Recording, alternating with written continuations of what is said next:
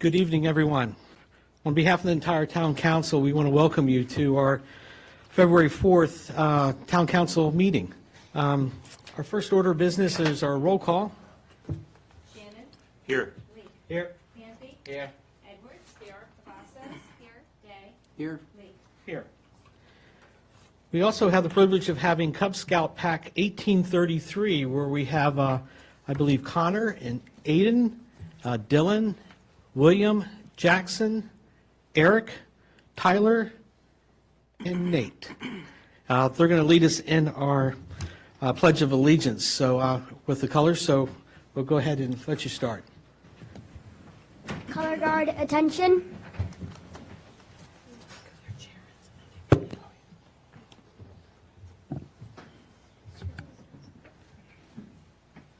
Scout salute. Those not in uniform, please place your right hand over your heart. Color guard, forward march.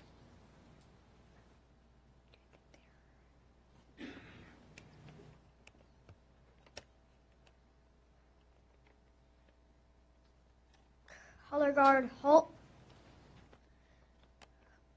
Color guard, cross the colors.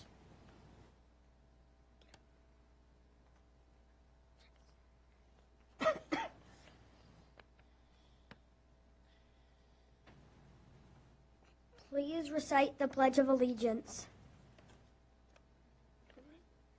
I pledge allegiance to the flag of the United States of America and to the republic for which it stands, one nation, under God, indivisible, with liberty and justice for all. Color guard, post the flag of the United States of America.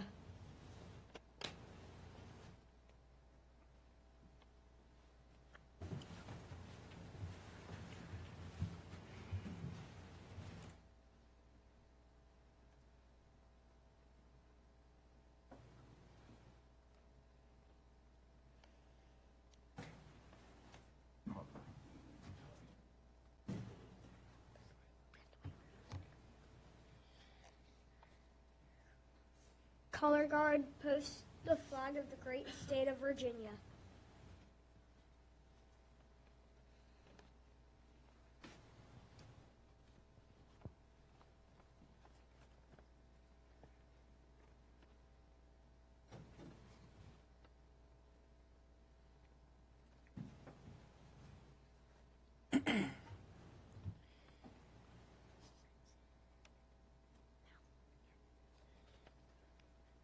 Color guard, post the flag of Prince William County.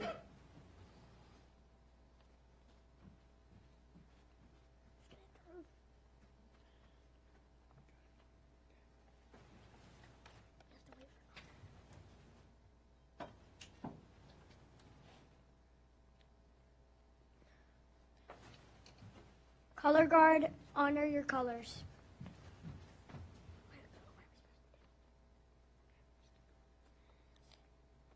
Color guard, return to ranks.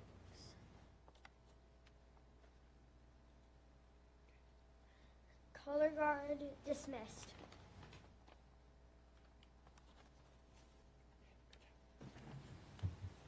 All right, thank you. If we could all just continue standing for a moment of silence. I don't believe, is Rabbi here this evening? No, she might not have been able to make it yet. But if we could just stand for a moment of silence.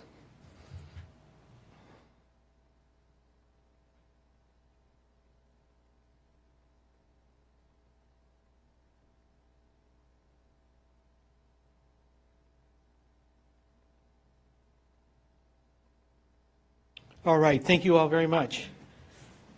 Oh,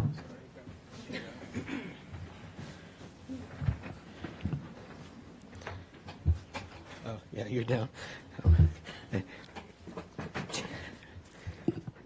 Our next item on our agenda is our presentation to John Dominic. Is he here this evening? For Serve Our Willing Warriors, we have a check that we'd like to present to you, John. Absolutely, right up here. Matter of fact, we could have maybe the entire council come down.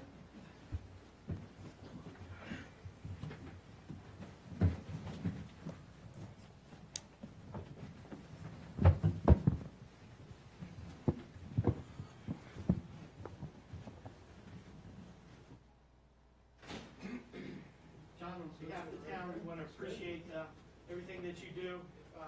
We'll give you a chance to speak just about, since we have a pretty good audience here that to hear and listen. But we raised about 300, and I think we're up to about, there was a check with some cash in it too. Just over $300 for your cause up there. Yeah, thank you very much, Mayor Leak and all the town council members. Mayor Leak and all the town council members, thank you very much. You have been so supportive of us over the years.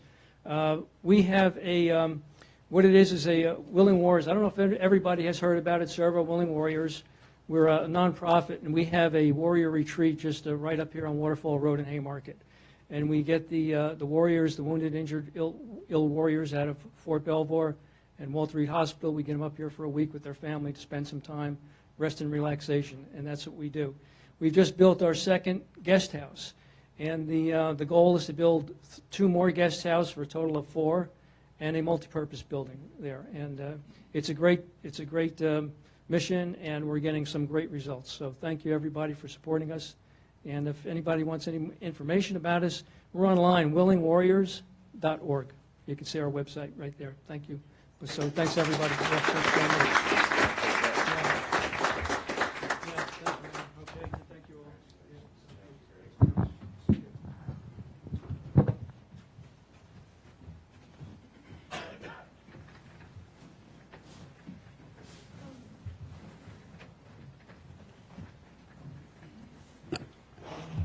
All right. As we go through here, our next item is our minutes of approval. We have a January 7th work session and our January 7th regular meeting. Take a motion at this time. Mayor, I propose that we approve the work session minutes from Monday, January 7th, with Haymarket Town Council. Second discussion. All in favor say aye. Aye. Anyone opposed? Motion carries unanimously. Our next item is our you only did the work session. I apologize. I make a motion to approve the minutes from the regular meeting on January 7th, 2019. I second. Seconded by Councilman Shannon. Any discussion? Seeing none, all in favor say aye. Aye. Any opposed? Motion carries unanimously. All right, our department reports. First up, we are on page 10 of our packet. Police Chief Lands. Okay. Good afternoon. How are you guys? Excellent. Does anybody have any questions on the statistics for the month? Okay. So tonight I just want to go over a year-end review of 2018. We were going to do that last month, but it got pushed back to this month. So I'll be brief since we have a stacked agenda tonight. We've reached the end of another year, and it really has flown by this past year that we've really stepped up our game when it came to community involvement. Our main objective this year was to expand on our community policing model. We did so with school security. We did frequent visits to all schools within the Haymarket area and focused a lot on bus stop safety. My guys are out every day during the morning and the afternoon pulling people over who run the bus stops or go around the buses while they're stopping and their emergency equipment is out. We've written several tickets, and we will continue to take a zero tolerance stance on that. We're in the schools on a weekly basis, walking around, having lunch with the kids and talking with them, talking with the teachers. All the 2 main, Tyler and Haymarket Elementary, and then, of course, all the schools that are within the town limits. We continue with our business checks this year. They were consistent and documented on a daily basis. We did intentional discussions with our business owners every day. My guys are required to do at least 5 business checks, making contact with businesses in the town. They make a lot more, but they're just required to document at least 5 a day. And it's really paid off in just our connection with the business owners and being able to meet their needs. We hosted community events this year. Again, we did our quarterly self-defense classes, our annual car show, our annual breast cancer walk, children's bike safety rodeos, and our annual National Night Out. This year, we stepped it up by doing videos. If you're on Facebook, then you will have seen those. They really connected with the community, not only at the event, but after the event. People could tag everyone that they saw in it, that they knew, and their kids. We even got invited to D.C. this year to give a presentation on our video documentation of the things we do, including the lip sync video that we did. So I think it really connected with people. We had a lot of hits on Facebook on that, and it was just one way that we stepped up our game from pictures to video and really helped speak with the citizens on that. And then we participated in the community events such as Haymarket Earth Day, the health and fitness event, the annual end of school water balloon block party, Haymarket Day, the neighborhood Halloween festivities where we were out handing out treats and surveilling or riding around the neighborhood just to make sure everybody was safe, and our annual Christmas holiday celebration.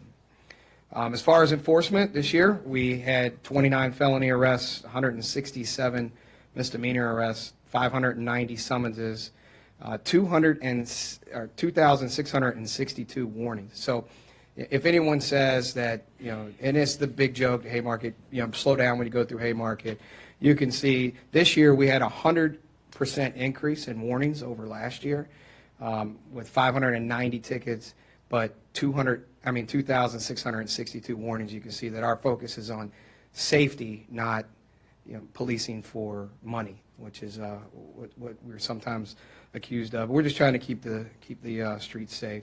We had 66 accidents. We had almost 20,000 in-town calls for service, 419 out-of-town calls for service, and a recorded total of 6,490 business checks for the year. As far as personnel, Sergeant Shaver is fully seated as a supervisor now. He has really done an incredible job this year. He led the transition team with a new report management system, prepared and passed several DCJS audits. He got our training room certified through DCJS. He researched the new pay scale. He was the officer in charge of Haymarket Day, and he was the 2018 Chiefs Award winner for all of his hard work he did through the year. Officer O'Neill, he's our public relations officer. He's the one that was in charge of the car show, National Night Out, breast cancer walk, and the bike rodeos. He did a fantastic job. I think all of those events went to the next level this past year, and I think you'll see him increase that even more this next year. Officer Davis, he's our firearms instructor. He's certified in defensive tactics as well. He does our women's self-defense classes. He had the second highest arrest for the year, and he also helps participate in the bike rodeos, putting those on for the kids in town. Officer Gregory, he's our firearms instructor as well. He's also a taser instructor. He had the most arrests this year. He helped update the department to the AR-15s that we currently carry in the vehicles, and he was the 2018 Officer of the Year award winner based on his efforts throughout the year. Officer Tim Hood just came with us. He's got 5 years experience. He's a former Marine.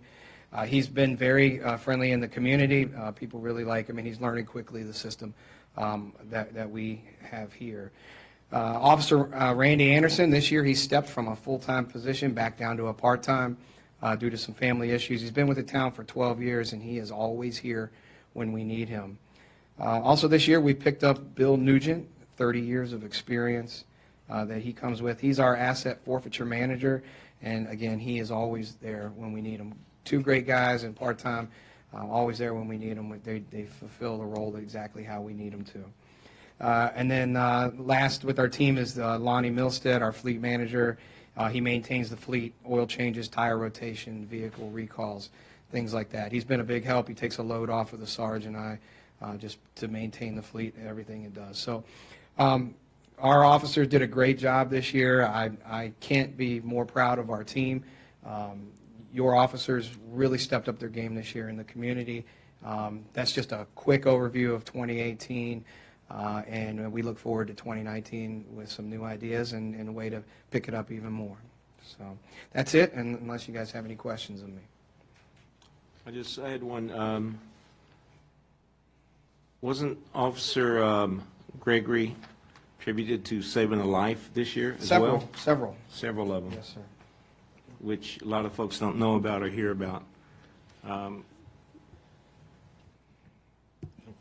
Speaking for me, you make me proud to sit on this dais and to be a part of your team. Thank you for what you do. Thank you, sir.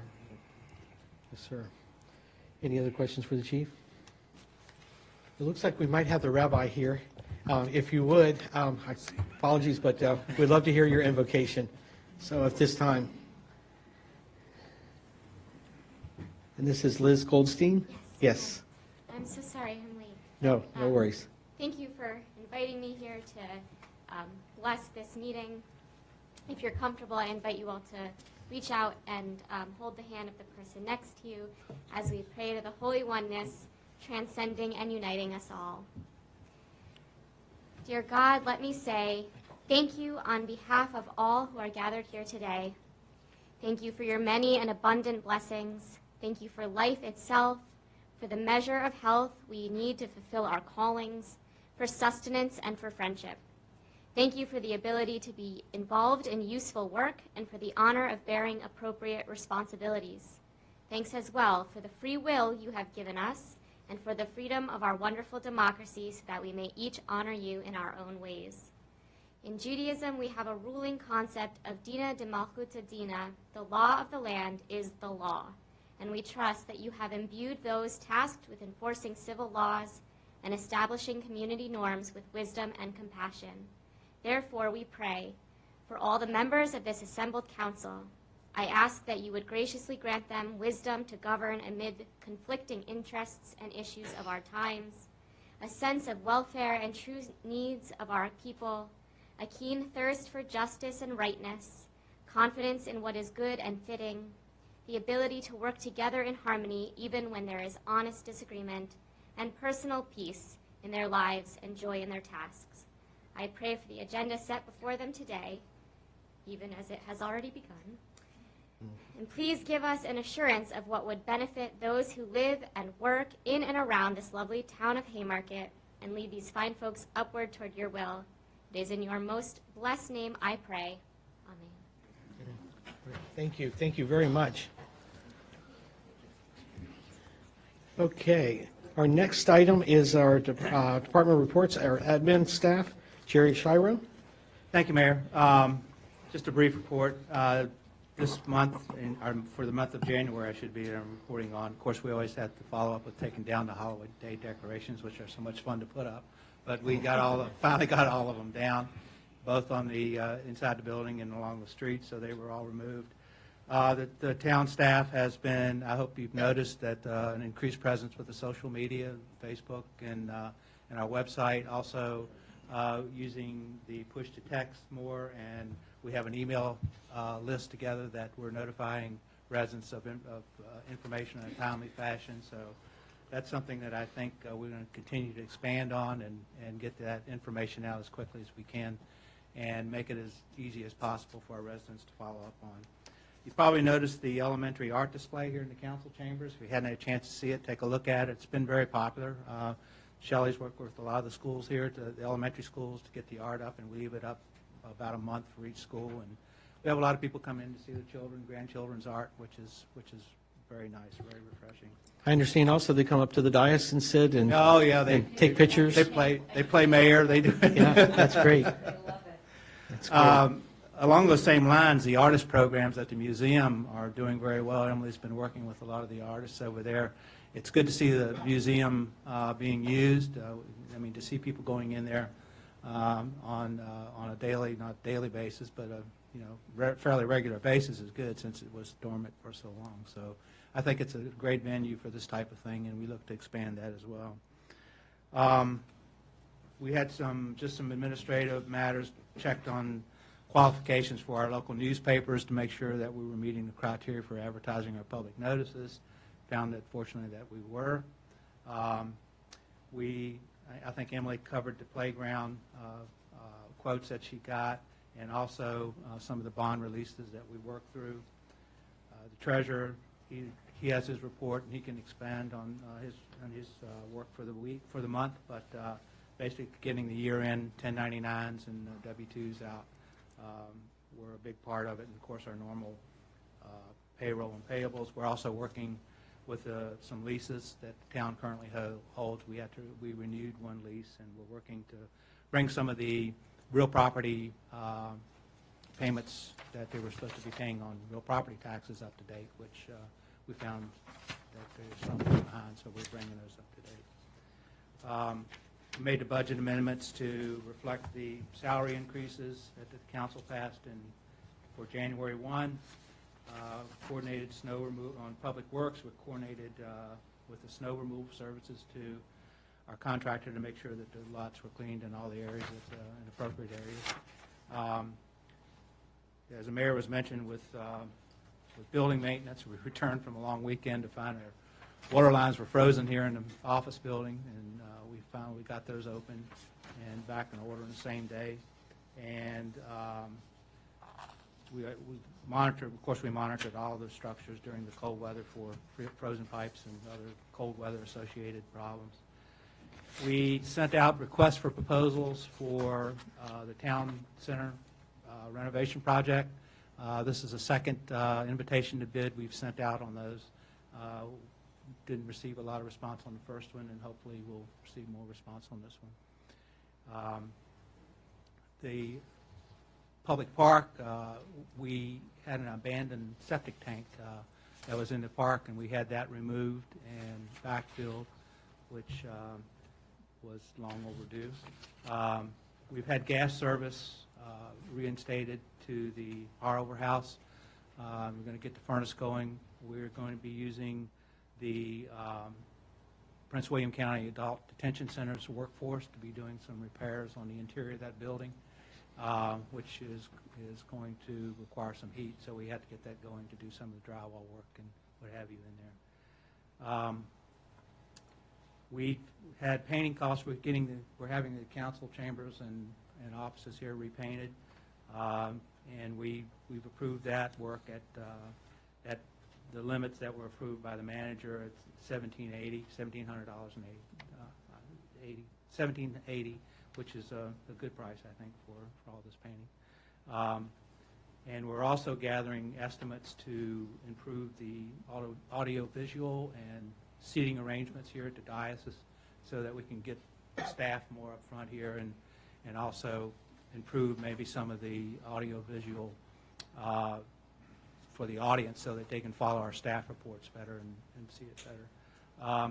Also received bids to paint the exteriors of the museum, the Washington Street Realty property, and the Hallfish House, that very thing for her. Those bids came in at $14,900 plus $300 for the materials, making a total of $18,100 for all three buildings. And again, I think that's a good price. I'd like council's permission to secure that. I met with three contractors, got two bids out of the three contractors, and the second bid on that one was a good bit higher. So unless council has any objections, I'd like to secure that bid and move on. Obviously, it'll be once we have some warmer weather, but I think it's a good price if we could lock it down now.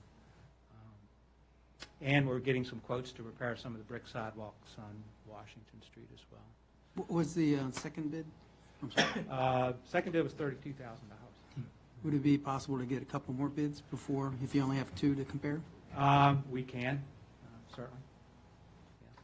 See if we get a third. Yeah. Okay, That's all I had, unless there are any questions. all right.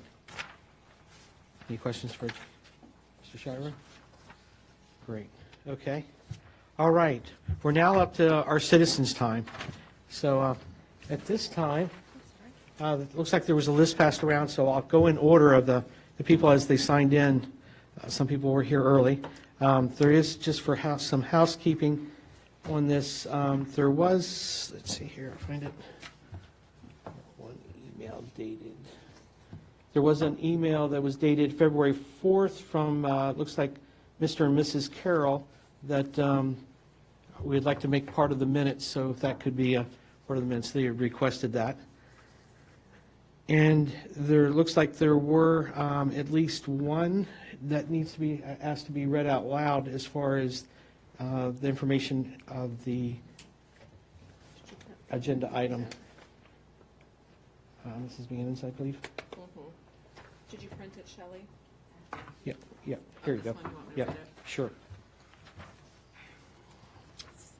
My name is Susan Bannon, and I live at 6938 Jockey Club Lane, Haymarket, Virginia, 20169, and I would like this email to be read at tonight's meeting and entered into the minutes. I commend Mayor Leak on his veto of the proposed funeral home and crematorium. There are many reasons the council should support the mayor and your constituents in this veto. Number one, the location is inappropriate. Baker and Pierce Funeral Homes are both located on a 4 to 5 lane road, not a 2-lane road such as Washington Street. Number two, traffic. The traffic that will be generated would not be transient fluid traffic that a restaurant would generate. Instead, traffic would be stopped along Washington Street for processions. This will cause traffic backups into town and past Green Hill Crossing into Gainesville. In addition, the hours they have mentioned they would have life celebrations are also the hours that Haymarket Baptist Preschool traffic impacts Washington Street. Number three, I've read studies that note the funeral homes and crematoriums have an adverse effect on real estate values. Please listen to your constituents. This business does not fit our walking town. It belongs in a much more industrial type of area where the infrastructure can handle the traffic it would create. Please vote to uphold Mayor Leak's veto. Thank you, Susan Bannon, and it's dated Monday, February 4th. Okay. In addition, we do have other letters that have come in since the packet was assembled on, was it Thursday? Thursday. There is letters dated January 31st from Lacey Whitaker. And we also have in our packet January 31st from Sean Russo, as well as Kelly Easterly on February 1st, and additional letter on February 1st from Rebecca Cohen, and also a letter dated February 1st from Jennifer Calger. If I mispronounced, I apologize. Mayor, can I ask a Yes. question? Right. Is that okay? Yeah. Okay. Is there a reason why we're reading just the one that was received today when there are others received prior? Absolutely. So the question was, why aren't we reading all these? So specific. No. Why are we reading just the one that was received today and not the others? Are we talking about at our, this is the first time we're dealing with this particular issue. I think because she asked to have it read. Right. Okay, I didn't see where it said that. Yeah, it's right up front. Okay. You probably got it. Right here. No, there it is. I would like this email to be read at tonight's meeting and Was there entered any in. others that were asked to be read? Any other letters? I'm double checking. Yeah. I'm looking through my inbox. Yeah. So there again, if, we've got a lot of letters. So there's some people that are actually here for tonight. These will all be part of the record. So they'll be they were all distributed for everyone to read on the dais for tonight. So for our listening public, they're all available. They're available online. And when these get posted, they'll be up there as well. I just think it's So- only fair if we read one that's opposing, that we would read one that's for. Right. Just So- because it could have an impact. Well, we could, I could read the very next one yes, I guess we could. If you'd like Want to me to find. read them? Just pick the very first and the very next one on the 31st. Are these a matter of record, though? Yeah, they are. Everyone, I would say that we don't need to read any of them. Yeah. Everyone here, everyone has access to all of these, and there's plenty of them pro and con. But So, one was just read, I- you know what I mean? So I just I would agree. I would agree with that. I'm happy to read them, Yep. so everyone just sit tight. I'm Yep. going to go We'll through. we'll go through them. quickly as I can. Okay. This was dated January 31st. Dear Town of Haymarket representatives, I'm writing to you in support of Mount Castle Church Life Celebration Home. The Mount Castle and Church families have been active in the Virginia Funeral Directors Association for over 40 years with with 3 representatives serving as presidents of the association. Mountcastle and Church families have always been progressive thinkers and great assets to any community they belong. The Virginia Funeral Directors Association supports the Mountcastle Church Life Celebration Home and would encourage you to support this opportunity that could add value to your area. The funeral service professionals across the Commonwealth add value, financial support, and community involvement to every community they are a part of, and the Mountcastle Church Life Celebration Home would do the same for your area.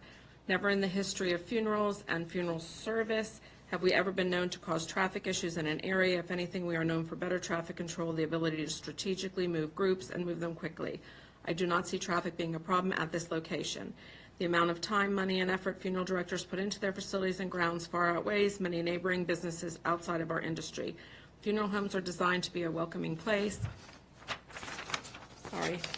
a home for families to gather, a place for the deceased to rest, and a place of fellowship. Your property values will increase, families will come that may have never been in the area before, businesses will be proud to neighbor a celebration home, and community relationships will grow. Funeral service professionals are the face of their community and are known to bring communities together in the hardest times of families' lives.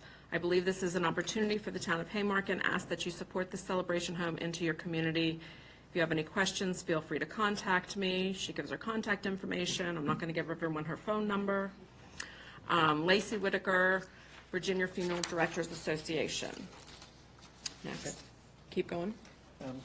Martin, is there precedence for this? You've done it in the past, but there's no requirement. Right. It's entirely the will of the council. How many do you want to read? Do you want me to? I'm happy to go. Well, I want to be considered for the people that are actually Okay. here. So can we do these after maybe, Maybe or? we'll do them Okay. afterwards, yeah. Okay. But the people that have taken the time to actually show up and come here, and I realize everybody can't make it, so by those letters, there again, specifically, this one letter asked to be read out loud. When people do write to the town, sometimes they ask for it to be, and sometimes they don't. They just want to be part of the record. Oh, keep my mic off there. So, yeah, so we'll start with our citizens' time now. So we have Bill Hunt of 6751 Madison Street. Bill, if you'd like to just come up to the mic there, I think we've got a green light. And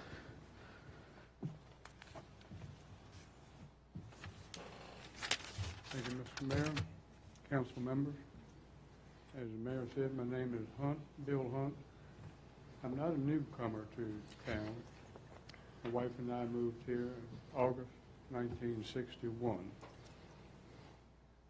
I can't even figure it out. My concern has been not necessarily the funeral home, but traffic. On Madison Street, when we moved in there, the road stopped in front of my house. Then it added on, and now we are having problems with traffic on 55. It backs up, backs us up, can't get in, can't get out. Vehicles come down our street thinking that it's a shortcut out of town, and it's a dead end. There's no place to really turn around. They're using people's driveways. Now, if the funeral home is operating and has permission for parking at the tobacco store, if they have an event going, the overflow from that lot plus the overflow from the funeral home, there's no, as I said, there's no parking unless they do it in the road. It also has affected 55, Old Carolina Road, and all. It's just will be a nightmare, even for the hunting path. If you're going one way, want to turn in there, you can't. It will really not add anything but more misery to more traffic, which is really hard to control on a good day, much less when it's like this. So, as a long-time resident, having seen the town grow, that has done a good job. However, these little things like this come up, we leave it in your hands, knowing that you know that there's a problem there, that it affects a lot of people. Not just people that live there and off a hunting path, but other parts of town and even out of town, or maybe someone passing through for the first time. Something for you to consider. I consider it every day I see it. Thank you. Thank you, sir. Thank you for your comments. Our next speaker would like to be Andrea Payne. And this will be 6680 Fayette Street. Andrea Payne, 6680 Fayette Street, Dogs Day Out. As a business owner in town, I just wanted to give my 2 cents regarding some of the items that are on the agenda tonight. Although my husband and I were not available to be in person for action items listed on tonight's agenda for the veto of the special use permit for the funeral home and for the ARB board appeal, I would like to have a few comments regarding them. So in regards to the funeral home, we watched the entire session. We heard the banter back and forth, the pros and the cons, and we agreed with the decision that was made that evening. So I am definitely interested in hearing why the veto was put in place, so that I can understand a little bit more about that. As far as traffic goes, it sounds like the traffic controls that would be put in place would be sufficient to manage the process for each and every one of the life celebrations that would come to pass here in Haymarket. As far as the ARB board appeal, I believe this is in reference to the demolition permits that were requested for across the street. Also was very excited that that actually passed, and also agree with the one location that was asked to be preserved on the Gossam House on Payne and Jefferson. The community needs to have some peace there. I grew up in the area here in Prince William County, western Prince William County, and my entire life I remember it looking that way. And I would love it to be renewed and refreshed and have new life grow in that area. So thank you for your time this evening. Great. Thank you. Our next speaker is Dottie Leonard, 14801 Washington Street. And you'll be speaking on behalf of the Citizens Group. I'm going to speak in behalf of myself first. There you go. I would like to say that it would have been really nice to have had a funeral home here when I lost my husband 8.5 years ago. And I knew that historically there was one on the other end of that same block. A.C. Watts's house was the former funeral home for Haymarket, and across the street from his house was where there is a field now. There was a stone house that housed the original hearse, which started out being a wagon and then was a motorized vehicle later.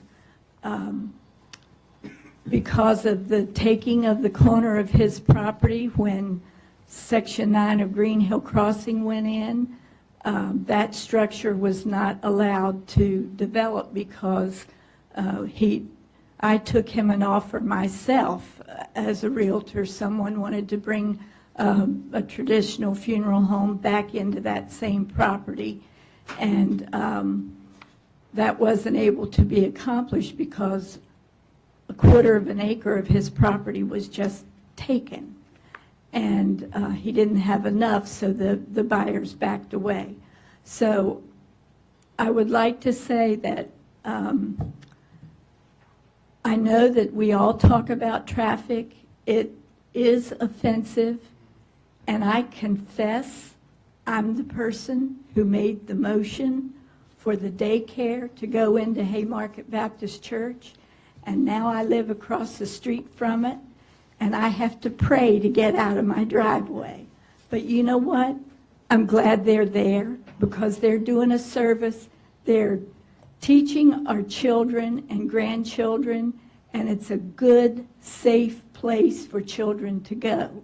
So I don't regret it. I just changed my driveway so I could go out without, I used to have to back out into 55, and all these young mamas were just flying out of the parking lot, and they didn't care if I ever got out or not. But we remedied that by doing another exit out of our driveway.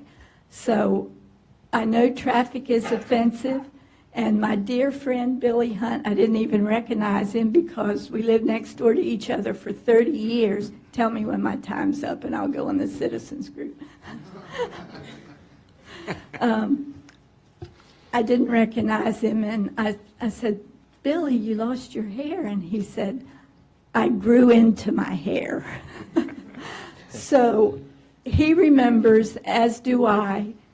I've been here 47 years this month, and Billy was here when I moved here. We remember when it was different, but we have adjusted to the traffic. We have a traffic light now. We have stop signs. And he's absolutely right. The pavement ended at his house because when I moved in next door, I had gravel. But each time the VDOT repaved, they went another couple of feet. You live there 30 years and you got pavement in front of you. So I know the traffic can be offensive, but I said to Billy, where were you when they were approving all that stuff that's going to be going in up at the other end of town? And he said, well, he wasn't aware of that. So that brings up the next subject, which is I'm putting on my Citizens for the Betterment and Harmony of Haymarket hat now. Okay. And for them, I want to say that they all want to know everything you all do and everything you say, and I do my best to go back to them with reports in minute detail. I do agree with Councilwoman Cavasso. Sorry, I know your first name, that all the letters need to be read.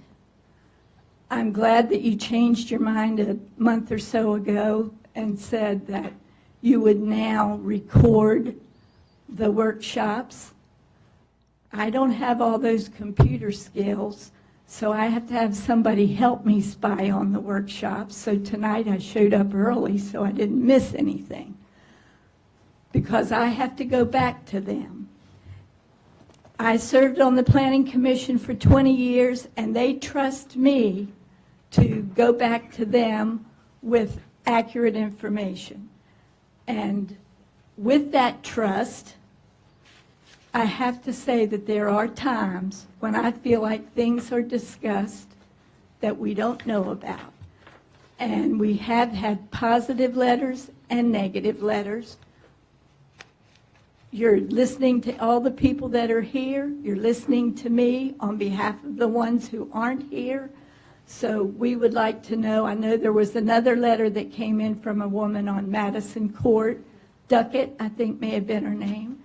And so it would be nice for those to all be considered, and it would be nice for the people who are here to know what those other people had to say.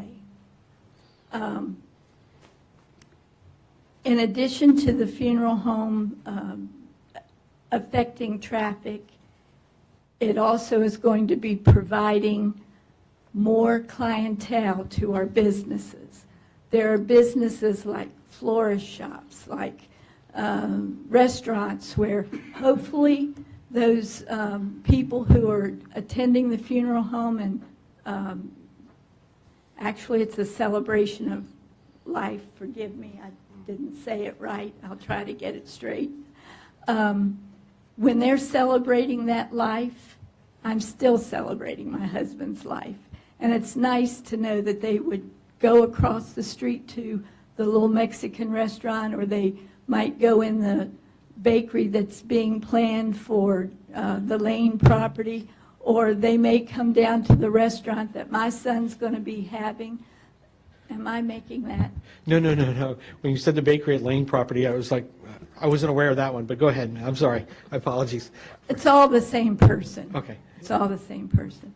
That's one of her goals. We don't know what it's going to be exactly, but all of those businesses, how many times have we had Foster's Grill come in and say, what can we do? Let's do a better sign so that we can get some business. Well, it's only 2 blocks up the street. Somebody might be going there to get a burger.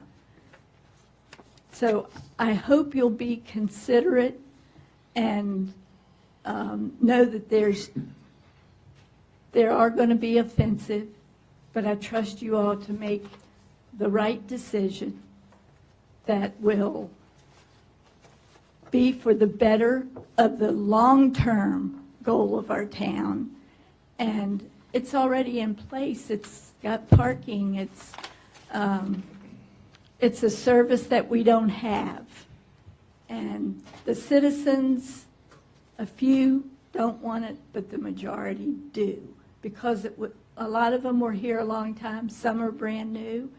I heard you talking tonight about issues about building inspectors, and 22 years ago, I remember all that painful stuff you all went through.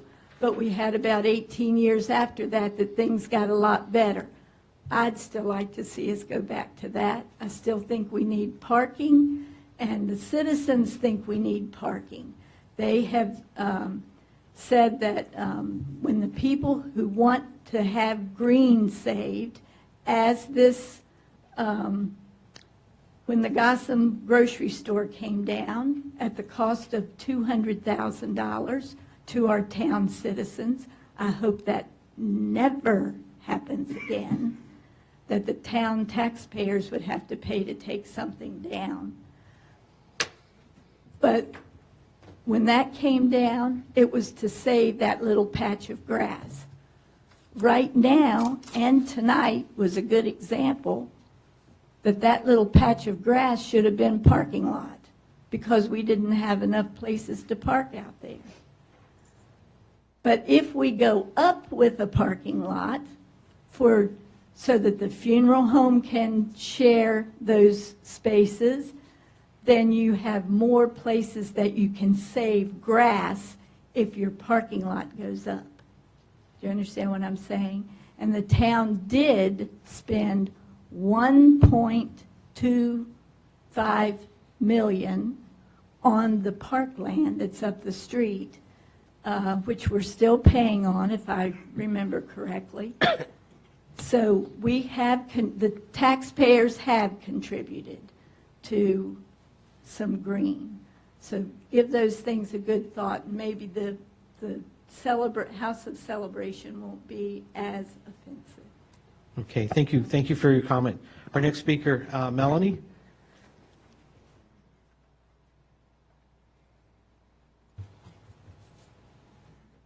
I'm Melanie of Melanie's Florist, so yes, you would think I would want the funeral home. I do very much so.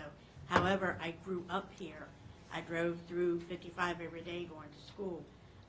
I've had relatives that have passed that we had to take to Manassas, and I really feel it's our hometown. We grew up here. Why can't we end things here? I really think we need a funeral home in Haymarket.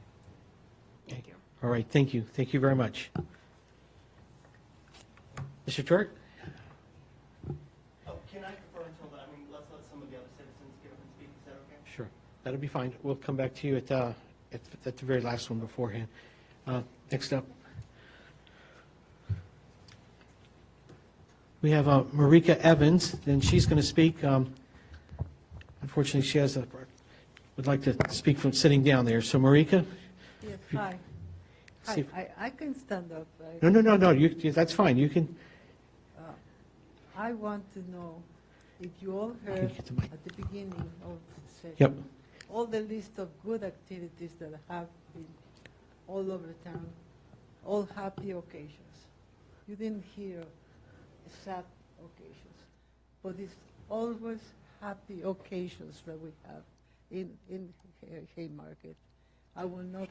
Yeah, if we can just get her mic turned up just a little bit, or if we can get it so she can hear just a little bit more. We want to be able to hear you, Marika. Okay. Yeah, Oh, perfect. There you go. Start over, because we don't want to miss a word. well, you heard all the list of things that this gentleman said at the beginning, of all happy occasions. I wrote down what I felt. I felt that it would also add a morbid atmosphere to the town, which has grown up so happily with nice small buildings and coffee shops and ice cream parlors. Why can't we have something that is a nice, happy place, not a morbid place where people are reminded of death? We want to place, you can place this kind of place in the outskirts of town. Why in the center of town?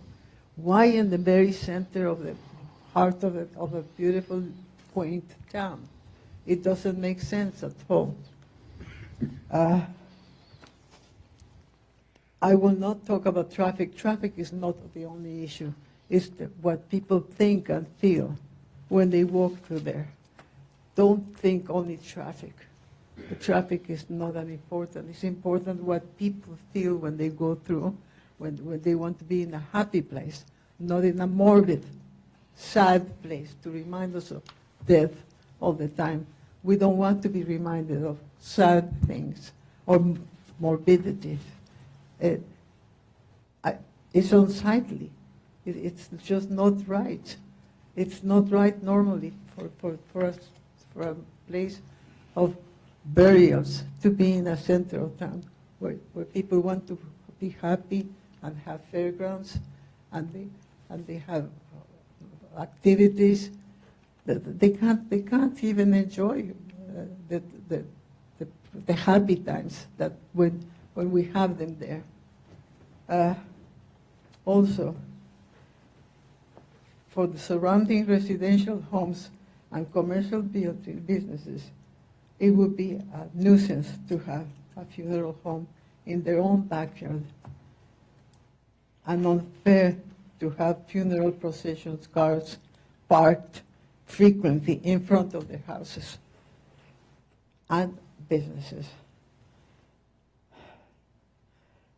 So, Town of Haymarket is proud to have many events on Main Street, and having a funeral home in that location would be detrimental to those events. No matter how attractive and designed and discreetly managed a facility for the care of dead human bodies is counter to the atmosphere that the town Haymarket has tried to have. I don't disagree for a funeral home, but it should be in the outskirts of the town, not in the heart of the city. Never in the heart of town, ever. Not in a happy little quaint town. It will take away the quaint that we have before. Don't do that to the town. Let's keep it quaint and let's keep it happy. Let's not just have just people crying all over the town, the center of town. It's not fair. It's not fair what you're doing. I can't understand why has they even approved or thought of having that in our town. It's a happy little town. Why are you destroying it? We all have dead people, but we all have our dead people in the outskirts. Why are having in a small town that we want to keep quaint and happy? Why can't we keep it happy and have happiness around us while we are alive? We have a long time to be dead. So that's my thought. Okay. All right. Well, thank you. Thank you very much for your comments there.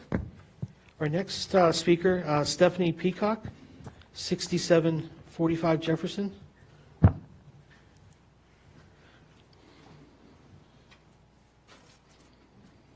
Hi, I'm Stephanie Peacock, and I own the 4 R's Preschool in Haymarket. The preschool has been in the Haymarket community for 37 years. This is the oldest preschool in the area. We have about 72 children each year. That and for that many years, that's a lot of children. And you know, some of you could have gone to 4 R's Preschool. We're really upset about this. We were upset a few years ago when the town council approved a tobacco shop next to us. We've learned to work together, but there's some days we can't go out, take the children outside to play.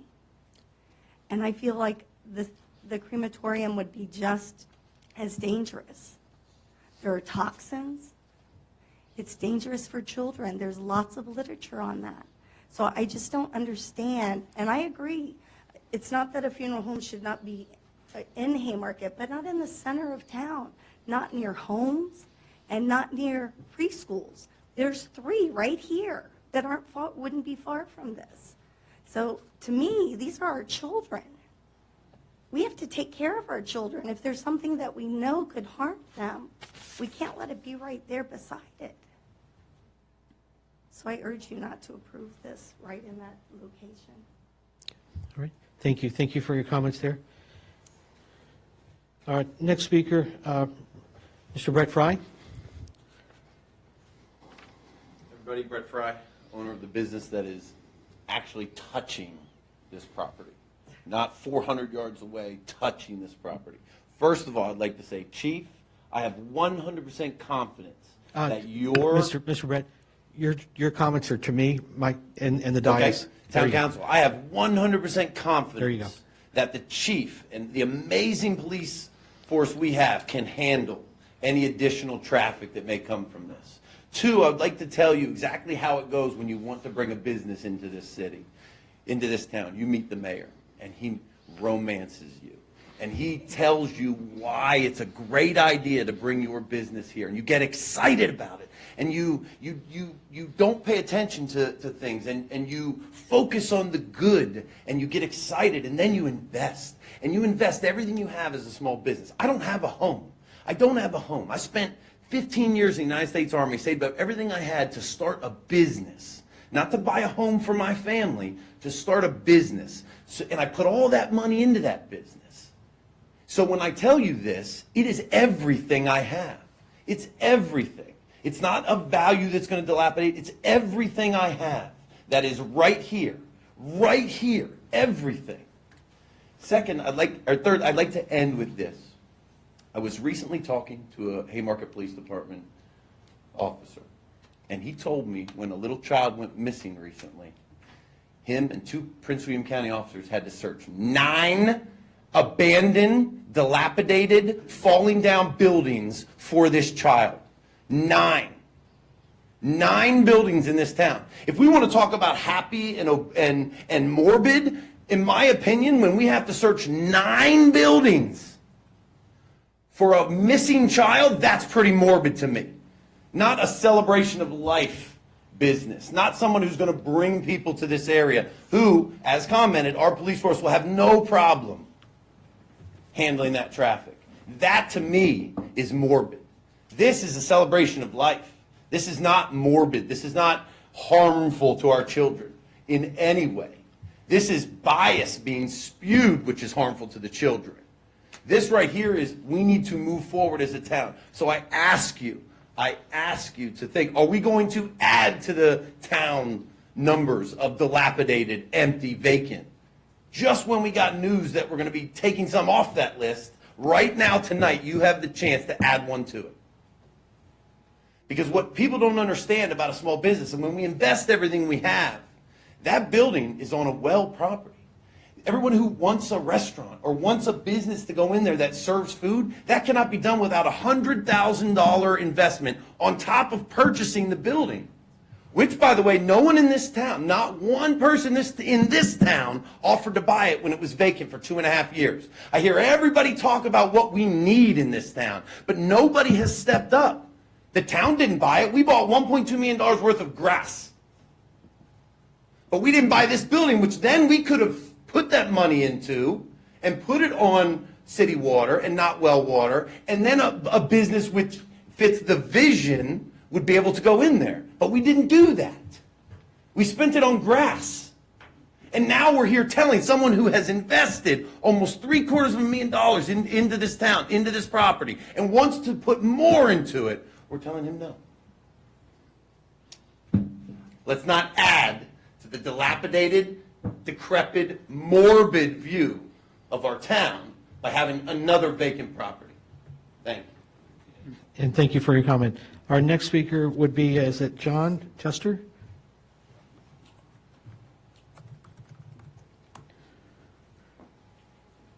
And just for the record, it's 190.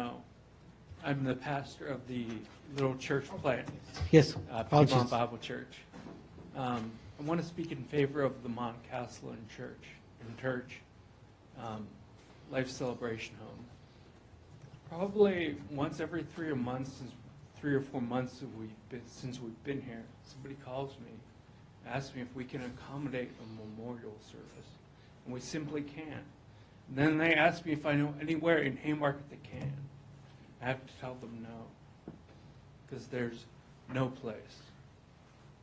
You know, there's a sign at the beginning of town that says everybody's hometown.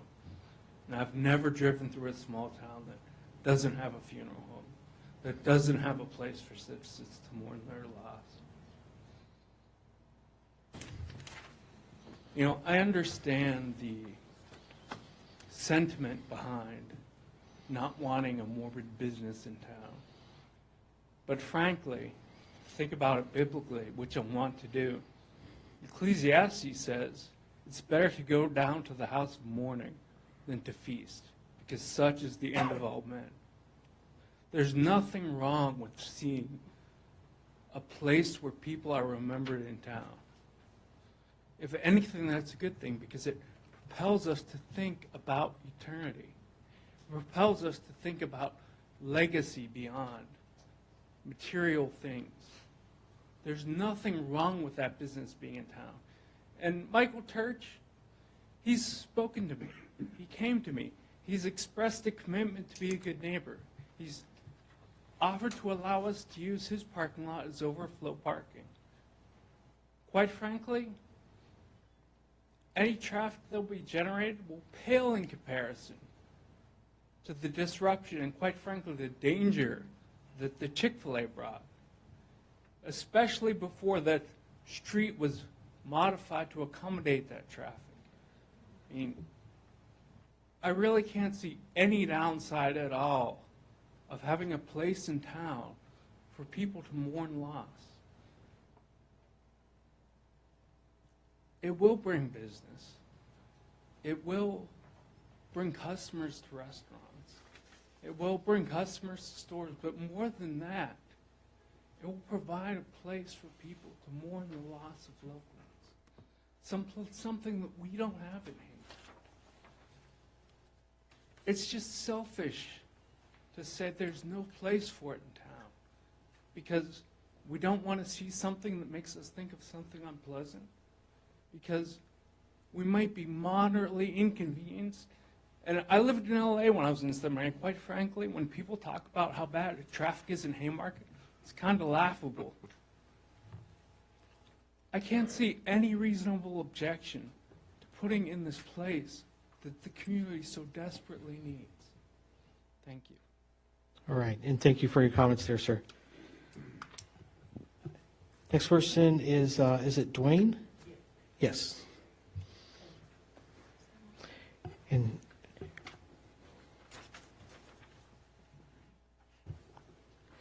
just for the record of your address, sir, I'm sorry. 1340 Woodbridge Street. Okay. I actually live about 3 doors down from the Mount Castle Church Funeral Home in Woodbridge. Okay. Just wanted to let you know that the property there is always maintained, very nice, clean. Over the 3 years I've been living in the area, They've done upgrades to the building, to the structure, inside and out. Parking has never really been an issue around our house. Streets are normally kept clean, and as far as the intersection we live on is a very busy one. Traffic has never been an issue with having a funeral home near us. So I just want to let you know. Okay, all right, and thank you for your comments there, sir. Michael, you would be next up after the last speaker there, and then we'll open it up to the floor. So go ahead, sir. My name's Michael Church. I'm the applicant, and I'll keep this very brief. Have a few notes so I don't forget. Council members, I'm asking you tonight to vote in favor of the special use permit for the Mount Castle Church Life Celebration Home. We provide a personal service to the community that currently does not exist. Furthermore, our services will help neighboring businesses by having our client families utilize their services and purchase their products as well. We are repurposing an existing building which has been vacant for 2.5 years and is deteriorating fast. We have received a great deal of support from not only the residents, but also the churches, from everyone from Haymarket Church of Christ, Haymarket Baptist Church, Piedmont Bible, Haymarket Church, as well as St. Paul's Episcopal Church. And they all say this is a much needed service for the community as well as to their members. We have a property study done locally that shows we do not have a negative impact on values. In the packet, there was something about Realtor.com citing living close to a funeral home, cemetery, or a crematory can negatively affect the price of the home. I'd like to point out right here in Haymarket, there's a house on Fayette Street, and what appears to be the same house, I'm assuming built by the same builder at the same time on Jefferson Street. The house on Fayette Street is not only appraised higher, but sold for more money than the house on Jefferson, and the house on Fayette is across the street from a cemetery. So I submit this article may be relevant in the South or Midwest, as the article suggests, but certainly not here locally in Haymarket and in Prince William County. We have provided a traffic study showing our traffic is significantly less than other businesses. We compared our use to a bank, a convenience store, as well as a restaurant. And you can see for yourself what the impact of this traffic is, which is literally none. Alexandria is known as a historic walking community. This is my life celebration home in Alexandria, very much like the town of Haymarket. We have paved, just like we have out here, paved brick sidewalks. I think some of you, when I talked about where I hope to get in 15 years, in 20 years, if all goes well, the sun, the moon, the stars align, I hope to be able to service about 200 families. I serviced out of this location in Old Town Alexandria, 220 families last year. Out of 220 families, there were 50 funeral processions, fewer than one a week. That is what I hope to get to here, is if I can service this many, we all talk about traffic, but the reality is fewer than one procession a week. That's the reality. I have made some concessions. I thought part of an SUP was perhaps where we can, talk about some conditions for the occupancy. So I've offered up a couple, and I'm willing to talk and negotiate these. One of which is funeral processions. Let's have them between the hours of 10 a.m. and 2:30 p.m., Monday through Friday. That's it. I've offered also that we will only take care of people from our own firm. Not going to allow outside funeral homes to bring their people to us. But I'm willing to talk through these. I'm willing to I hate to use the term negotiate for lack of a better term. If you're concerned about parking, let's talk about the number of occupants. I kind of backed into the number because the statute says per every 4 people, you should have 1 parking spot. I think right now I'm at 2.6 per 1 parking spot. But if that's your concern, most people that celebrate a life, it's about 40 to 60 people arrive. Let's reduce that number then. What makes sense to us? I've certainly made some considerations. I've certainly spoken to not only tenants, but also property owners of adjacent businesses that have shared a parking agreement with me. So hearing these concerns, I want to be a good neighbor to this community. I've offered conditions. I hope we can work through those. I've heard your concerns that This is not the right location. And I'd like to point out that funeral establishments, just like John pointed out, are historically in town. Again, in Alexandria, I am literally downtown. If you go to Newmarket, which is almost identical or very similar to Haymarket, about 2,000 people, Dillinger Funeral Home is literally on Main Street. They have residents to the right of them. They have businesses to the left of them. It is that way from Newmarket, Middleburg, Leesburg, Herndon, the city of Fairfax, the city of Falls Church, Old Town Alexandria, as well as Prince William. I hope you all, speaking of emails, have had an opportunity to read the email from Supervisor Jenkins' office, who's my supervisor in Dale City. When we opened in 1987, he has not heard of a single complaint about us. We do not impede with the flow of traffic, and we certainly do not cause real estate values to decrease. Based on the new information, based on the studies, based on understanding our business, and think of us more like a boutique. We're not kind of a one-size-fits-all. I want to provide this is a small business. I want to provide a small, intimate place where people can have an intimate gathering or celebration. So again, based on the new information, council members, I'm hoping that you will approve our special use permit. Thank you. All right, and thank you. Thank you for your comments, sir. Next up is we're going to open the floor for new people to speak at citizens' time. If someone hasn't spoke, you just come up and your name and address for the record, please. Hi, my name's Debbie D'Alessandro. I live at 14947 Madison Court. When I first heard of the business coming into town, I just thought, oh, no, no. And in that location, because I could see the unit there from my home. And we got an invitation to meet with you all and to discover what they were all about. And when we sat down and went through all of that, and it truly is a celebration of life place. And after we met with them, we went and we talked as a group of neighbors there. And then the neighbors that didn't show up to it, and directly across the street is Sandy, and I went and talked to her, and I said, well, guys, what do you think, And we all concurred, but one, that this would be a great addition to our neighborhood. I really was impressed with what they do there. They promised that they would have parking off, they would control the parking and how they would do it and what they've done at their other prior celebration of life homes. And I just feel very confident that this is a great addition to the community. And I hope that you pass it. I really do. I think, I live right there. I don't believe it'll be a negative on our real estate values. I think it's a positive because it adds to the community. And I look back and I said, I lost my husband 8 years ago. I wish you were there. I wish you were there. So I would hope that you would vote for them. Okay? Thanks. All right, and thank you. Anybody else would like to speak for citizens' time?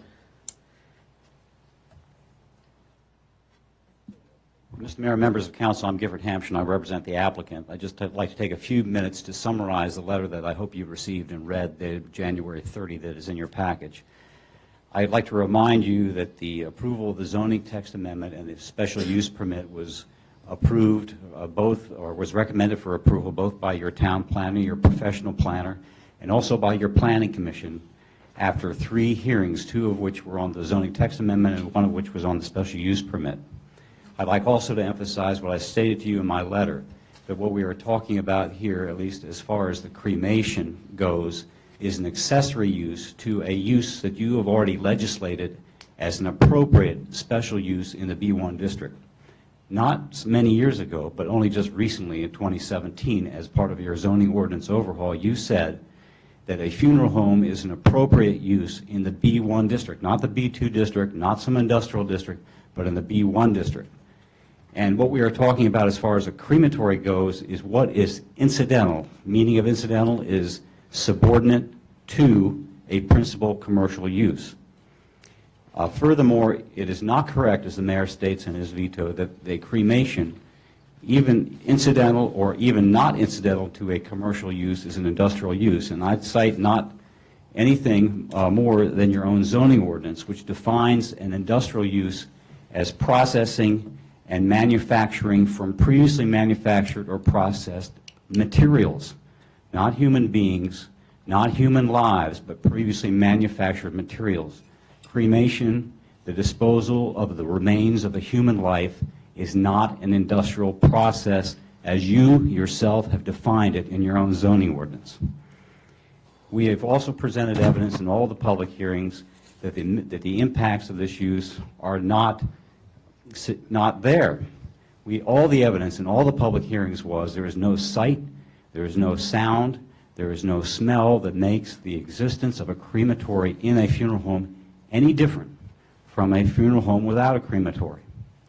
And to the extent any of you think there might be, as Mr. Turch said, we have offered up a number of sensible conditions, and those are set forth in my letter as well, that would limit, for example, as Mr. Turch said, the hours during which funeral processions could occur, the hours during which the crematory could operate, etc. There is also reference in the mayor's letter about the interference with a pedestrian-friendly environment. As I say in my letter, there's just no evidence of that. The evidence was that, and is, that sidewalks continue to exist in front of this funeral home. As Ms. Leonard said, this funeral home will serve to complement, not detract from, the pedestrian interaction with other businesses in town. There's also no credible evidence that the funeral home with a crematory will impact negatively property values. As Mr. Turch said, the studies that are kind of alluded to in the web-based Realtor.com article are not explained, they're not authenticated, they're certainly not by a licensed Virginia real estate appraiser who is competent to do a fairly sophisticated study called a matched pair sales analysis. We have presented such a study to you in the form of the study from Mr. Barry Wright, a local and well-respected real estate appraiser, that shows, not in the abstract, but with respect to a real live case study right here in the city of Manassas, that the Pierce Funeral Home did not have a negative impact on the surrounding Lee Commons environment after the crematory was added in 2015. No negative impact, and that is buttressed by the fact that, as Mr. Turch said, that these funeral homes with crematories exist in residential communities, and they can do so, as the Planning Commission found, because they don't have a negative impact. So all that said, we urge you, as your charter provides, to vote by a 2/3 vote. I guess that would mean 5 of you here today, to override the mayor's veto. To the extent in that reconsideration you would like to impose some additional conditions, we have offered those up for your consideration. And I thank you for your time. And thank you. Thank you for your comments, sir. Anybody else would like to come up and speak?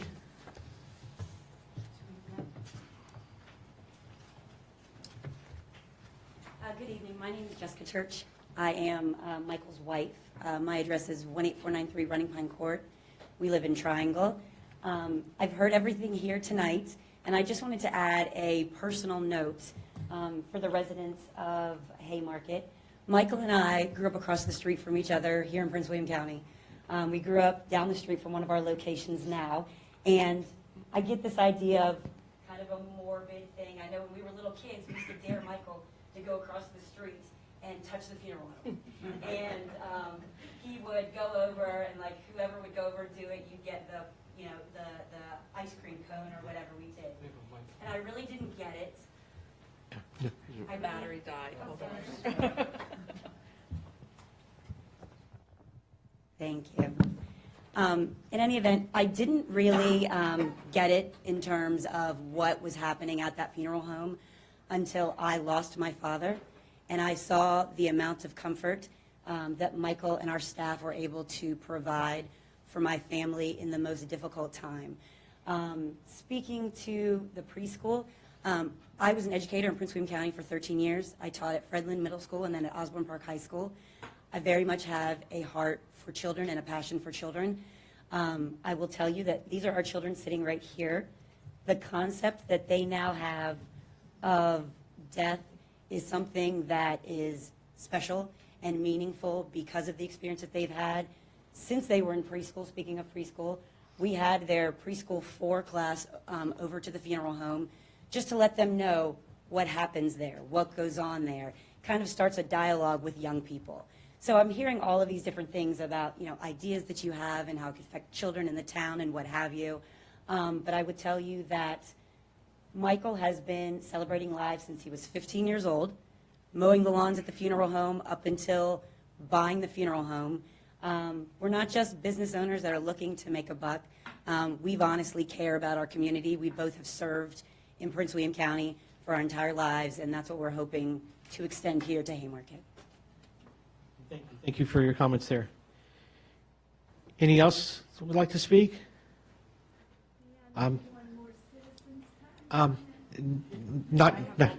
Yeah, we do have other letters, and normally it's just one shot at it. If there's something that you'd like to. No, this is only citizens' time. We're at citizens' time. Yeah. No, I understand that, but we really need to finish our business here. Yeah, there you go. So, Vice Mayor, if you'd like to finish reading the letters that we settle in. Here we go. These are in no order as to when they came in. There's just a stack, and I'm just going to go through.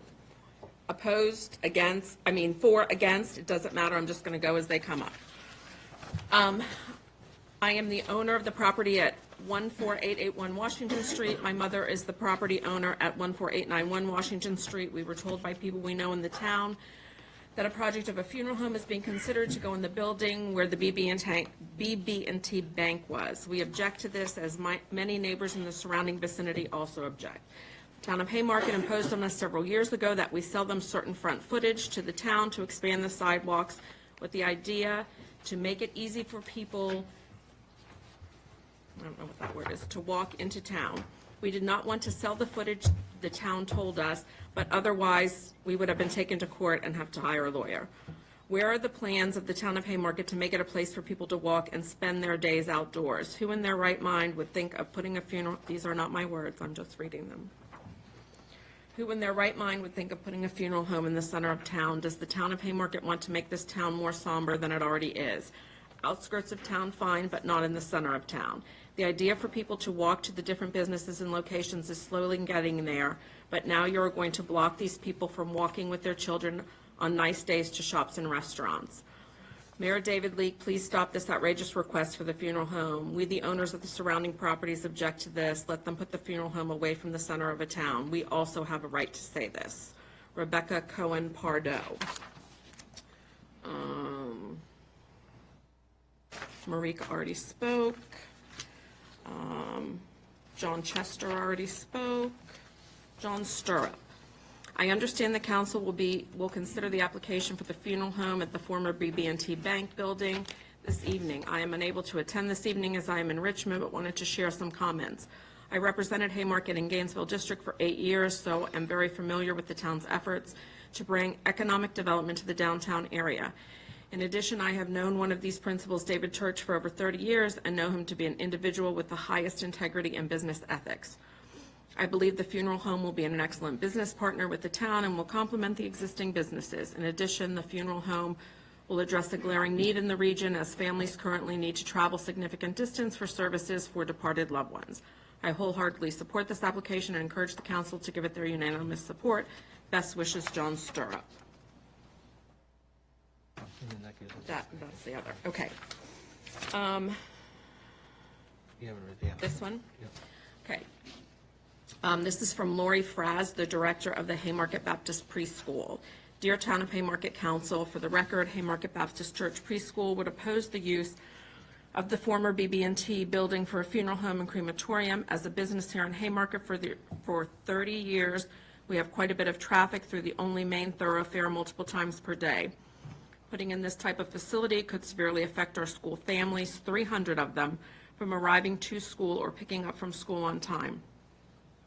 Parents who are late to pick up pay a late fee of $1 per minute, and it causes the staff to juggle lunch breaks or ability to leave on time. If the funeral departure procession takes place during any of our arrivals or pickup times and holds traffic, this could be an actual expense fee for our school families. It is also, from my point of view, a very limited parking area at BB&T, and if people are arriving for a funeral and there is nowhere to park, it is conceivable that they might see our big lot and think they could park there and walk over. We would not be able to accommodate our own school plus potential funeral visitors. Lastly is the crematorium aspect with such close proximity to multiple childcare / preschools with little ones with possible mercury and other chemicals being put into the air. It's just not smart to have the children be victims to the unknown health potential that might become evident. Crematoriums, in my opinion, should not be located in neighborhoods because of the potential to affect the air in the vicinity. Thank you for this forum to state my concerns from our littlest children in Haymarket. Lori Fraz, Director. I'm just trying to make sure I'm not duplicating somebody that already spoke. Jenkins? Did we read this? I didn't read this one yet. Okay, all right, let me start here. Dear Haymarket Town Council members, I'm writing to express my support of Mountcastle Church Life Celebration Home, which has purchased the former BB&T Bank property on Washington Street in Haymarket. This is good news for the members of St. Paul's Episcopal Church. I imagine this is also good news for the other churches within the town, for churches that are near the town as well as the town citizens. This is a needed service for our whole community. The closest memorial homes are not close, and all in the community must travel significant distances to access these services. Our church members typically find themselves looking for these services in Manassas, Leesburg, Fairfax, or even further. The convenience of having these services offered right here in our community will benefit everyone. In my experience, funeral homes tend to take good care of their property, be conscientious of their neighbors, and coordinate well with the police and safety services. They provide a service that will eventually be needed by everyone, whether someone is planning ahead of them for themselves, helping to make plans for a family member, or taking care of a friend. It is my observation that people tend to carpool to these services because they are going there together to support their loved ones in a time of grief. Funeral homes tend to be very good at managing these aspects of their service so that traffic is not an issue, but just a means to an end. There are many vacant properties in the town, including this property. This application could remove one vacant property from the town and at the same time provide a valuable service to the community referred to as everyone's hometown. There used to be a funeral home in Haymarket. This application could welcome the service here again and at the same time provide a real connection of the past with the present through living out the slogan, at the crossroads where heritage meets progress. I understand that this application is on the agenda, the town council meeting. I encourage you to reconsider this application and allow this service to be present for our community. Please contact me if you have any questions. Sincerely, Sean Russo, St. Paul's Episcopal Church. Next is the Chief of Staff. Okay. On behalf of Supervisor Jenkins, I'm writing this email regarding the above referenced matter. Mountcastle Church Funeral Home has been in operation in Dale City since 1987. Their Dale City location backs directly to a residential area and is across the street from a residential area. They have been very good neighbors and are well liked in the community. We are unaware of any complaints. They do not impede with the flow of traffic, and to our knowledge, the funeral home has not caused property values to decrease. Respectfully, Kelly Easterly, Chief of Staff, Neabsco District Supervisor, what is his name? Jenkins, okay. Rebecca Cohen is next. She didn't speak, did she? Okay, Town of Haymarket Council members, the proposed location of the funeral home, former location of the BB&T Bank on Madison and Washington Streets, is not an appropriate location and is not beneficial to the Town of Haymarket for many reasons, including this one below. Having a funeral home on the main street and in the center of Crane Haymarket would be unsightly and unpleasant. It would also add a morbid atmosphere to the town that was revamped years ago in an effort to be more attractive. Oh, I did already do that? Okay, sorry. I'm going to stop. Okay. There was two. Okay, I got that one. Jennifer Cowger. Okay. This one is from Jennifer Cowger.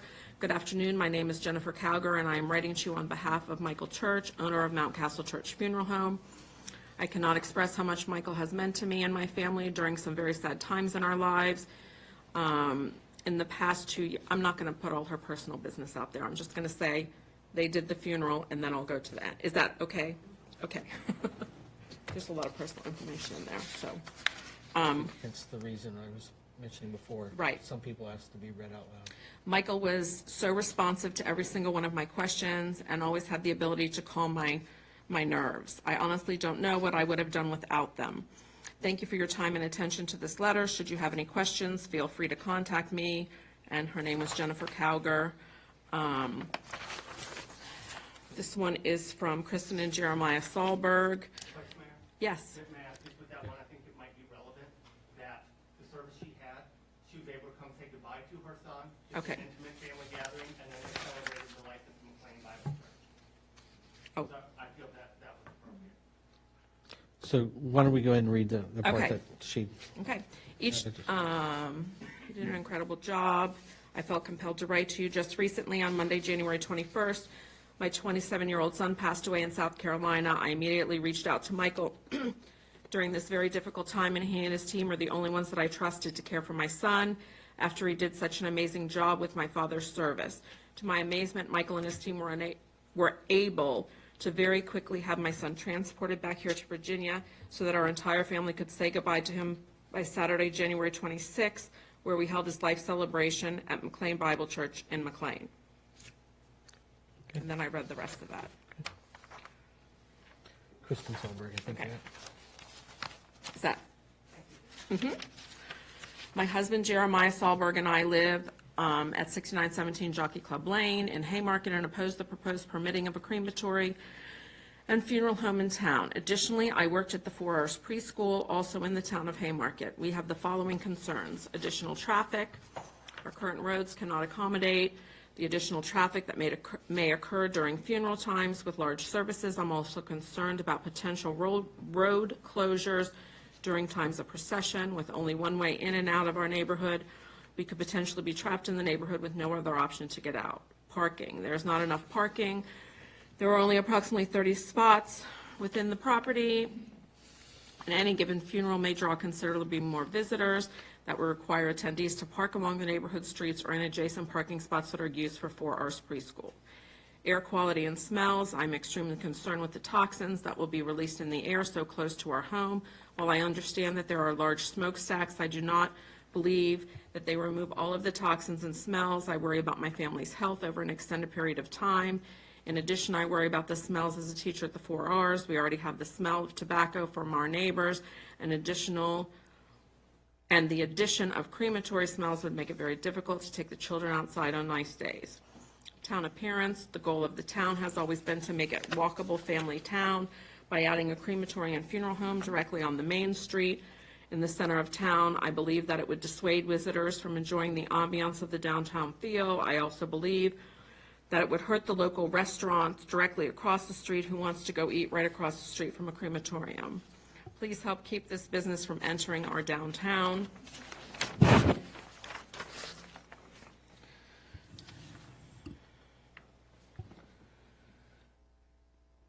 Did we do this? Oh, yes, she's the Virginia Funeral Directors. That's not for that. We did this one. Did they ask for us to read this? That's something else. That's another thing. That's another matter. Another matter. It has nothing to do with the funeral home. I know, but it's during citizens' time. They asked for it to be read. Yes. So is it right is right? We should probably read all of them. I can let you know this. For that letter, I'm not allowing it to be read. And if you'd like to talk after when we get off the dais, we can explain that. Martin, is that Yes. okay? I have already concurred with Martin regarding that letter. It's a matter for council's decision. It's how you want to spend your time on this. But there's no legal requirement that you read any of the letters. Right. Is it the mayor's decision if it's read or not? Oh, but it's the council's decision. The mayor, as presiding officer, has made a decision that unless that it will not be read, and it's always subject to the council's ultimate decision authority. So the council can vote on it being read? We will add that to the, if there are no objections, we will add that letter, and then we'll, after everyone has a chance to read it, to see if they would like to have that read into the minutes. Okay. All right. So with no objection, I'm going to add that item.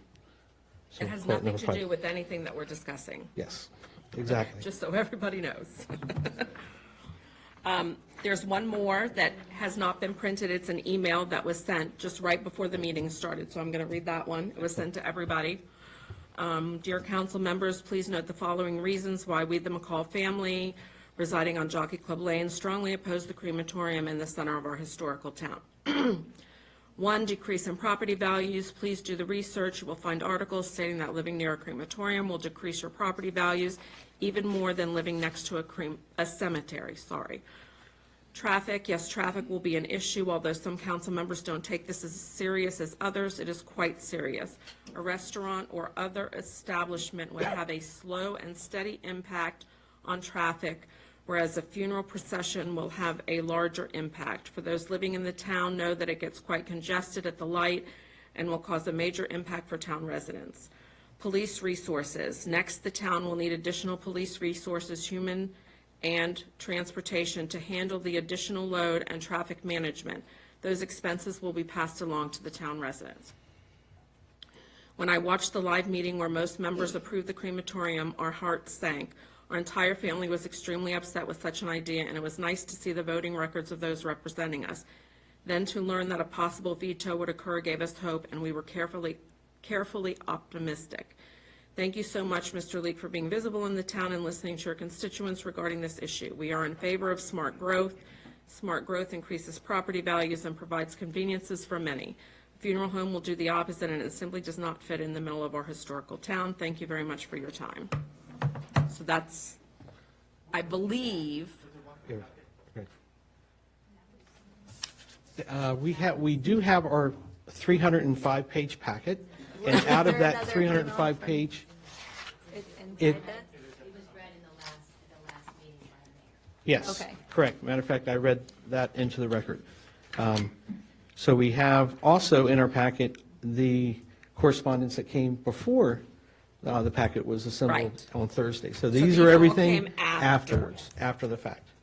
So with that, that's all I have. Okay. Unless there's something else that someone has to give me. nope, I think that's Okay. it as far as documentation, as far as this. So with that, we're going to go ahead and close citizens' time, and we're going to go. 5-minute recess? Well, actually, I think if we can go through action item 1 and 2, and then I want to go for a recess. So we have the McDonald's SUP. We're on page 32 of our packet. How am I ever going to find that? Page 32, Okay. made it very Hold easy on. for you. I know, but And we have actually a draft motion. Now, this is what we spoke on during our work session.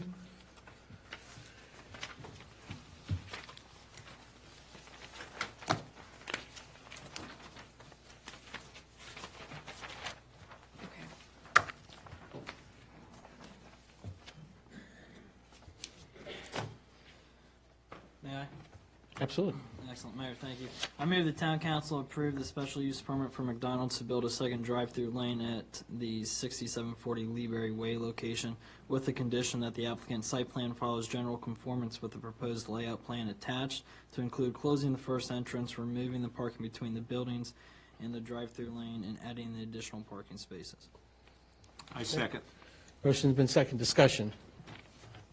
is there anything, I just have a quick question. We talked at the work session about it going back to the planning commission. Is that encompassed in the general conformance? Yes, in Would order that be in- to we don't need proceed to with put the any other- project, they'll need to go to full site Okay. plan phase. Okay, Yep. that's fine then. I just didn't know if we needed any other restrictions on it. Any other discussion on the motion? A roll call vote, please. Shannon? Yes. Lee? Yes. Tanzi? Yes. Edwards? Yes. Cavazos? Yes. Day? Yes. All right.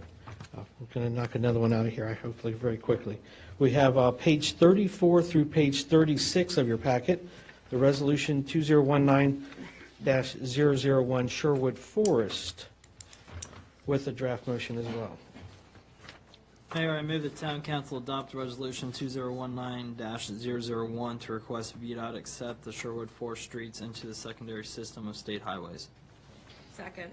Second by Vice Mayor. Sorry, Mr. Shannon, you didn't get it. No, just a point of discussion. Discussion. Just to make sure that it's clearly understood, that does not mean VDOT's going to take the roads into the state system until such time as February 20th, the inspection of the road is done with D.R. Horton and our VDOT permits, and they work the punch list off. At that point in time, VDOT will most likely, will take the roads in once it meets VDOT's criteria. So noted. Any other discussion? Roll call vote, please. Shannon? Yes. Leak? Yes. Hancy? Yes. Edwards? Yes. Cavazos? Yes. Day? Yes. All right. That brings us up to item number 3, the mayor's veto. So we are going to take a 15-minute break and reconvene. 15? 15. How about 5? Do we need 5? I'm good for Well, 5. we have 2 restrooms. Yeah. How about 10-minute break and reconvene at 8:50? Thank you.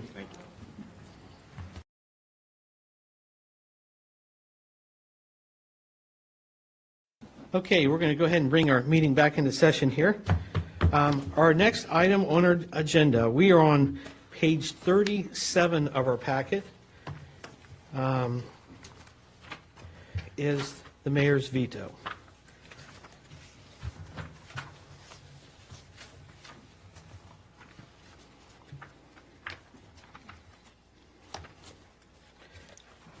So with that, we have, in order to, let's kind of go over some basic here. As provided in our charter, at any of the meetings that I have the ability to veto a decision of the council, which means it will be brought back up at the next scheduled council meeting to basically override my decision to veto the previous decision. So with that, we have a draft motion that would then be appropriate, that then allow the voting members to override this decision that I had made. And on that draft motion would be on page number 78 of your packet.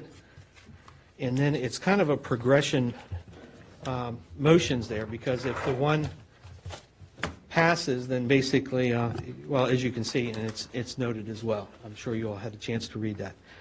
So with that, I'll open the floor up for discussion, and then, now there again, the discussion is with the council, and not unless there's a unanimous consent of the council to then go to either the audience or the public or the applicant.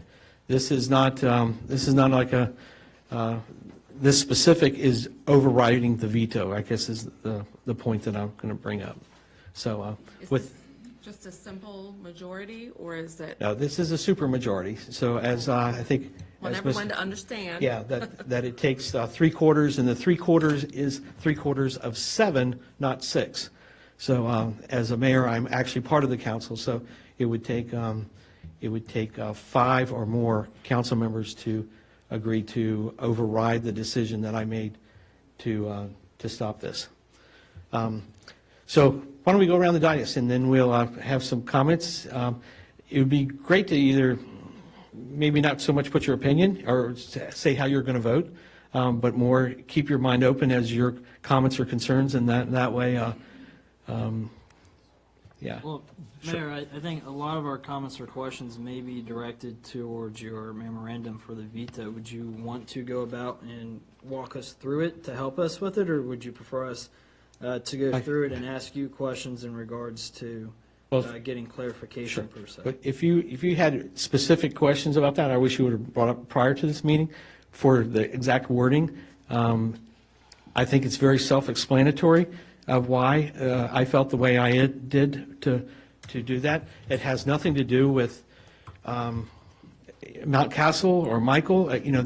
There's no reason I doubt that he's not a stand-up guy, and would his funeral home business is a very good funeral home business in the way that he keeps his business. I mean, that's the reason why, as a matter of fact, I did not even go down to there personally to take up this invitation, because that, to me, is not in question, or at least not in my opinion, question. I think there's enough people of support, as we've seen. I've gotten calls from Corey Stewart, or Prince William County Supervisor. I actually even spoke to Mayor Kapp, our former mayor of the town of Haymarket, which, there again, for the record, he said that he would not be in favor for that location, quote unquote.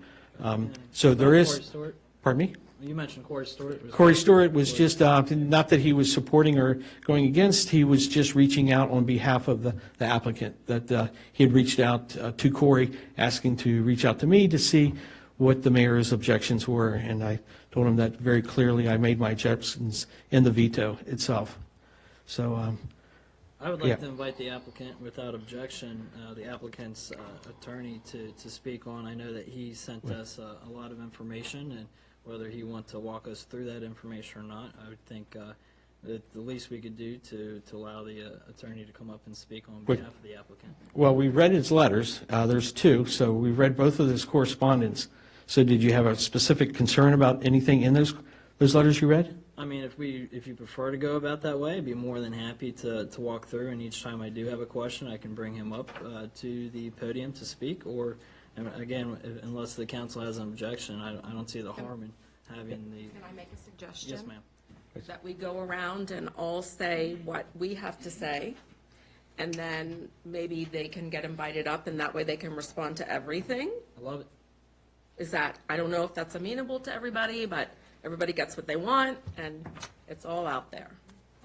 I think that's fair. That's fair with me. So we have an... Robert? I'd be more than happy to start. Okay.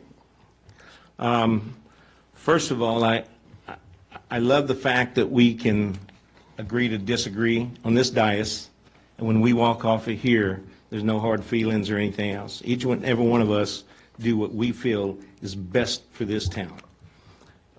It's important we don't all vote the same, because if we did, we would need a council. With that said, Mr. Mayor, you know I have the utmost respect for you. I respect your veto authority. I was extremely disappointed.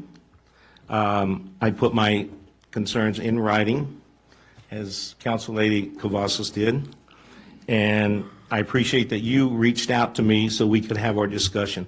That's important, because I was extremely angry and confused because you brought no points up whatsoever during the meeting. However, with that said, again, you and I had talked about that. Now, let me make some comments, some generic comments about this home celebration, this celebration of life. It's a fact of business. It's a fact. We're going to all visit one day. The things that we've heard, first of all, tonight, it has been overwhelming support of this business in this town. Overwhelming.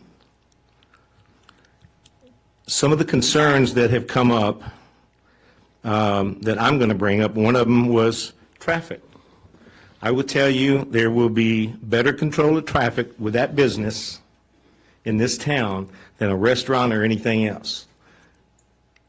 You can be assured that however many, Mr. Turch had mentioned one a week or whatever, even if it's 2 a week, it's a set time. There's usually no more than 30 or 40 cars in a funeral procession. They'll be out of this town in 2 or 3 minutes, gone. So to me, it doesn't hold water that it's going to mess up traffic anymore. Traffic in this town, it's a fact of life, is going to increase no matter what we do. With John Marshall Commons coming down at the end, with the fairgrounds, with Melodon building out, traffic is going to increase. We got to live with it. That's just a fact of life. Not too many people are affected any more than myself or Councilman Madhu here, Councilman Panthy, because we live down here in Sherwood Forest, and it's already troublesome getting out sometimes on to 55 there. But we understand that. So to me, traffic is not an issue. It will be gone within 3 minutes out of this town. The smell, that is absolutely no proof anywhere that there's any toxins, smell, fumes, smokestacks going up or smoke, it doesn't happen. And I would encourage anyone who doesn't believe that, go to one of Mr. Church's Celebration of Life. Go to one of those. They're not there. So to me, that's a non-starter. Walkability of this town, that doesn't hold water either. We as parents, or in my case, grandparents, hopefully we teach our children what life is about. Death is imminent. Funeral homes are going to be here. They're an important part of life. And I love the fact that it's called Celebration of Life, because that's what you do when you go to these, you can call them funeral homes or whatever, Celebration of Life. So is it morbid? No, I think it's just the opposite of morbid. It's what we teach our children, whether it's morbid or not. It's how we relate that to our children. I believe that the Celebration of Life is just the opposite of being morbid. I think it shows compassion. I've been to plenty of them, unfortunately, over the last several years.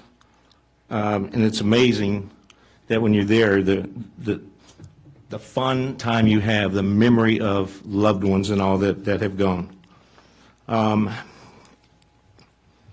The traffic, let me go back to that just for a second. It's a controlled exit.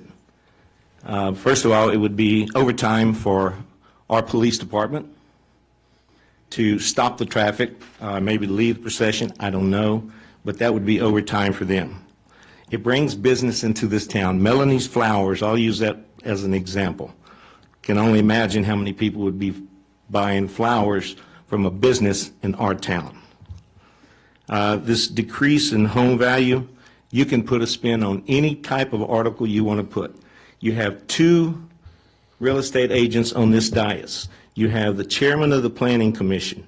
I have checked with at least 10 other real estate agents, 3 of them which are family. Not one agent has said there's any proof or they've seen anything where it decreases home value. So to me, that's a very weak point. The last thing is, you go to, I too have not had the opportunity to go visit one of Mr. Church's Celebration of Life. I'm going to. I drive by him, but I just haven't had the opportunity to stop. I believe this business, regardless of where it is needed in this town. You've heard some, Dottie and a few others, that they would have loved to have had this type of, business here in town. So I will tell you, there is absolutely nothing that has been written in your veto or anywhere else of these so-called this CNN article and stuff that would convince me that it is not the right thing to do to support this business in this town. So, Councilman Lee. Mayor, have the utmost respect for you. Better he raised you. Yeah, as you are my father, please invite me to Sunday dinner. We'll walk through this memorandum, the 3 points that you had made, and walk through them. And at any point you would like to stop me and clarify, please feel free to do so. First one that you brought up here is the proposed use shall be in accordance with the general purpose and intent of the applicable zoning district requirements.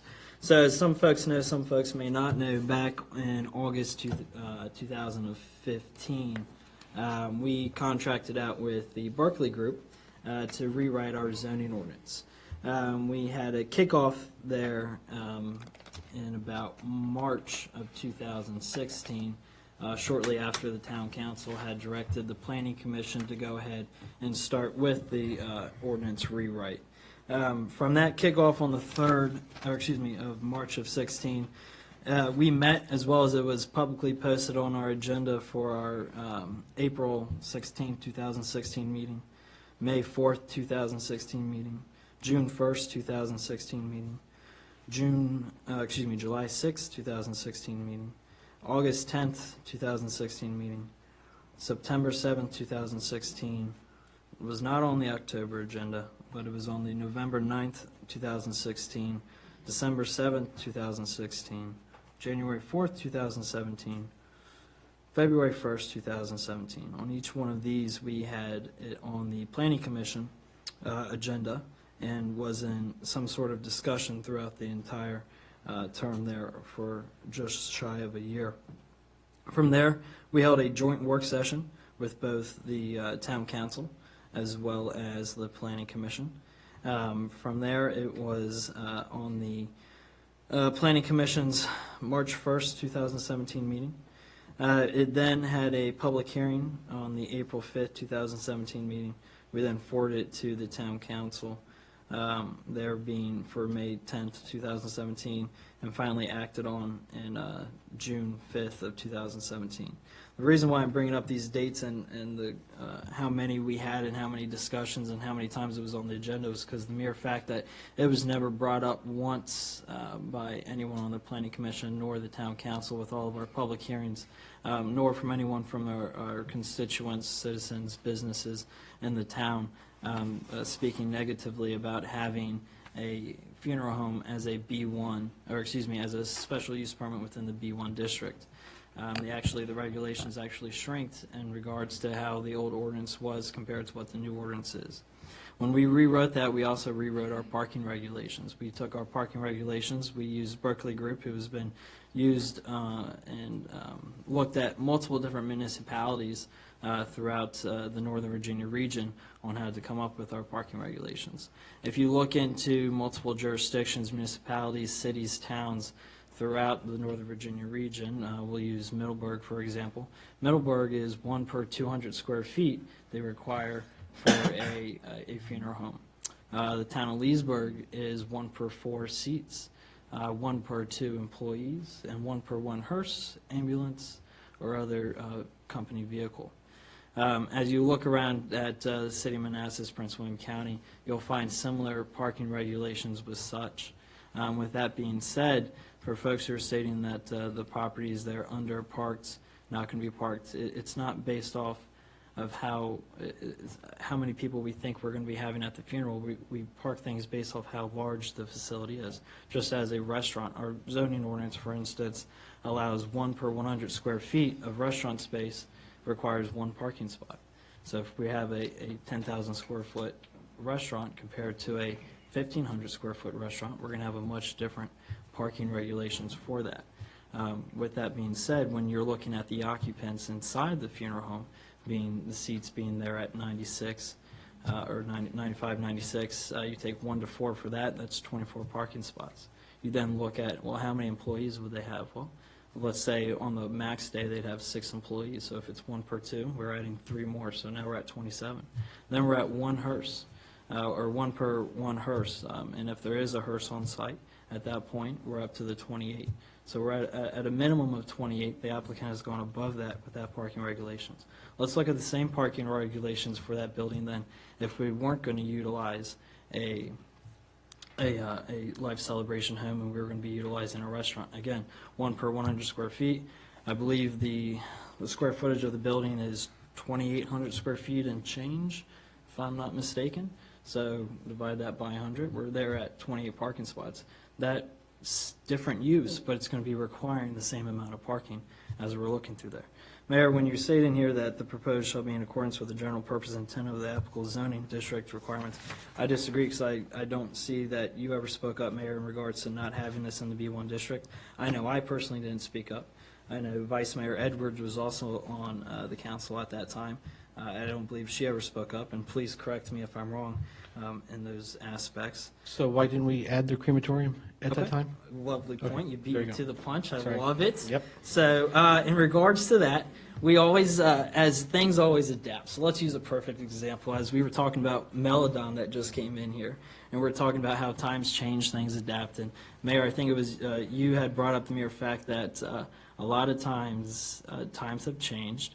And a lot of folks nowadays want pickup lines, or they want drive-throughs, or they want some sort of convenience factor that's a secondary use or an accessories to a given by right use or special use permit. Same thing with the crematorium. So as times have changed over the years, and if you, I challenge you because I just did it, if you look into Middleburg or you look into the town of Leesburg and look to see when they did their zoning text amendments or they did updates to their zoning ordinance, you'll see that the updates have been pretty recent. 14, 17, different things change along the lines. So at the time when we were going through our zoning ordinance, we didn't feel the need to put that in there because there wasn't the mandatory use for it. Let alone we didn't have anyone in the town asking for it. A lot of times you don't have these things. These are called zoning text amendments for a reason.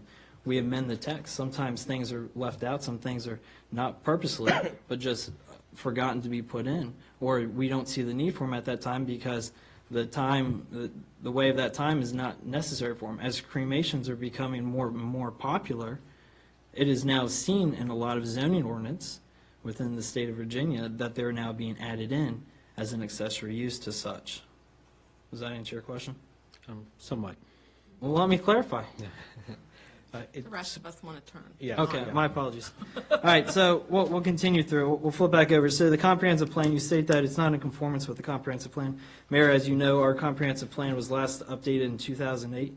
The previous council, 2 councils ago, they're seating in 15, decided to go ahead with the zoning ordinance update prior to updating the comp plan. And that is why it's not, I would say, not in conformance with the comp plan at that time. It's because our comp plan is out of date. We have updated our zoning ordinance, although our comprehensive plan there is out of date and does not fully match our ordinance per se. Here in your second paragraph, you state that a unit or individual parcel is oriented to attracting pedestrian, shoppers, tourism, and local convenience.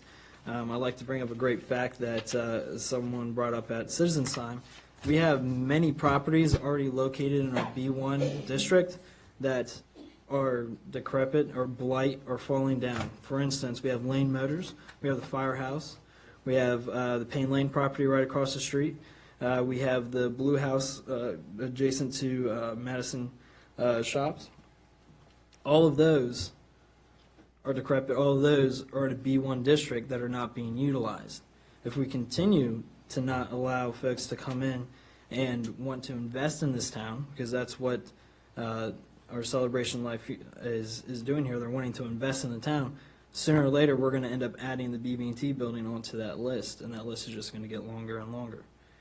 We need to be realistic of that. So I would argue that none of those properties that I just mentioned attract any of the pedestrian, shoppers, tourism, and local convenience, yet they sit there now because no one has taken the time or wanted to invest into them or been able to for other purposes. The crematorium, it's an accessory use. It's only going to be allowed by an SUP, so there is control over it. As you stated earlier, you did not visit the Dale City location. I don't know if anybody at the dais had the opportunity or chance to. I personally did. I wish everyone else did, for the mere fact that when I walked out there, we started the tour outside, and I didn't realize why we started outside until we got inside. And we started outside, and we were walking around the grounds, looking at everything, looking up at the smokestack chimney, whichever you prefer to call it. And as we're walking around, you can't see anything, you can't smell anything, the whole 9 yards. I then, after we do a tour of the first floor, I walk into the second floor, and at that point, he goes, "We actually have a cremation going on right now." And I said, "No way." I said, "How long?" I said, "You just started?" He goes, "No, it's been on for about an hour. That's why I wanted to take you outside first." And I said, "Okay, that makes sense," because the mere fact is that you would never know that it's there without knowing that it's in there. There's not a sight to it. There's not a smell to it. There's nothing that you can visibly see or hear. The only reason you know it's there is because of that smokestack. But that same smokestack that is there is represented in town all up and down Washington Street for the mere fact that our ARB likes to have that as a colonial piece to when we go ahead and do design standards, which I think is phenomenal. Think of Giuseppe's. Think of the Remax building right next to it. Think of our own town museum. Think of Exit Realty. All these places have chimneys and smokestacks because it's of the colonial time. So one, it would be fitting in with the architectural standards. Two, you wouldn't even know that the crematorium is there unless you actually knew it was in there, for the mere fact that unless you went down and visited the Dale City location, you wouldn't know that because as you walk outside, you don't see anything, you don't smell anything, you don't hear anything. It's all very quiet inside and kept too. you state that it's an industrial use, a crematorium is an industrial use. I personally, with all due respect, Mayor, I think that's a personal feeling. I don't think that there's any proof to that, sir. If you look at different zoning ordinances again throughout. Do you want me to interrupt you if I had to? Yes, sir. I got an email from Michael Post from, of course, the owner of the funeral home. He's writing, this is regarding an SUP similar, a funeral home, an SUP for a crematorium in Manassas. But as he's writing, of course, he's very upset because he had tried to put this same type of use in there, but it was either denied. But he wrote, he says, Liz, I noticed at the public hearing for the Eastern Crematorium and the new funeral home chapel in today's paper and coming in front of the council within the next week. I'm then again going to refer to my comments below. I continue to be shocked why your department and staff felt that this is acceptable to rewrite ordinances in zoning. I want to know why, when I was trying to relocate my business, one that had been in the city for 114 years, I was told right up front that the zoning that would only allow a crematorium that was industrial, in a zone that was industrial. If a crematorium wants to be built, then it should be built in an industrial zone as zoning law is written and as I was required to file. Now, I understand, all in context. This was from years ago, 2011, and this, but a similar thing were that the reason why I stated the crematorium industrial, you'll find it throughout the United States. In my research, it was all about industrial or high limit of zoning. But there again. Excellent. So, Right, sir. I'm glad you said it all throughout the United States. What I like to do, because I'm in real estate, and I'm not going to tell my client that a house here is worth the same as a house over in California or San Francisco. I like to look at our geographical area. So I'll utilize Middleburg, for example, because I love that town. I wish that we could be more like that town. We're a phenomenal town, but I just love Middleburg. In their C2 town commercial district, they also allow a funeral home, and they actually also have a funeral home there on Main Street. Leesburg, within their community downtown business district, that's required a special use. In their established corridor commercial district, it's a primary use, by right use. In the community retail commercial, it's a special use. So I would disagree with you, Mayor, respectfully. You find it in multiple other zoning ordinances that it's allowed within commercial downtown business uses. It's not just an industrial use. Actually, there are some places that don't even have it in the industrial section, because in my opinion, an industrial section is warehousing, is manufacturing, and I don't think a funeral home would fit in with warehousing and manufacturing. I see it sitting there in a business-oriented area. We'll continue on. You stated that it would impede on pedestrians and parking. We do have, we completed the streetscape, as you know, on both north and south side of Washington Street. So if there was a procession going on, folks would easily be able to cross there at Madison Street to either go on to north or south, and with traffic being halted, it'd be extremely safe for them to go ahead and cross at that time. In regards to the articles that you provided, if anybody ever gets a call from someone who says they want to buy your home for what Trulia, Realtor.com, or Zillow tells you it's worth, you take them up on that offer and you take it to the bank. Because the unfortunate part is that Trulia, Zillow, and Realtor.com are opinion pieces, and they're not licensed professional real estate agents. It's not easy to get a real estate license. You can ask Ms. Cavazos, myself, Chairman Cottle. There's a reason why we go through this license process, and a lot of these folks sitting on these sites are not. So as you walk through these articles, one, none of them deal with directly Virginia. A lot of them just make general observations. A lot of them use words such as can have an effect, not does have an effect. A lot of them say that some aspects, it doesn't say it actually does. But for instance, some of these articles state that hospitals negatively affect property values. Well, I would disagree, because Stanley Martin wouldn't be over there at Haymarket Crossing building 216 units if a hospital dragged down property values. Folks realize that hospitals bring value to things. Prince William County is a huge gun-loving county, as we've seen in past, and it's the states that a shooting range would bring down negative effects. A power plant, I have no data on because I don't live near a power plant. Homeless shelter, I have no data on. High concentration of renters, again, I think this article is impaired. It's not the same as dealing with Prince William County for the mere fact that our rental rates up here in Prince William County are extremely high for the mere fact of the government jobs. Bad schools, can't talk about that. I'll get reported to the board. But what I'm trying to get at, Mayor, is that these articles unfortunately these are opinion piece articles that don't relate to our town or even our state. They're opinion piece articles.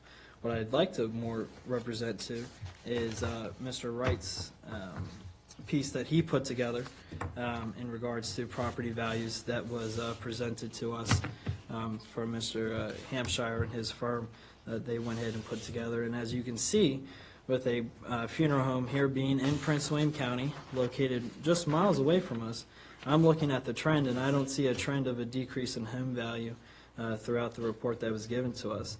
And if we want to challenge the report, I'd be more than happy to pull up Bright MLS, plug any of these properties in, and see what the actual sale price. But I know Mr. Wright personally. He's a very honest man.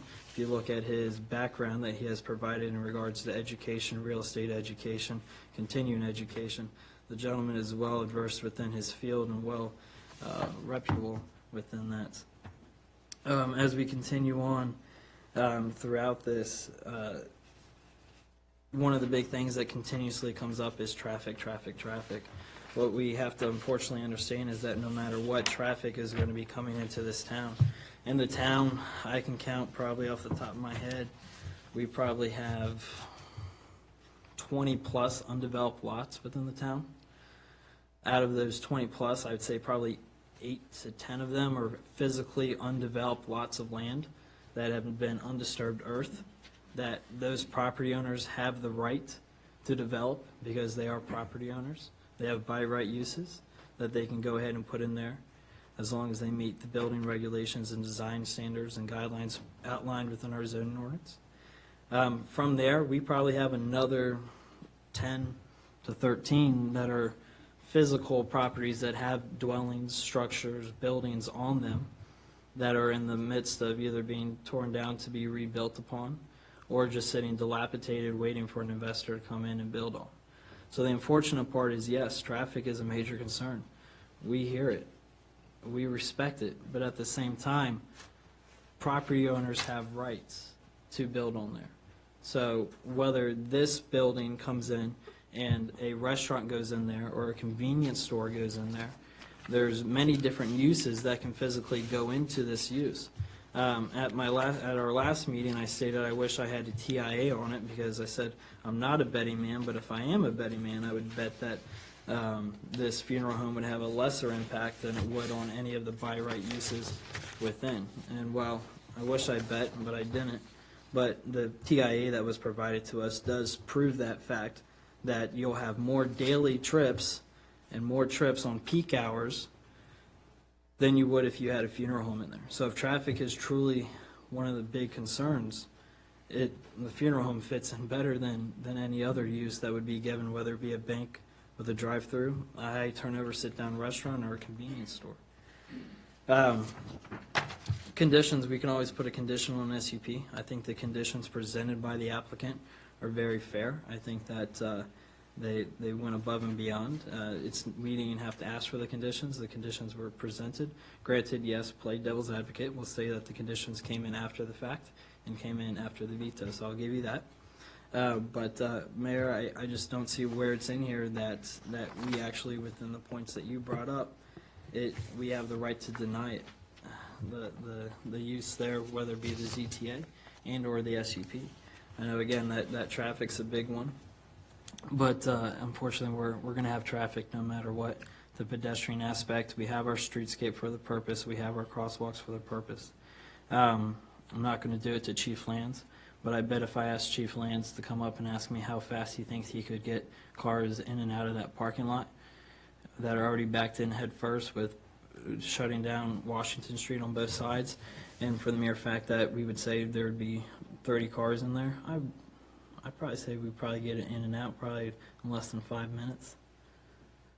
The reason why they have those escorts, and again, we're escorting them straight to 66 and right out of town. So the stoplight at town would be stopped, shoot them straight on down. We're utilizing officers who are off-duty officers, bringing them in. We're not using officers that are on staff, that are on duty at that time. Any further comments? No, sir. Okay. Councilman Panthy. First of all, I like to say I was really disappointed, and after that we did talk on the phone for 45 minutes, and I will echo Councilman Shannon and Lake. And recently I had 3 funeral in our community also. I went to 3 different one, and after application I went to 2 different one. I didn't go to theirs, but I went to Manassas one, and one is a Centelli one, different one.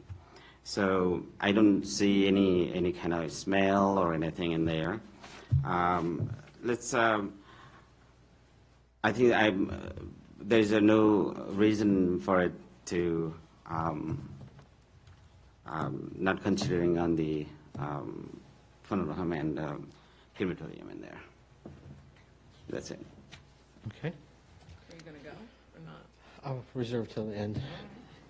Vice Mayor. Okay. I would like to say, as unpopular as it is with probably most of the people in this audience, that I voted no. I voted no however many years ago when a funeral home came before. And someone went back and watched the video, and my arguments were the same. I'm very consistent. I've never denied being consistent. Our town is a half square mile. We're not the size of Leesburg. We're not the size of Middleburg. We're not the size of any of those towns that were discussed. We're a half square mile. So any decision that we make in this town will affect the entire town. It's not, there's no other way to go. We're a very small town. We have less than 2,000 residents. And however irrational people that have spoken tonight think these concerns are, the residents take them to heart, and they believe them. And I know that rationally, the smell and all those things, but they are true concerns of these people. And they are our taxpayers, and they are the people who put us in office. And it's not just people who have written letters. It's not just people who have written letters or people who have come and spoken at the podium, which I all appreciate. It's when you're walking your dog and the residents stop us. It's when we go to the grocery store and the residents are there and they share their opinion. So if you're making a tally of people, you're missing all those other conversations because we live in this community. This community when they come home from work, this is their enclave. This is their safe space. And we love our businesses, and I'm so happy to see that the businesses are coming out and supporting new businesses and wanting to bring other businesses. But at the end of the day, the businesses go home, to their homes, to their safe space, to their enclave. And so you have to weigh, and I still strongly believe that this is not, I'm not saying we don't need a funeral home desperately out here. We do. It's just so far away. But I just don't think that this is the right location.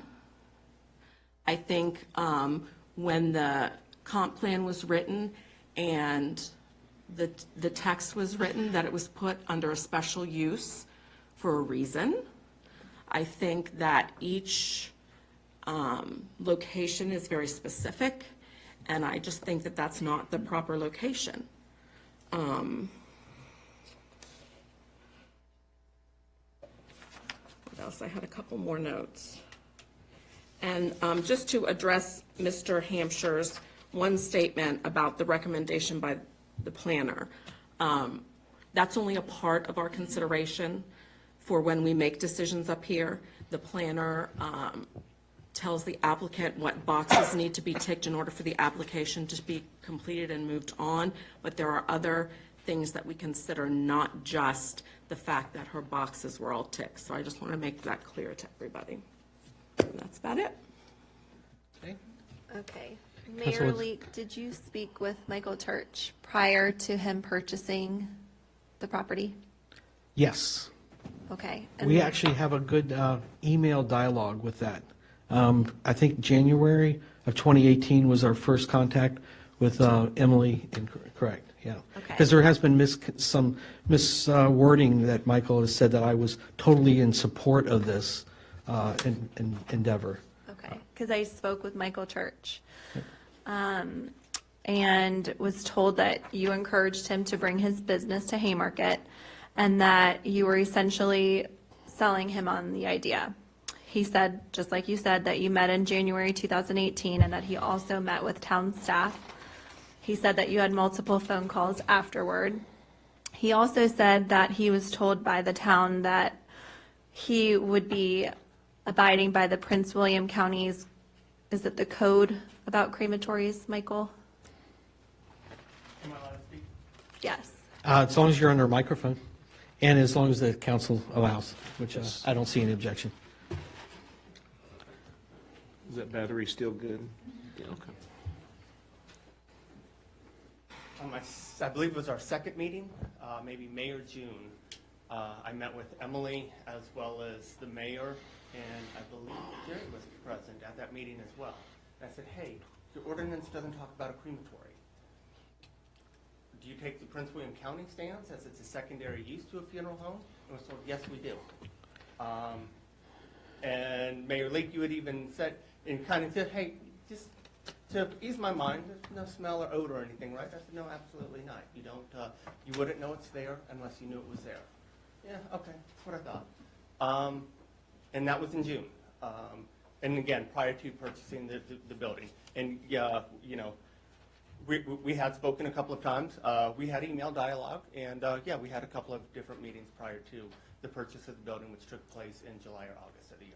Thank you. Thank you. When I spoke with him, he said that essentially you influenced his decision into purchasing the property because of the Absolutely responses incorrect, that you gave him. but Okay. well, I go on record for that. Okay. And I'll have some emails I'm going to read to you afterwards, so. Okay. Mr. Church has offered to make concessions to the town, including but not limited to creating a window of time that funeral processions can enter and leave the town in an effort to limit traffic interruptions. He said between 10 a.m. and 2:30. He said he's also flexible on this time. He also said that he would decrease the amount of guests allowed into the building to help just decrease parking issues. I was very disappointed by your veto, and I felt that it undermined the work of our entire council because we all put in so much work into our research and we all voted, and you didn't respect that vote.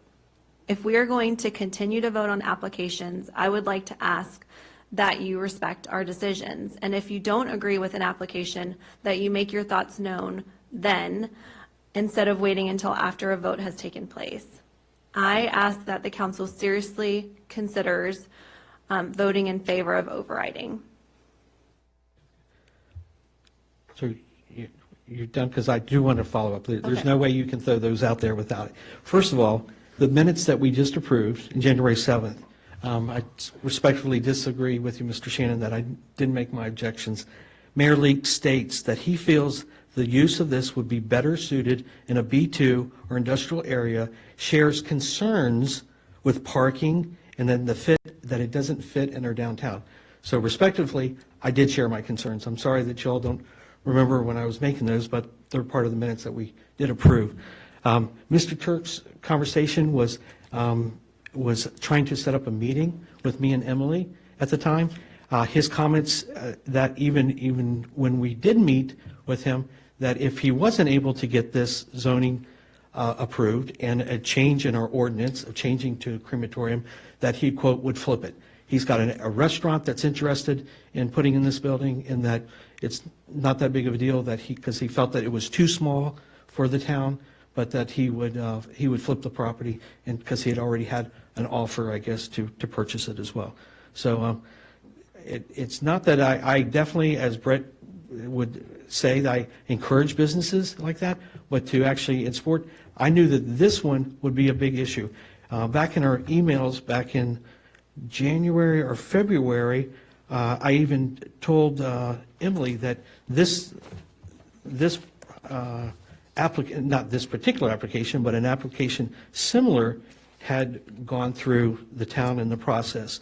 And I wrote to Emily to see about looking up when it was and to forward that information to Mr. Turk, because the same concerns had come up, just like Vice Mayor had said, when another application like this came.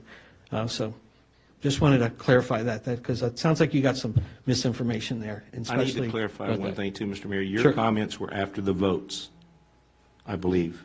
Was it not? Nope, no, sir, it was during. And your comments were very brief. You went into no detail like you did on your letter. Well, as That's you- why I'm saying it would have been nice if you would have been more open on this dais with all of us. So we're If it would have been before the votes, in which it was, and so I take that back. I stand corrected there. But if you would have been more open on your feelings before the vote, it might have changed an opinion. I don't know. And I'm going to So- speak on that on council member time for that except. But we're on page 7, if you want to read. And if you can look, as you go down the record, I had more probably in words than probably most, as you just look at the different comments that were recorded or listened to the recording. So yeah, there we go. Councilman Day, how are you, sir? Good. So, I believe the location is wrong for the funeral home and the crematorium. I believe this is a mixed residential and commercial location, and as such, is again the wrong location for a funeral home and a crematorium. I also want to say that we mentioned that at length. I've heard many comments about all of the dilapidated buildings, and as you may know, a lot of these are up for demolition permit tonight. Once those are demolished, we are expecting new businesses to hopefully go in its place. The funeral home sets the tone for the businesses and the town of Haymarket in general.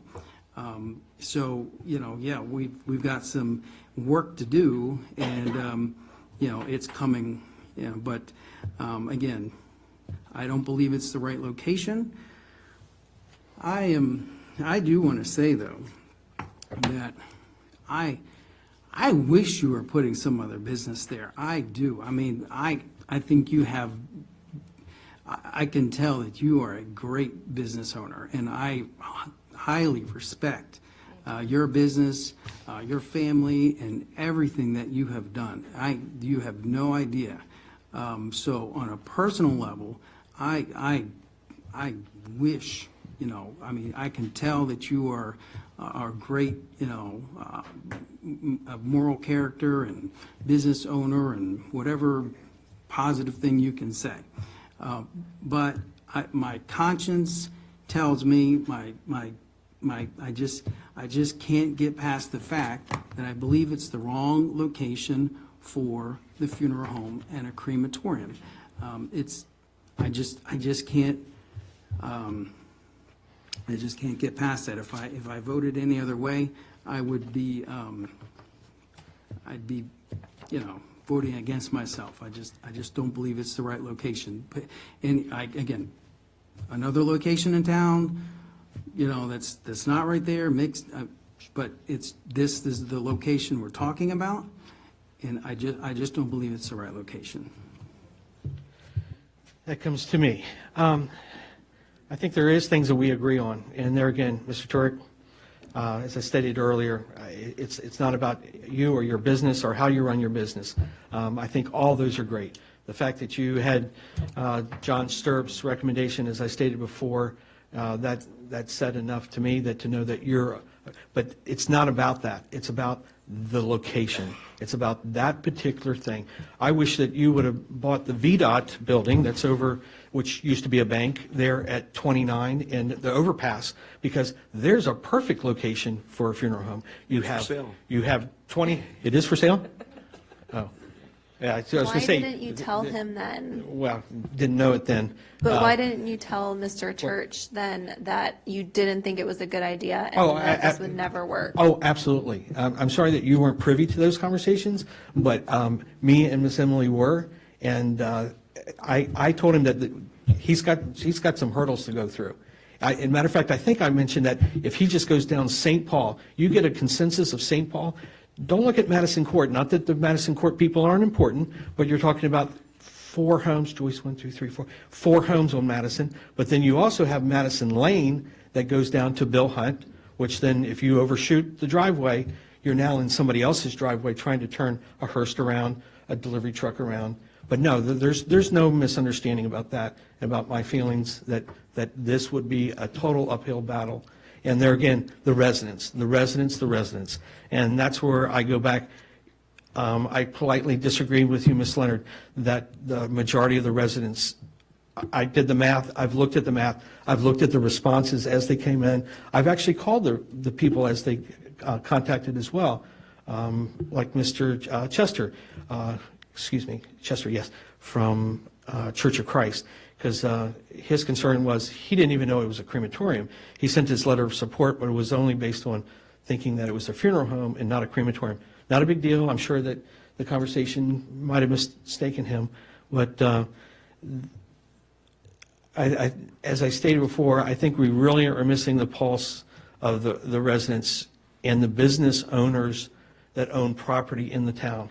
And those are the ones that are supporting the 300 and 400 students at, as we just heard from Haymarket Baptist Preschool, and the concerns that 4Rs has with their 70-some students, which, by the way, my understanding, they also have a parking agreement with Mr. Brett with Tobaccology. So I'm not sure where that conflict will ever go if it does go to that way. Let's see if I had, and Joe and Peg Cutucci, too. Stakeholders in the town own many properties in the town. They also develop properties, and they feel that this isn't a good fit, not for our town. As Vice Mayor said, a half square mile. The citizens elect us to do this hard job. The citizens are the ones that are looking at us right now for decisions.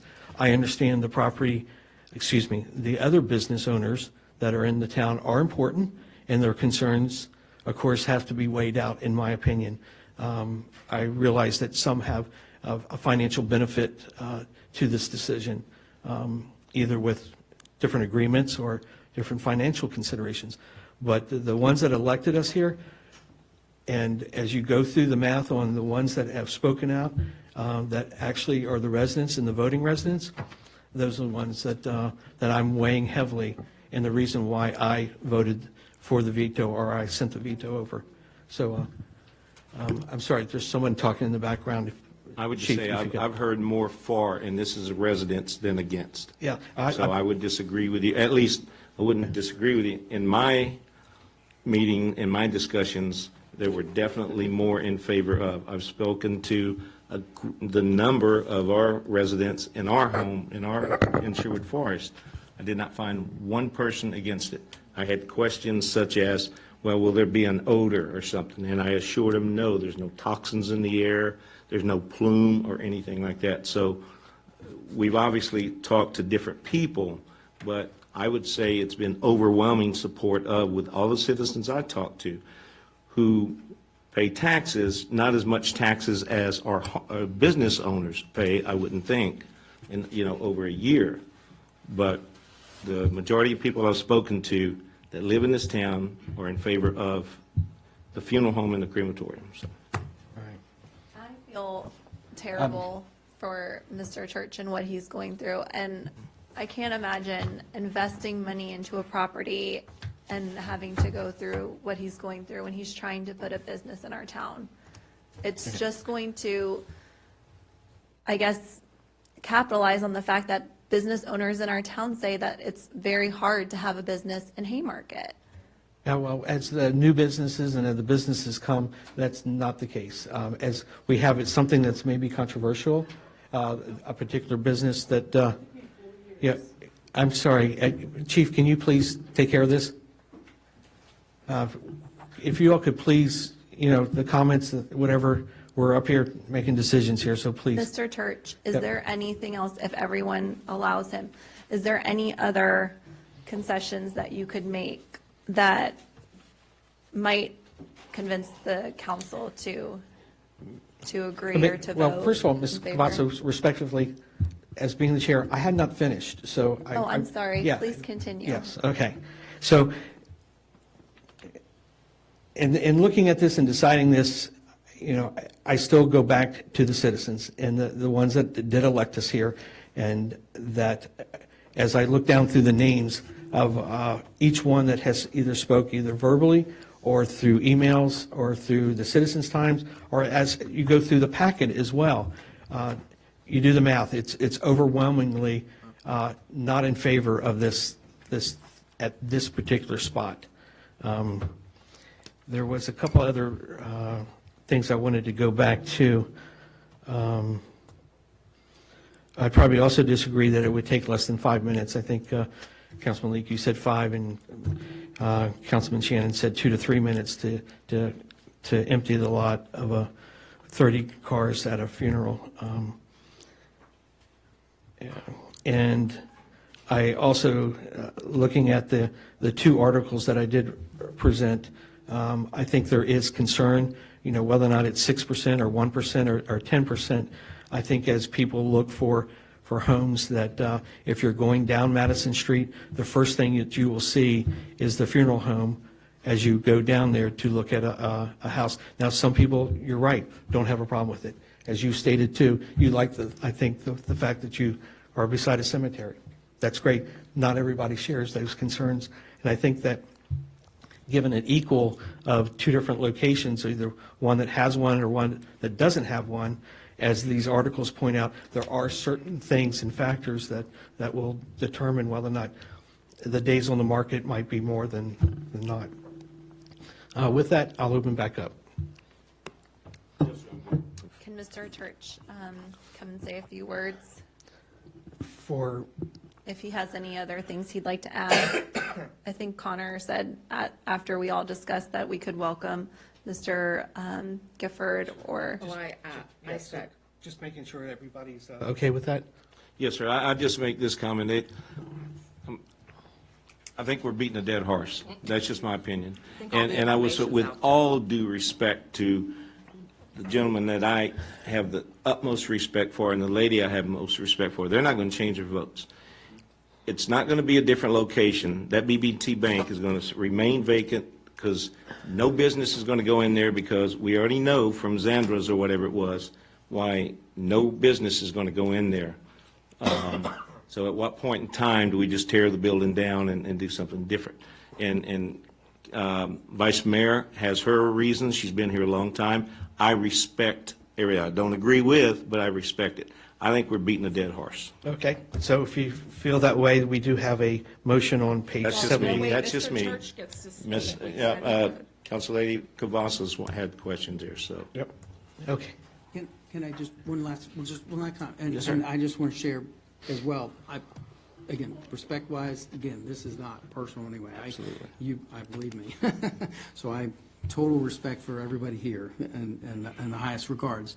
But I do want to say that it has been mentioned many times that it seems to be funeral home or Mexican restaurant or something like that. Funeral home, restaurant, funeral restaurant. There are other businesses out there that don't have to be fit into those 2 categories. I don't know what that may be. I don't know what's going to come around the corner, but I'm, again, totally respect. I just, there's more than just those 2 businesses, just. Correct, and I think that's been kind of used that, well, what if Mexican restaurant's here because it's going to stay open till 11 o'clock at night and there's going to be music and all this kind of stuff. Well, that's not before us. Matter of fact, I received a phone call from a surveying company that wants to locate his business and loved that location of that building. And of course, by record, he can find out who the owner is. But what about a surveying company? That would have a very low impact of, well, I understand that, but I'm just giving the context. Right, correct, that there are other businesses and opportunities for the people that own the properties. Yep, absolutely. Mayor? Councilman Lee. 30 seconds. Yep. We still have other things to do tonight. Excellent.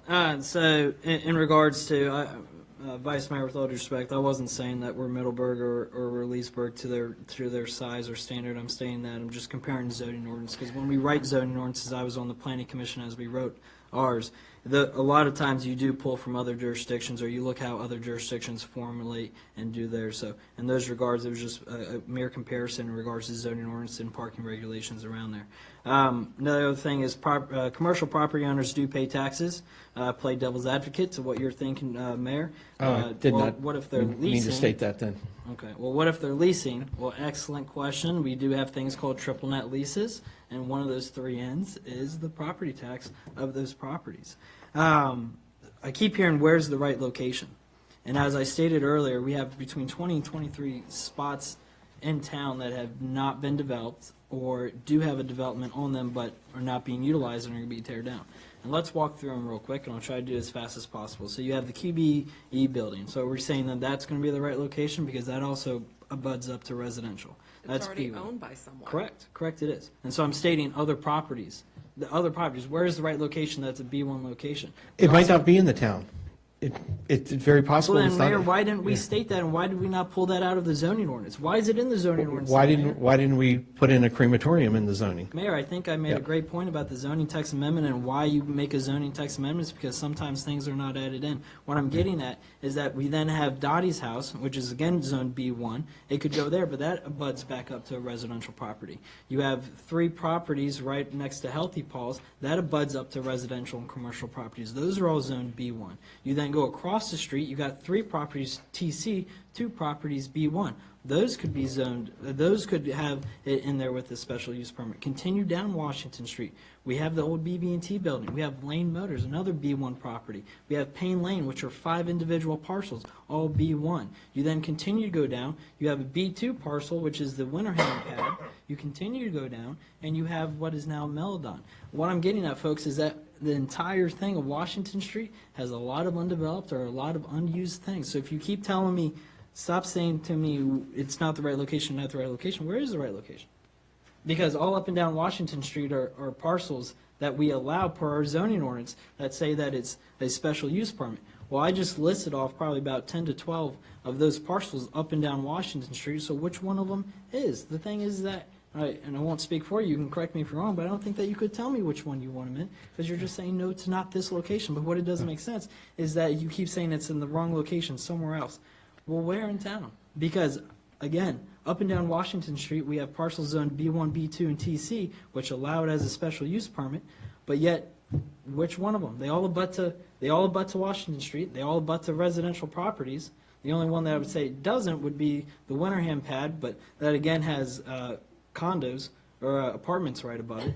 So where then in town would be the right area? Yes, ma'am. Where am I? Back here. You didn't mention any of those properties that are for sale. Correct. Okay, excellent. We can mention those as well. Those being B1. The Kennedy property off Honey Path being B1, but again, abuts up to residential properties. I understand what you're saying, but to kind of reel this back in. Of course, I'll be more than happy to reel it back in for you. I think what we're dealing with tonight is an override of a veto and having good dialogue of why. That's what I'm continuing on, sir. You made a mention in regard to shared parking agreement and parking requirements that has nothing to do with this case, and the mere fact it doesn't have anything to do with this case is because he meets his parking regulations per our zoning ordinance, per our parking regulations, so that point was not fair. Chief, how long do you think you could unload 30 parking spots? Seriously? I think he's on it. You said 5 minutes. Great job, Yeah. Chief. There was no comment from the floor. These articles are not in Virginia, Mayor, with all due respect. None of these articles were provided in Virginia, and again, they're all opinion pieces. We went over that. that Understood, you've... but you keep yeah. bringing it up, but the mere fact is that your articles do not hold merit at this dais within what we're talking about. Okay. We have an article from a real estate services company that did a study here in Virginia For the applicant. for the applicant. Right, okay. Mayor, I'd be more than happy to take a 30-minute recess and run these No, things. sir, right. you don't need to do that. What we need to Do you do is... agree with is- what What we need to do is just wrap it up if we can, please. your other statement was? You folks who were going to go buy a property down Madison Street or Madison Court would be like, oh crap, it's a funeral home.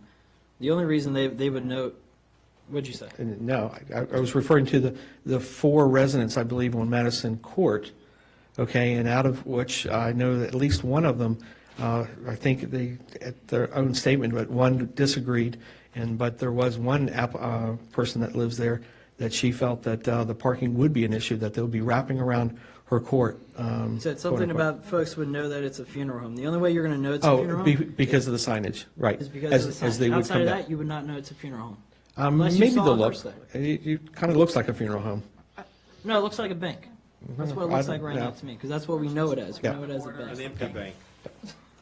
One last Continue. point in regards to whether it be a funeral home, a restaurant, or retail, we have to think what we would sell it at, what the cap rate is on the property. Not many folks would want to make that investment on that low of a cap rate to be able to go in and actually buy it and flip it into a boutique, a retail spot, whether it be a restaurant having to go in. Tap fee in Prince William County is anywhere from $75,000 to $100,000 on top of a price of a piece of property that's probably valued at anywhere between 1.2 and 1.4.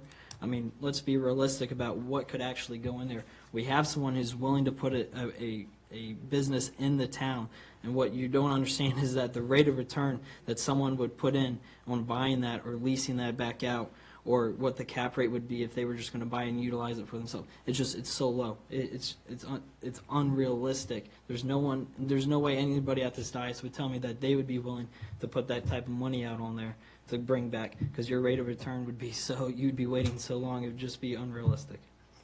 I rest my case. Okay. Thank So, you. if there's not any objection, I would encourage you all to look at the page and entertain a motion. Oh, Not going to speak? apologies. I think it's only fair. I'm going to lead off, and then I'll turn it over to Mr. Turch. I'd just like to make a couple points. And that is that, as I heard Councilman Day and the Vice Mayor, what I hear them saying is that they just can't get past the fact that in their minds this is not the right location for this business. And that, if I heard the Vice Mayor correctly, that notwithstanding the arguments, the rational arguments that the people have said that they don't like it there. And I'd like the council to know that what we're dealing with here is a special kind of an ordinance. That the ordinance in the charter speaks, the charter speaks to ordinances, and the reason we're here tonight is on Section 8 of your town charter. And it talks about how every ordinance or resolution having the effect of ordinance shall, before it becomes operative, be presented to the mayor. If he approves, he shall sign it, but if not, he may return it with his objections in writing to the town clerk, who shall enter the mayor's objections at length on the minute books of the council. And all that was done. This is why we're here tonight. The council shall thereupon proceed to reconsider such ordinance or resolution. If, after such consideration, 2/3 of all members elected to the council shall agree to pass the ordinance or resolution, it shall become operative notwithstanding the objection of the mayor. Now, note that provision in your charter applies not just to land use ordinances, it applies to every single ordinance that you all consider, whether to have dog licenses, whether to do all kinds of things that you do. But I would submit to you that in the context of land use entitlement, that's a different sort of an ordinance. And you cannot make a decision based upon personal beliefs disconnected from the zoning ordinance or your comprehensive plan. It doesn't matter that more people or less people may have spoken in favor or in opposition. It's also not a game of numbers. What it is a game of is, have you complied with the terms of your zoning ordinance? And as Councilman Leek said, you have very recently said that a funeral home is an appropriate use in this location. Why? Because this location is Zone B1. Zoning matters. The classification of this property matters. Landowners have a right to make decisions on the expectation that the town council will follow its zoning ordinance and not its personal beliefs. And it's also the fact that when I spoke earlier, I wasn't talking about the town planner checking boxes. If you look at your agenda package from January 7, you will see that the town planner made some very considered recommendations to the town council at length, where she said, following lengthy research and discussions with the applicant and the planning commission, the town planner is in support of the proposed special use permit. The applicant has provided numerous environmental documents to demonstrate minimal impacts the crematory will have on the surrounding environment. The applicant has also provided adequate alterations to the current site to promote best parking practices and safely manage traffic. The proposed use will adaptively reuse an existing structure that has sat vacant for approximately 2 years and will provide a needed service to the town and the community.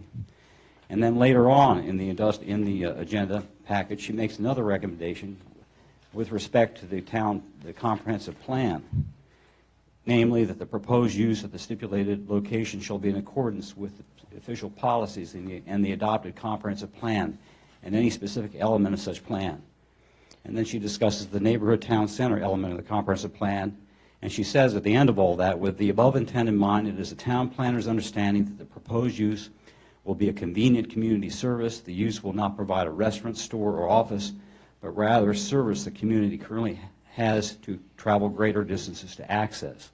But it wasn't just the town planner, it was also your planning commission, who had 3 hearings on this matter and listened to all the views for and against, and voted based upon their experience and the advice of the town planner and hearing all the evidence that this was an appropriate use in this location. And it wasn't just the town planner, and it wasn't just the planning commission, it was also the town council that voted by a majority vote that this was an appropriate use at this location and that the zoning text amendment made sense. So it's in that context, coming full circle to why we're here tonight, that the mayor has exercised what I would submit to you as a very unusual and very powerful tool to override the will of the town council, the recommendation of the planning commission, and the recommendation of the town planner. And in that context, every member of council should not vote their personal belief. They should vote based upon the zoning ordinance and the comprehensive plan. And also based upon the evidence that was produced, not at 1 public hearing, not at 2 public hearings, not even at 3 public hearings, but at 4 public hearings, based upon that evidence, and not evidence that comes from the outside that was delivered after those public hearings, and based upon views of people who didn't show up at the public hearings. Mr. Gifford, are you almost done there? Because you're reiterating that's already material that's in our packet. And I think the whole idea was to have Mr. Church speak. Okay, and I'm finished, not Your going closing arguments for a case. He's a representative of the Appreciated his thoughts. All right. I'm about done. I'm going to turn it over to Mr. Turch because I think the question was, are there some additional conditions we can offer? The only thing that I would say about that would be that this is a special use permit and that it is appropriate to have conditions, and the job of the council when evaluating a special use permit is to assess whether the impacts of the use have been adequately mitigated. And we submit that the evidence has shown that there are no negative impacts, but we have gone further and offered additional conditions, and I think Mr. Turch is going to speak about some others just now. Thank you. Okay. Thank you, sir.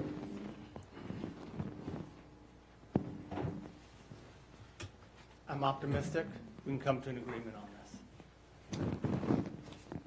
We can certainly offer additional conditions. And I hope we can have a couple of minutes, not too long, but just a couple of minutes of some dialogue here.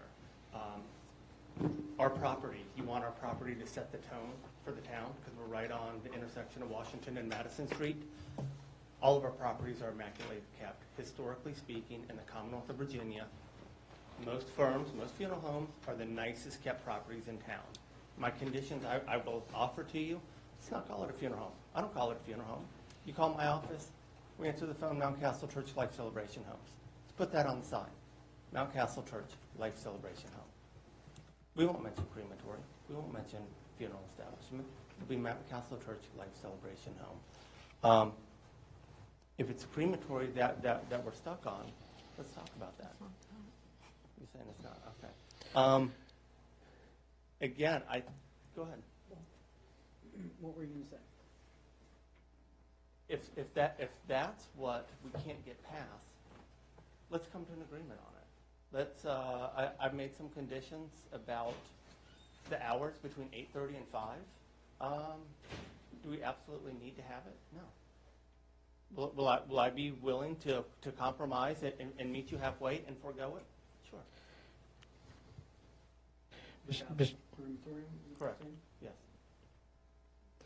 I am trying to do everything I can to bring a business that's a good business to the town of Haymarket. In addition to the business I'm going to bring to Haymarket, we hire local people. We hire a receptionist to answer the phones. We hire a couple of parking attendants, a couple of funeral attendants. My team, I've had a couple of them. I don't want to say they're fighting over who's going to move out here, but they love the town. Can I go out there? We want to be. We are really an integrated part of your town. We're not just some satellite. And you're going to see me one. I'm going to be at this location. Our team's going to be at this location. We're going to be a part of this community. I was very surprised at over Christmas time. I just threw some wreaths up on the door. I can't tell you the number of neighbors that noticed that from Madison. Oh my goodness, we haven't had anything up there. I put a Christmas tree up. One of the officers stopped me. He didn't stop me because I was doing anything wrong, but he was like, hey, we saw the Christmas tree. That's terrific. So back to the original question.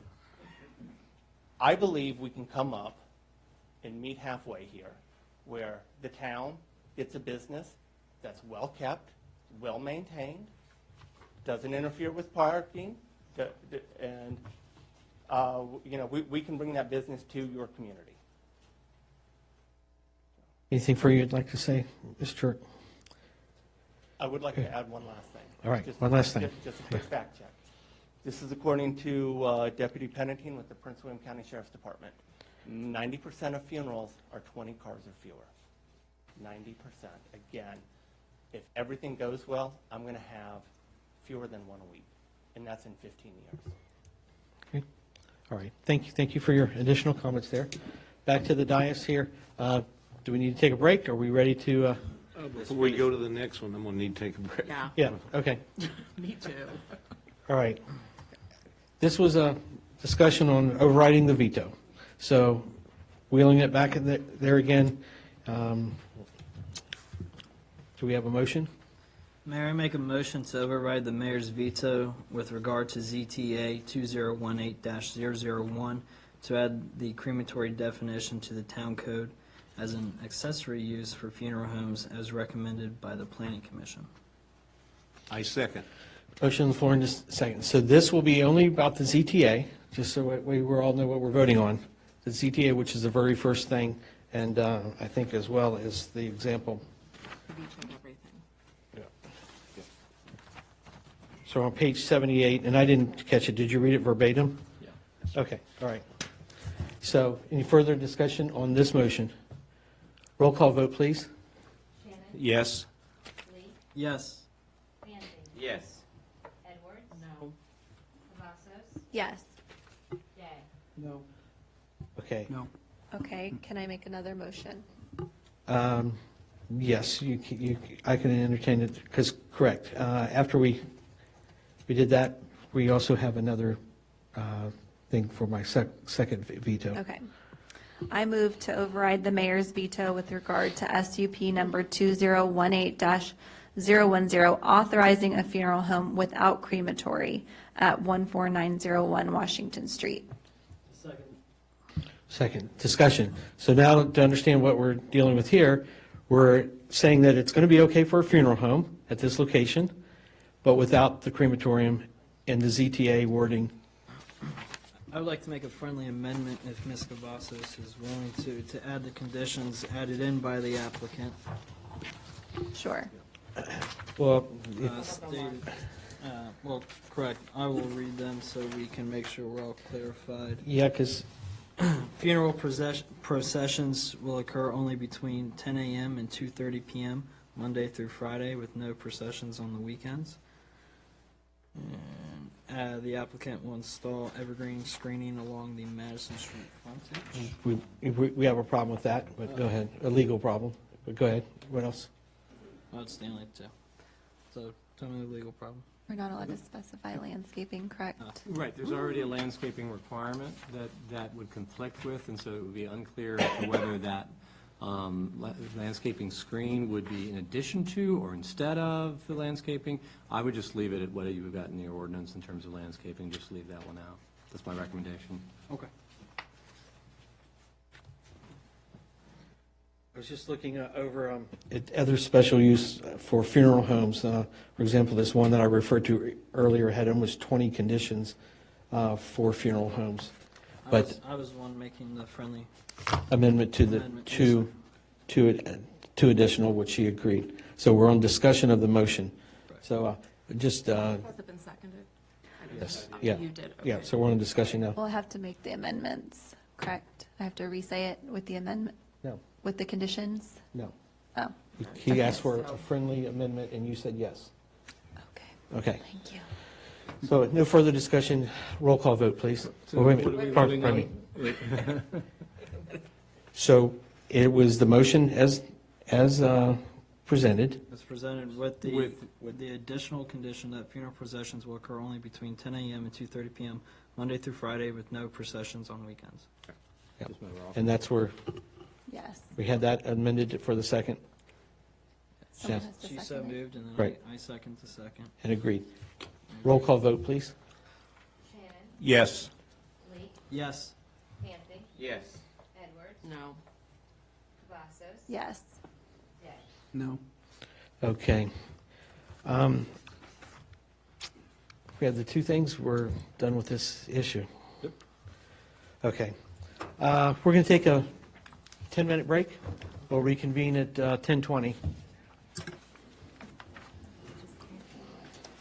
I feel bad.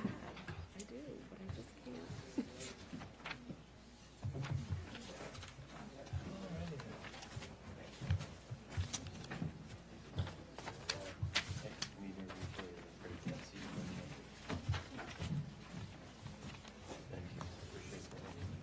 Thank you. Appreciate that.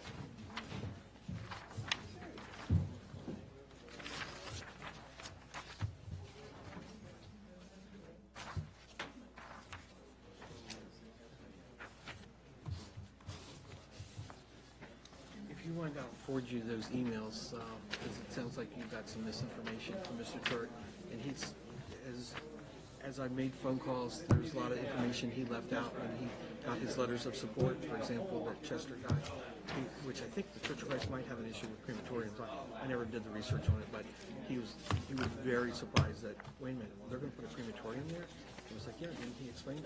But yeah, I understand it.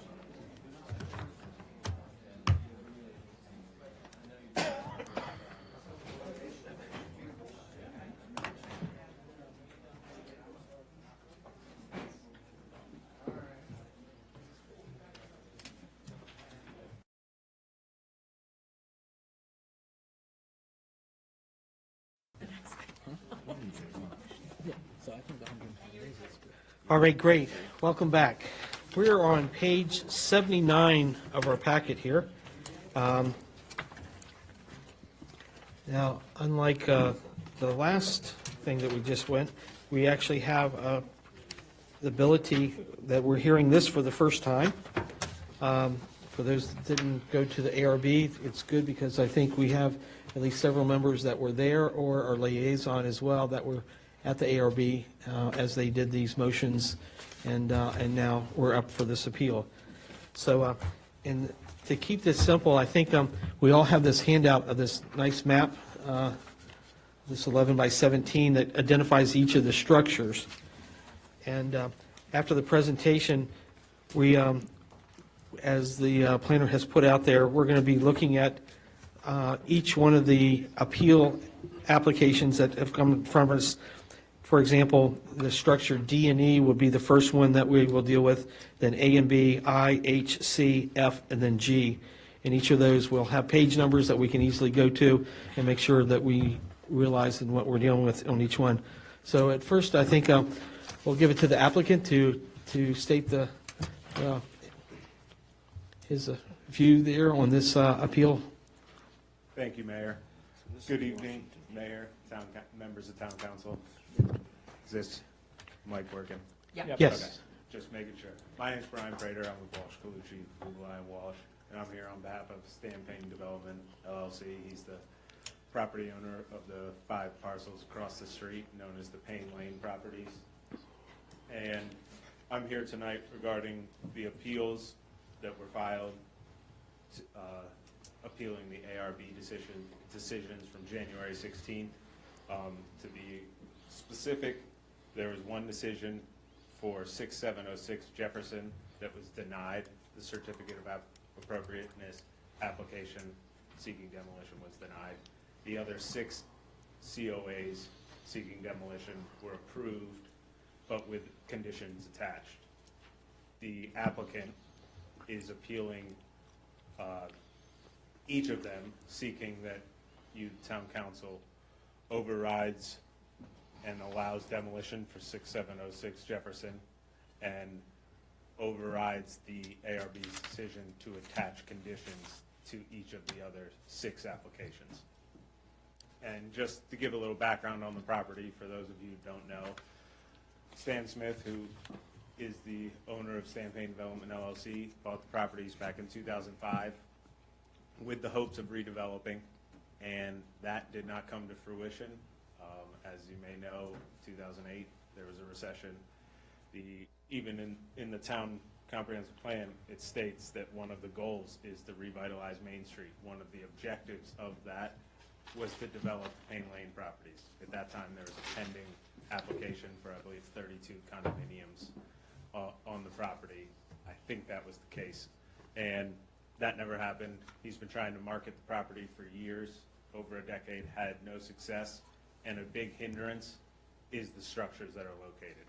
Potential buyers do not want to purchase the property with those structures, or would like to purchase the property with the right to take down those structures and repurpose it for something that I think everyone could agree on could be a little more fruitful for the town right in the center than what stands there today. This is just an aerial of the property across the street. There are 9 structures that will be identified throughout the presentation. And just, I think, as I was saying, everyone or most can agree that we'd like to see this property put to a productive use. And the first step I would submit is receiving demolition permits so that someone who is willing to develop the property and turn it into a vibrant town center with shops, restaurants, whatever, office, they could tear down the buildings and redevelop. But they are unwilling at this point to do so with those buildings existing. And I do recognize... Sure. Can I just ask a quick question? Yes, you may. So just for clarification, the property owner has no intention of taking these buildings down. He is only using it as a marketing tool so he can sell it to somebody else for them to develop the property. He would hope that he can get someone else to pay for tearing. Just want to clarify that. Yes, and that was specified in the appeal, in each of the appeals. And I think at some point, I recognize the town's importance on historical significance, architectural significance, and the importance of that. And I think, as the overlay district says, there's also a balance between general welfare of the public and safety issues and decline of property values surrounding those, the property itself and surrounding properties. It certainly doesn't help the surrounding properties or just the downtown area. So we get into, it's B1 Town Center. That's primarily retail, personal services, office. You guys have been talking about B1 quite a lot tonight, so I'm sure you are familiar with what's permitted there. And it is neighborhood town center under the town plan, calls for similar types of uses, offices, stores, restaurants, walkability. this is, and in the applications, we structured it A through I, and it can get some confusing, so bear with me as we go through them. These were identified in yellow because the ARB had given Emily administrative approval to, for demolition, but we requested that the ARB voted upon those because we were unclear about the statutory authority for Emily to grant demolition approval. Okay, so start with the 6706 Jefferson Street, which received the denial from the ARB. And this is the Gossam House. And the denial was based on several findings that Marshawn, ARB member Marshawn Snyder provided, and I believe you have copies of those. And it was said that the overlay district's intent is to protect irreplaceable historic places and preserve the general historic atmosphere. And he also had some findings that it was inconsistent with the overlay district because of that town plan and the zoning, I believe. And I would just say that it is, the current status is inconsistent with all of those, or I should say with the zoning and the town plan. What is currently there is not promoting anything that the zoning ordinance, the intent of the zoning ordinance, or the comprehensive plan. And as I said, I think you need to balance the general welfare when looking at the intent of the overlay district in preserving historic and architectural resources. Also, in your application packets, you have Virginia Department of Historical Resources reports and surveys that were conducted in 2012 in relation to the I-66 Route 15 interchange project, and those conclude that this structure is not eligible for the National Register of Historic Places. While we acknowledge that the town can place its own historical significance on structures, we would just put that forward as evidence that it does not have as much historical weight as the town has given it. As well, it continues to state that there is no known historic people or places associated with the structure, and the condition is, as you can see, and is detailed in the structural engineer's report. It's in very poor condition. It's overgrown in the back. The structural engineer's report states that this back addition is not salvageable, and that there's holes throughout the structure, and you would have to likely strip down the structure to its interior foundation to determine how bad the deterioration truly is, which the applicant believes is an unreasonable financial burden for rehabilitating this property and this structure. And these are just further examples of sill is just completely deteriorated, and we would respectfully request that you overturn the ARB's decision to deny demolition and grant demolition without conditions. The next is Big Fred's Garage. This is structure A. This application also includes the structure behind it, which is it was a former car dealership office at one point, but back to Big Fred's Garage. This was approved with several conditions. This included the professional documentation and architectural descriptions of the structures, and I would submit that the VDHR surveys provide that adequately, and that is unnecessary at this point. And then another condition was for the applicant to allow town staff to go into the building itself and take pictures and see what was in there. And the applicant is unwilling to go in the building himself, let alone let someone else go in and be liable for anything that happens without any sort of indemnification. And then another condition was during demolition that to remove this brick facade and expose I believe it's a concrete facade, and take pictures of that, and as stated in the appeal letter, that's an unreasonable financial burden to do during, I believe, during the demolition, and it's also unknown whether that's possible at that point.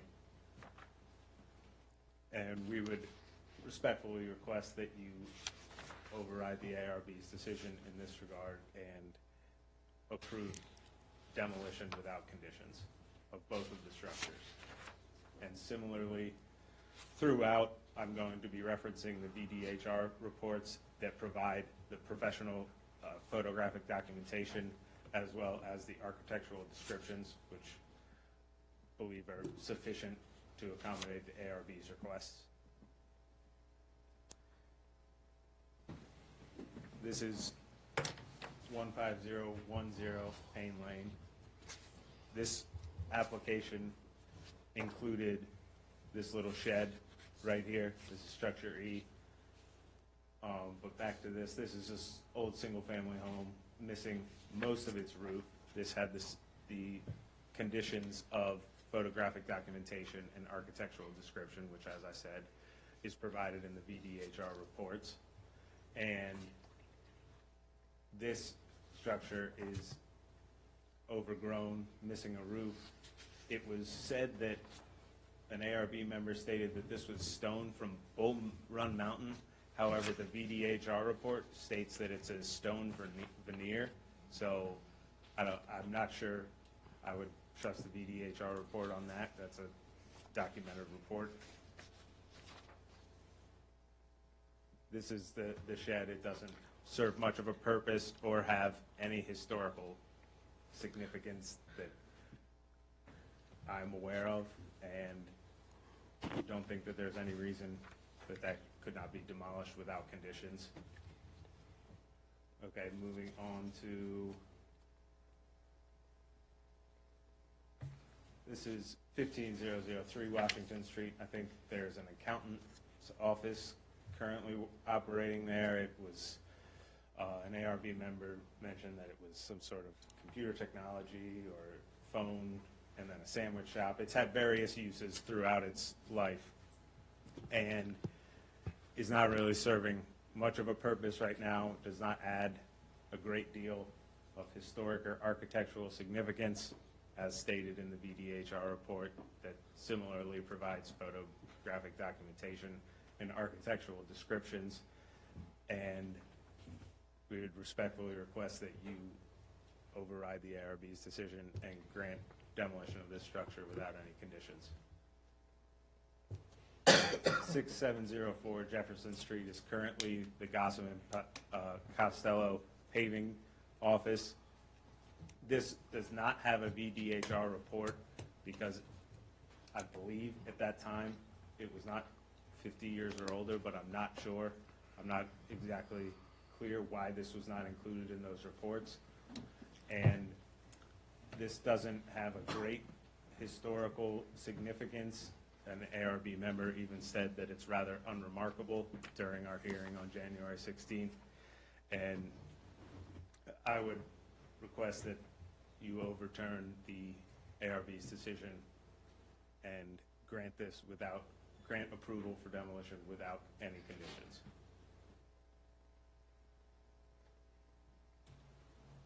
This is the Colonel's house. This is the structure that probably has the most historical significance and is unfortunately in the worst repair of all of them, as was stated at the ARB work session and meeting. This has probably gone too long. There's a 1980 survey that says that this was deteriorating back then, and there's copies of that in the package. And as you can see, the structural engineer's report states that there's no economic feasibility in salvaging this building. It's too far gone, and the VDHR reports provide architectural descriptions and photographic evidence again, and we would request that you override the ARB and permit demolition without any conditions. And these are just further structures are further examples of the deterioration. Holes in the roof, there's sagging and deflection in all of the floors, or in the 2 floors, first and second. And then the last is 15001 Washington Street. And this structure is one of the 3 that you have a structural engineer's report. It was one of the 3 that was identified by the ARB as having more significance than the others. But again, I think that the deteriorating condition, as seen in these photos, you know what's there. It's falling apart and would need to be stripped down to its interior foundation to determine what is salvageable. And there's just further pictures of this.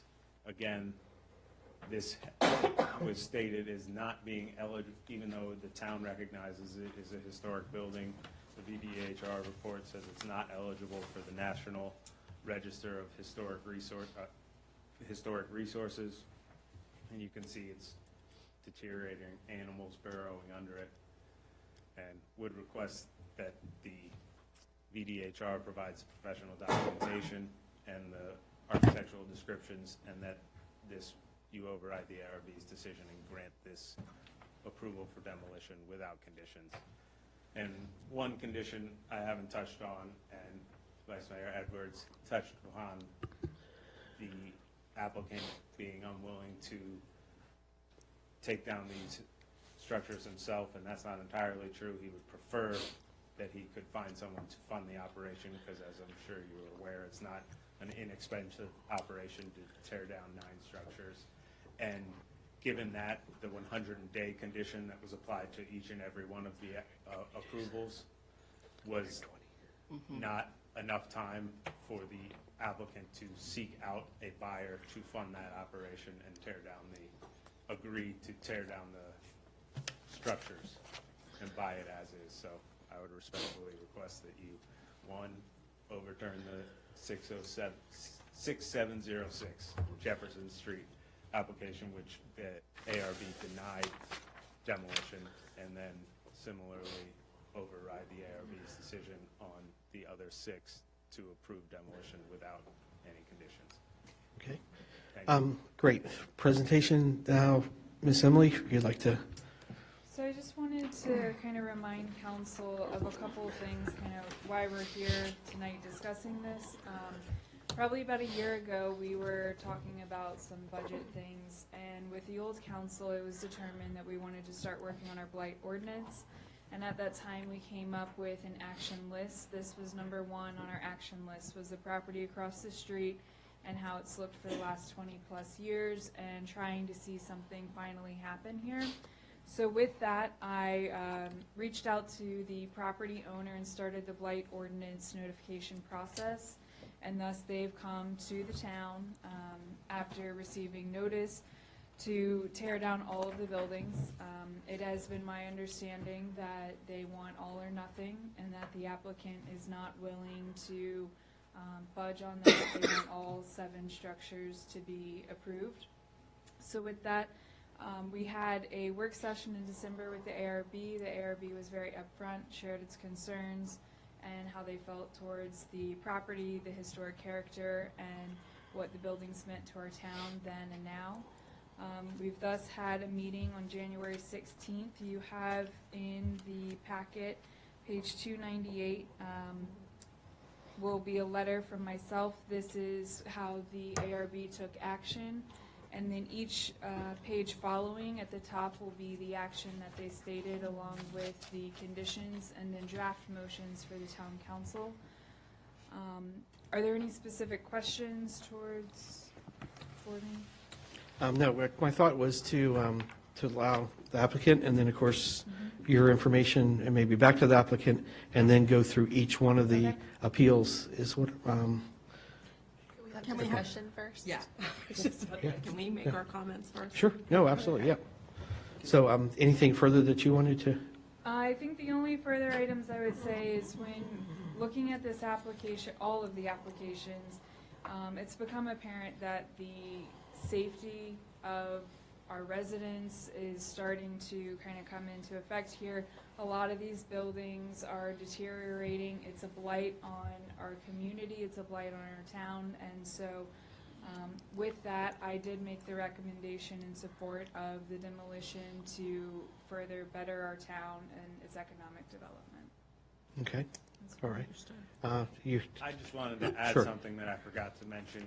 The letter that Emily provided stated that one of the conditions for the 6 applications that are approved with conditions was research on any known person, place, or events associated, and my understanding was that was stricken during the meeting, and I think that the minutes would support that. And Martin, you can attest to that, I believe. That was taken down.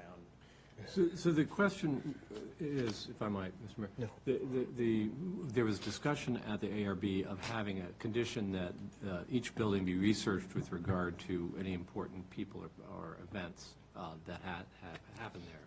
And the discussion then turned to the fact that that research can be done at any time. Buildings don't need to even be standing in order for that research to occur. And so my recollection of it is also what Mr. Prater's is that that was then removed as a condition from all of the ARB motions. But I haven't seen the minutes, I haven't verified that with the chair, but that was my recollection as well. Can I just comment on that real quick? Mhm. I think the point of it is to make it a responsibility of the property owner. It's not that it can't be done after the building comes down. It's that that's a part of doing a historical survey of a property. These surveys that were given to us are minimalistic and inadequate to any historic person. So I'll touch on that later when it's my turn, but I think, anyway. All right. So I guess we'll do a discussion around the dais, and then we'll bring up each application. It sounds like, Ms. Cavazos, that's what your intent was? Okay, well, we'll start with you. Okay. The Architectural Review Can we Board. turn the lights on for her? Do you need the lights? No, Are you sure? Yeah. Okay. The Architectural Review Board would like to request a joint work session at either the ARB's next scheduled meeting or at the next scheduled town council meeting to review and discuss the appeal for these properties that is on the agenda tonight.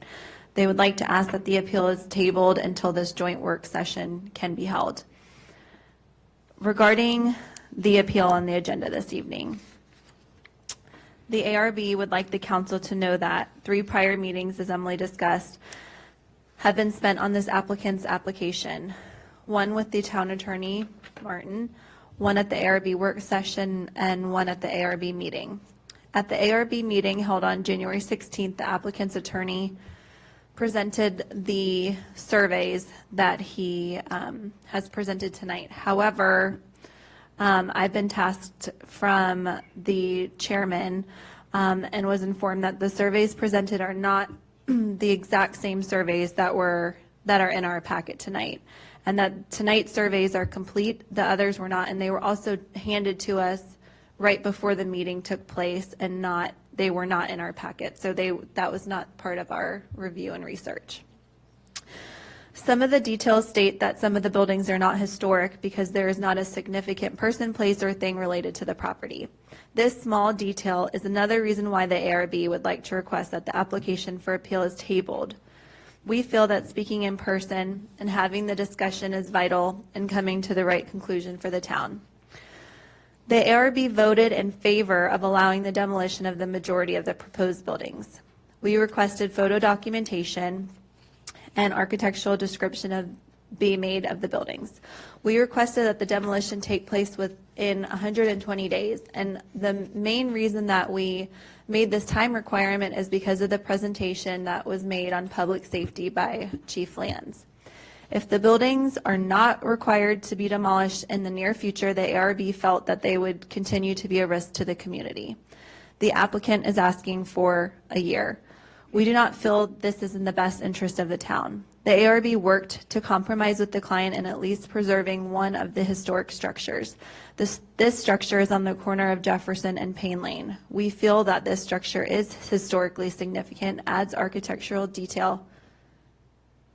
I'm sorry, could you just reread that paragraph before, that the ARB came up with a Yes, we worked with them to compromise. Okay, that was at the meeting? Yes. Okay. We wanted to be fair and understanding that, yes, the buildings need to be demolished, but we as a town still want to at least save one of the structures. I thought you said worked with the applicant. Yes. Okay. The applicant's representative, the attorney. Okay. We feel that this structure is historically significant, adds architectural detail and beauty to the town center of Haymarket. We discussed the old post office and the very thing for her. These are two examples of buildings that were once in similar condition that are now viable and successful in bringing in money to the town.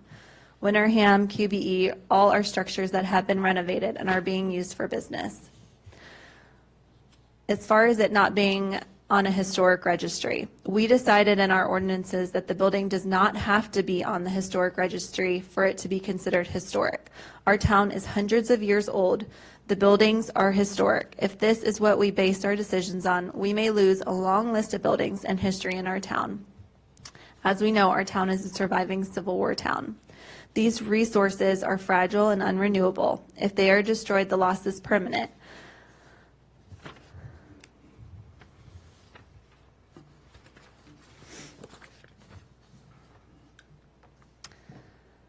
The significance of what is being asked by the applicant has been understated. The applicant is requesting to demolish 9 structures at the town's historic crossroads. These structures, no matter their appearance, collectively represent over 120 years of the town's cultural history.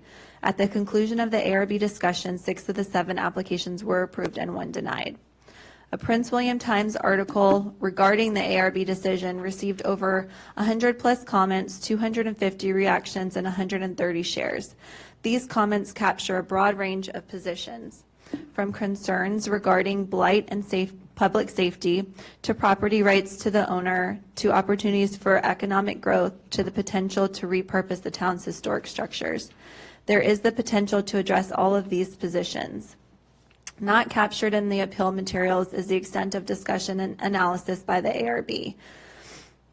The content of the discussions highlight how the ARB came to the decision and would be of benefit to the council when evaluating the appeals.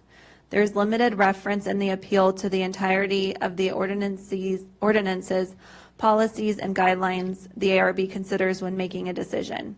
The council would likely benefit from the review of these items. The ARB is guided by the Old and Historic District Overlay, standards of the zoning ordinance, the Town Comprehensive Plan, and the Code of Virginia. Specifically, the state code recognizes the importance of preserving a local jurisdiction's historic heritage.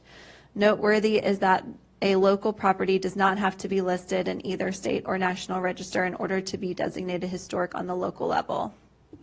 Do you want me to continue? Okay. Just wanted to make sure. Okay. There's limited reference in the appeal. I'm sorry, I just read that one. Regarding applications that were approved for demolition, the appeal materials do not reference the rationale behind the 120-day requirement, which I mentioned above. Prior to the January meeting, the ARB has reached consensus on 5 of the 7 applications for demolition for approval. At the January meeting, Chief Lands presented his concerns regarding lack of security at several of these structures, particularly the Colonel's house, and resulting public safety concern. Although not specifically a criteria for the ARB to evaluate, and noting that it is the responsibility of the landowner to address, the ARB recommended a 120-day limit to address Chief Land's concern regarding public safety. Note that the applicant has announced his intent to pass demolition to a future owner.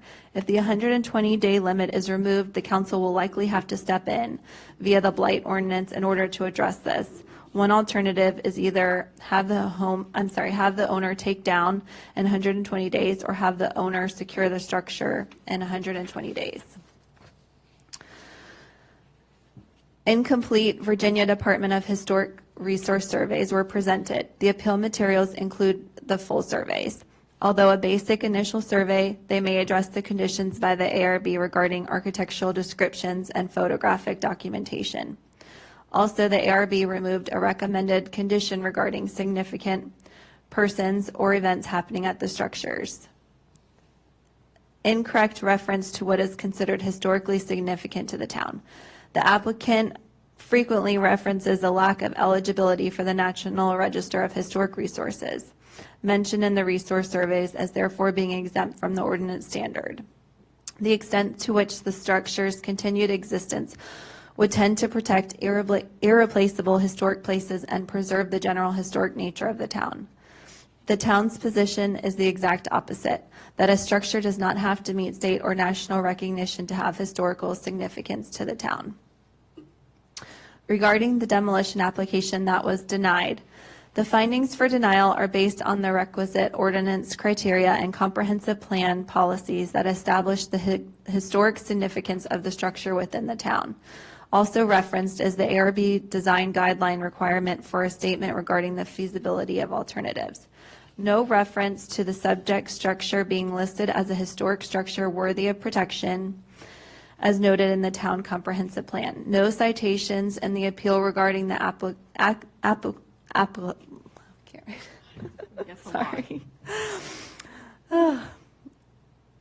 the town's comprehensive plan policies regarding preservation, rehabilitation, and adaptive reuse of historic resources.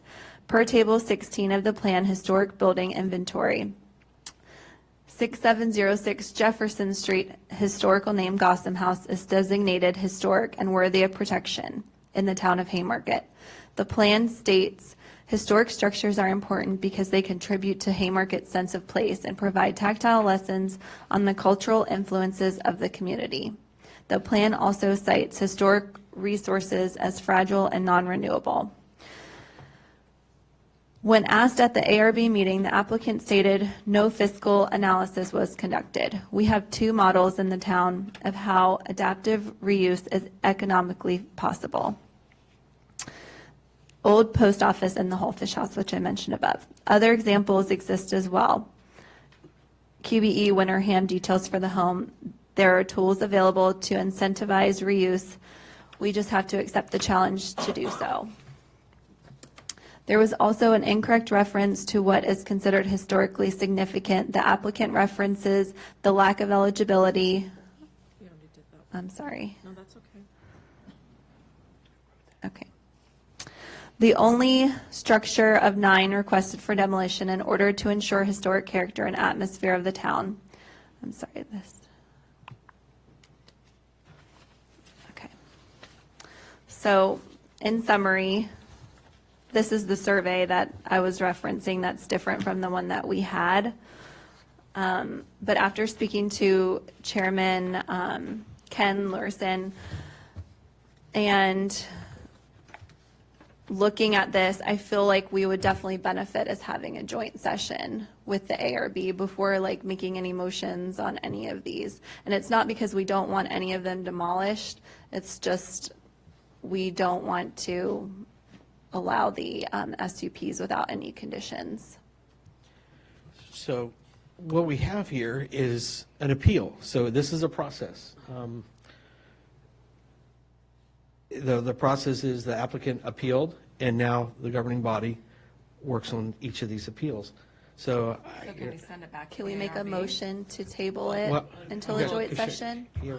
I think, well, let's go around the dice, because I got a lot of thoughts and concerns as well. So I recognize you. Come on. So after the ARB meeting on December 11th, 2018, it was a work session. I had reached out to you, Bond, I believe 2 days later, because I heard the talk of after watching the meeting that you all wanted to do a joint work session. So Well, we discussed doing either a joint work session. We also discussed writing a letter to us. However, at that time, after discussing it with the rest of the ARB, they decided that we didn't need to at that point. But now, we were obviously satisfied with the way that our meeting went until this appeal came to play. And that's when Ken said, we need to get all together and talk about this. Okay, yeah, because I was just confused, because I reached out to you and said, hey, that's a great idea. I said, let me know what I can do to help you in scheduling it. And then you said, we're going to prepare a list of questions for both the council and the planning commission to consider prior to the meeting. That was the plan. So everyone is prepared for the discussion. And then 24 hours later, I was informed by the clerk that you were I don't know if it was you or the ARB. It was me. I told Shelley that we didn't have to, because after discussing it with them, they said that they didn't need to at that time. Okay, so now that after you all have voted on it, now you all want to have a joint work session? Yes, because the applicant has appealed. Okay. I don't see that as a process. I mean, I see that as... It would make sense that we would have had the work session as you had all spoke about at your December work session. That would then make sense to have the joint work session to discuss it.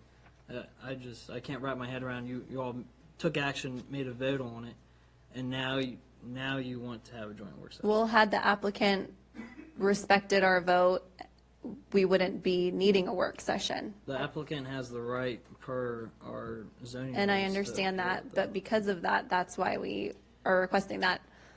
Okay. Right, let me get Steve. It looks like he wanted to say something. I think. No, go ahead. Go ahead. I just I'll wanted wait, to 'cause I say just- that I don't know this, but I think that they want to have a work session for the council to understand the reason they put the conditions on the property. The minutes for the meeting weren't ready. They aren't in our packet. None of the minutes from the other meetings are in our packet. And yes, you can go online, whatever, you can listen to the meetings, but all that should be paperwork in front of us. And I think it's very important for us to understand the conditions and all of those things and have that discussion as a group in person, as opposed to just making offhand decisions. This is extremely important.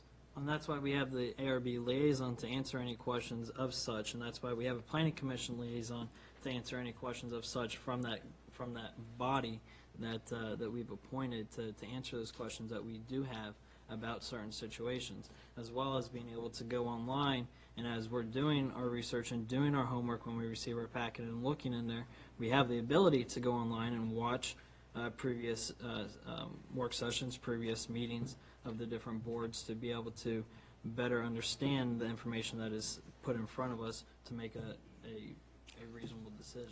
I understand that. This man has let these buildings dilapidate since he bought them in 2005. He has done nothing for this town until we approached him with the blight ordinance. He has no intention of taking these buildings down. He wants to do it to market his property. And I take a lot of offense to that. He does not have the best interest of this town at heart. And I think we owe our residents and the history of this town the time to have this conversation. And this request is not coming from me. This is coming from the ARB. It's coming from our chairman. And so if you don't want to have that work session, you're declining, not just me. And I'm just I'm not. Just I making wanted sure to that have you the work understand session. that. That's why I reached out to you as soon as I watched the meeting minutes to do it. I think the conditions that we have put on, I think that they're decent conditions. I agree. I think that for the mere fact that protecting the general safety and welfare of the citizens in the town, that they need to come down, and they need to come down tomorrow. That's my position on it. I don't see anything, but that doesn't mean that I don't think we can't make a decision on all of them, whether it be to approve or deny the appeal, and whether it be to approve or deny the other demo permit that they're requesting on here. I know I took the time to go through and watch the meeting minutes. I know I'm comfortable with it. A little offended that when I did reach out, that it was then turned down. But it is what it is. I'm ready to make a decision. Yeah. I attended the meeting, so I watched it. I think once we get the discussion out here, I think we might even agree on the conditions. So I think there's a process here, and the process is they applied, and it was denied, and each one is a different application that we need to look and weigh individually. And then the deny is the appeal application, which is now in front of us. So, but I'll hear from Councilman Shannon. Go ahead. Vice Mayor covered exactly what I was going to ask. It's interesting, this land was purchased in 2005 and took 11 years until we blighted them till they decided to do something. I find that unacceptable. I have no problems with a work session, but I will tell you, everything the ARB did, I'm in agreement with at this point. So, I mean, I'm ready to vote on those, because I agree with exactly what the ARB did. And in looking and attending the meeting, I think I agree. The only thing that I think that would be something I'm not sure of is the asking for the removal of the brick to take a picture when we clearly already have that on file, according to the chairman, I think it was, that mentioned that we already have a photograph of it. And so to take it down only to take another photograph makes no sense to me. And to make that a stipulation, I see that as an undue. But I think that not unless there's somebody that really disagree, that we'll find out. Madhu? I have nothing. Yeah. You're Whatever ARB, I agree with that. Okay. I think the only person that hasn't spoken, one that hasn't spoken is Mr. Day. Everyone's echoing my thoughts. Okay, so there might not be the need, I think. I just want to say that you understand that historic significance is not just the architecture. It has to do with more than the architecture. It's the grouping of the buildings, and it's the people that lived in the buildings, and their significance to the history of our town and the upbringing and the raising of it from the, after it was burned in the Civil War. All those things are significant to the history of the town. It's not just the architecture. What is it we're disagreeing? No, I just want everybody to understand that. I understand. But I think we could probably all. When he's talking about the historic Right, architecture, that's I think part A of part A, B, and C. I think we're And putting that hope- into context. Okay, I mean, all right. we understand because the local history does mean a lot to us. Okay. But I think we could all agree a shed has no, it shouldn't even be a discussion in this. We could take down a shed, a shed is a shed. Again, Yep. the property owner has no intention of taking these buildings Well, down. we'll see. Yeah. What the ARB proposed or voted on, they would, correct? They have 120 days? 120, He's yeah. appealing that. And I We haven't- understand, and personally, my feeling is no, I will not support that. But what I'm saying is, so in 120 days, those buildings have to come down, or he has to secure them. That concerns me, because the Colonel's house, some people may consider secured because there's fences around it, which just presents a challenge to youth or some adults of trying to break through there to get in there. My feeling is they need to come down. Okay, I think we have a consensus that, well, I think, I'm not sure if you. Let's see. Yeah, how they, so we're going to start with each one. So each one on its own merit. So we're on page page 97 of our packet. And that's item number D and E of the structures. So that's D at 15010 Payne Lane, and So the structure. 97? Mayor, Yes. if you switch to page 299, you'll have the, Street listing. Yeah, I was going to mention that too, because Okay. your motion is going to be on 299, but to start the packet for the application for what he's asking for is on page 97. So we're looking at number D on our photo and the shed of number E. Sure. Mind putting up that exhibit that had everything listed, just for the folks sitting in the audience? You want the pictures or? Just the overall structure? exhibit, Okay. just stating each structure labeled out. That one? That'd be lovely. I can go through each, I can have it on the pictures for each of the applications if you prefer that. I think that's good enough, Right. but if anyone would like We to. have that in front of us, Yeah. in the middle, right? Indeed. So we're looking at the house with no roof. And we're looking at the conditions that were put on that, which state, I don't know if I have that on the separate. thing Yes. for the conditions for D&E. Page 299 at the top, you'll have in bold the application we're looking at. The first two bullet points are the conditions, and then how the motion was passed through the ARB. And then below that, you'll have draft motions for the town council. Right. And of course, now, the applicant is asking for no conditions, so we're starting out with applicant with no, and what was approved by the ARB, and then moving forward with that. So all we have to do is say if we want to override the ARB's decision. Because he's appealing the decision. Martin, is that correct? Right, so the first motion Just says wanna- to uphold the decision of the ARB and to demolish the structures D and E at, Yeah. right, with the conditions given by the ARB. Okay. Okay, so that way we know what the conditions are. So the conditions are for this one, the photographic documentation, as it states there, it should occur within 120 days. And I think that's about it, right? Oh, and whether or not this thing about the known people of a. And I will work with the clerk to make sure that we strike that from the motion. Yeah, okay, Okay. Ready? sure. I move that the town council uphold the decision of the Architectural Review Board to approve application ZP 2018-062 to demolish the structures identified as D and E on the map at the address 15010 Payne Lane with the conditions given by the ARB. I second. Seconded by Mrs. Cavazos.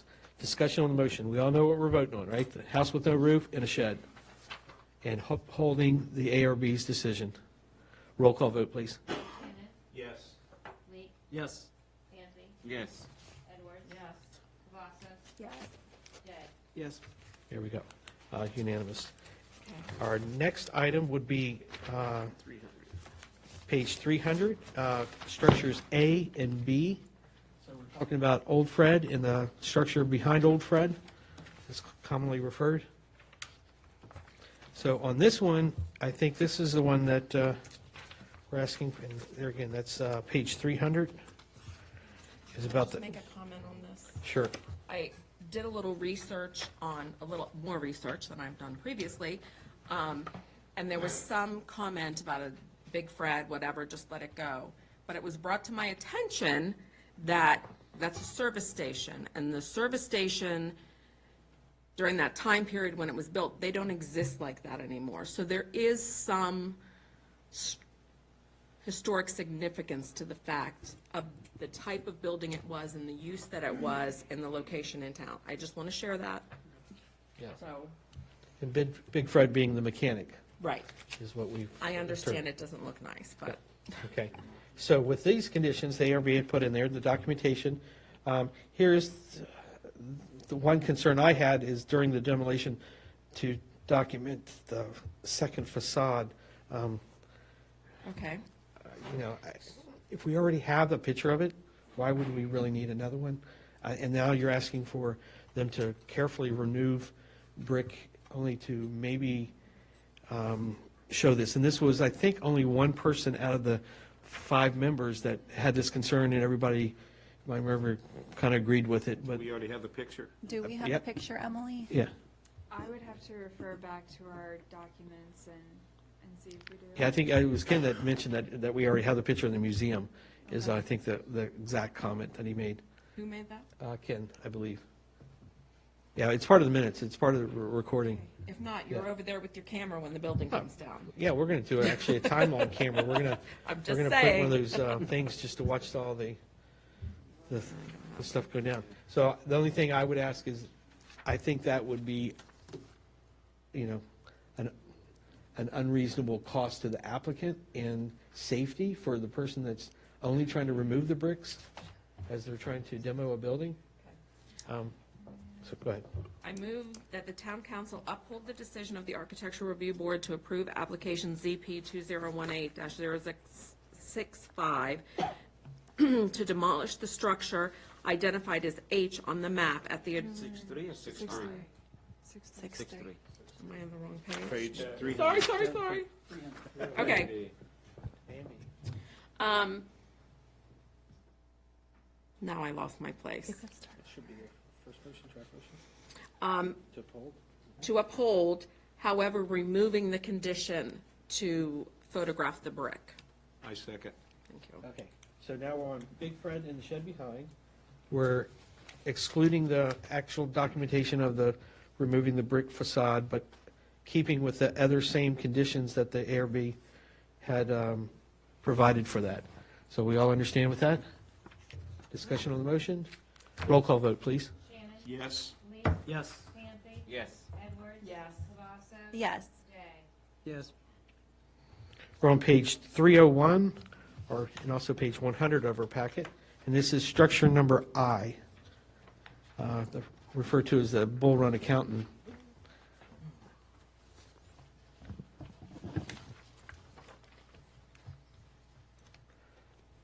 Ready for the motion now, or?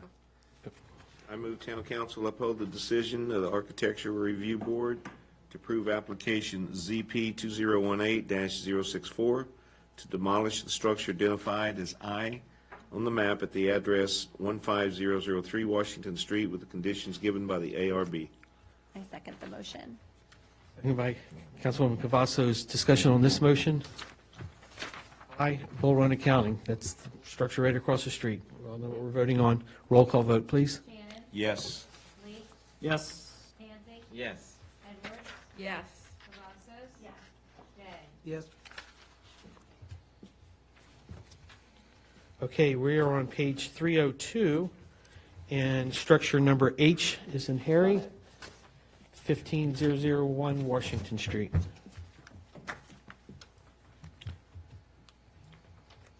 I move that the town council uphold the decision of the Architecture Review Board to approve the application ZP 2018-065 to demolish the structure identified as H on the map at the address 15001 Washington Street with the conditions given by the ARB.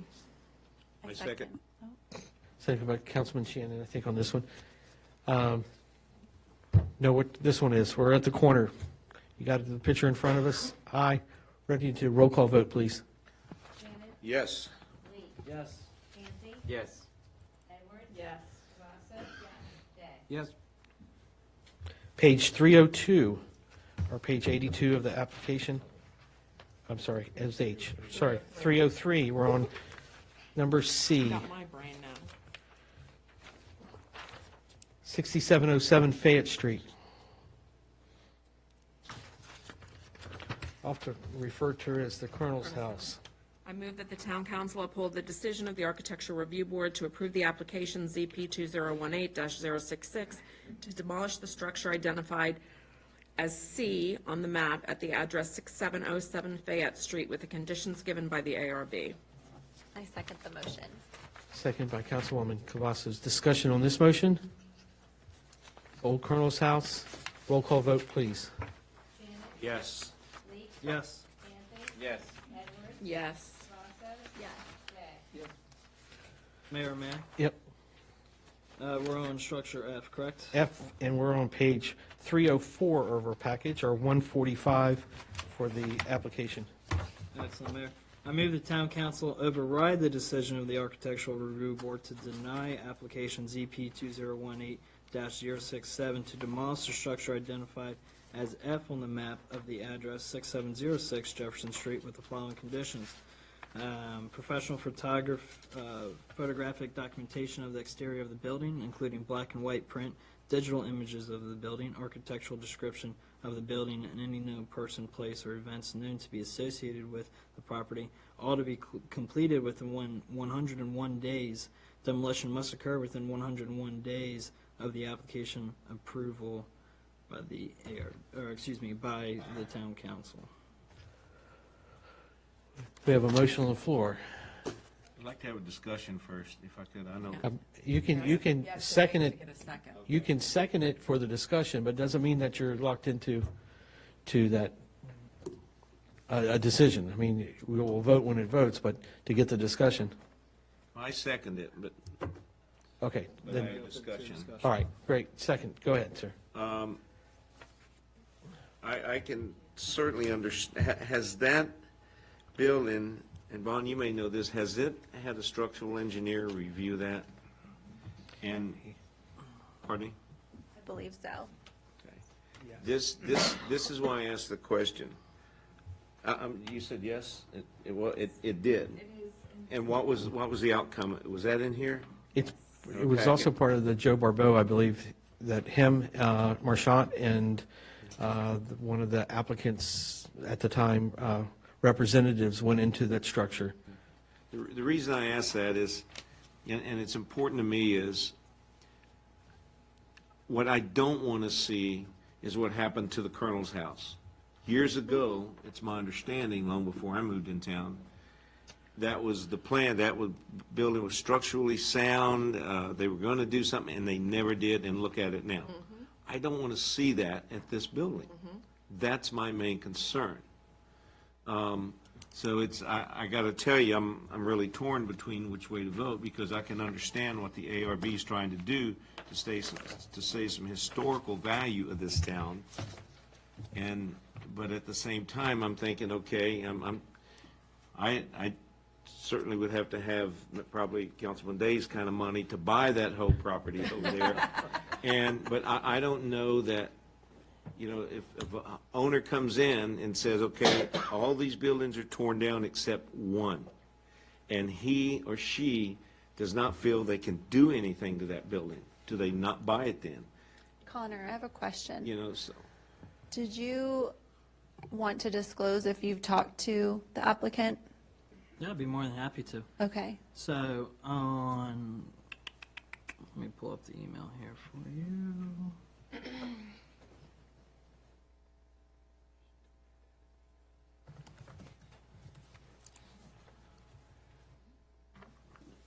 While he's looking at this, how long ago was that structural? If you actually look at page 283, you will see a engineer's report. It does have the address of 6707 Jefferson, but based on the photographs in that document, it is safe to say that they got the number wrong. You will see the curved porch of 6706, so that's just a typo on the address. But I would just like to.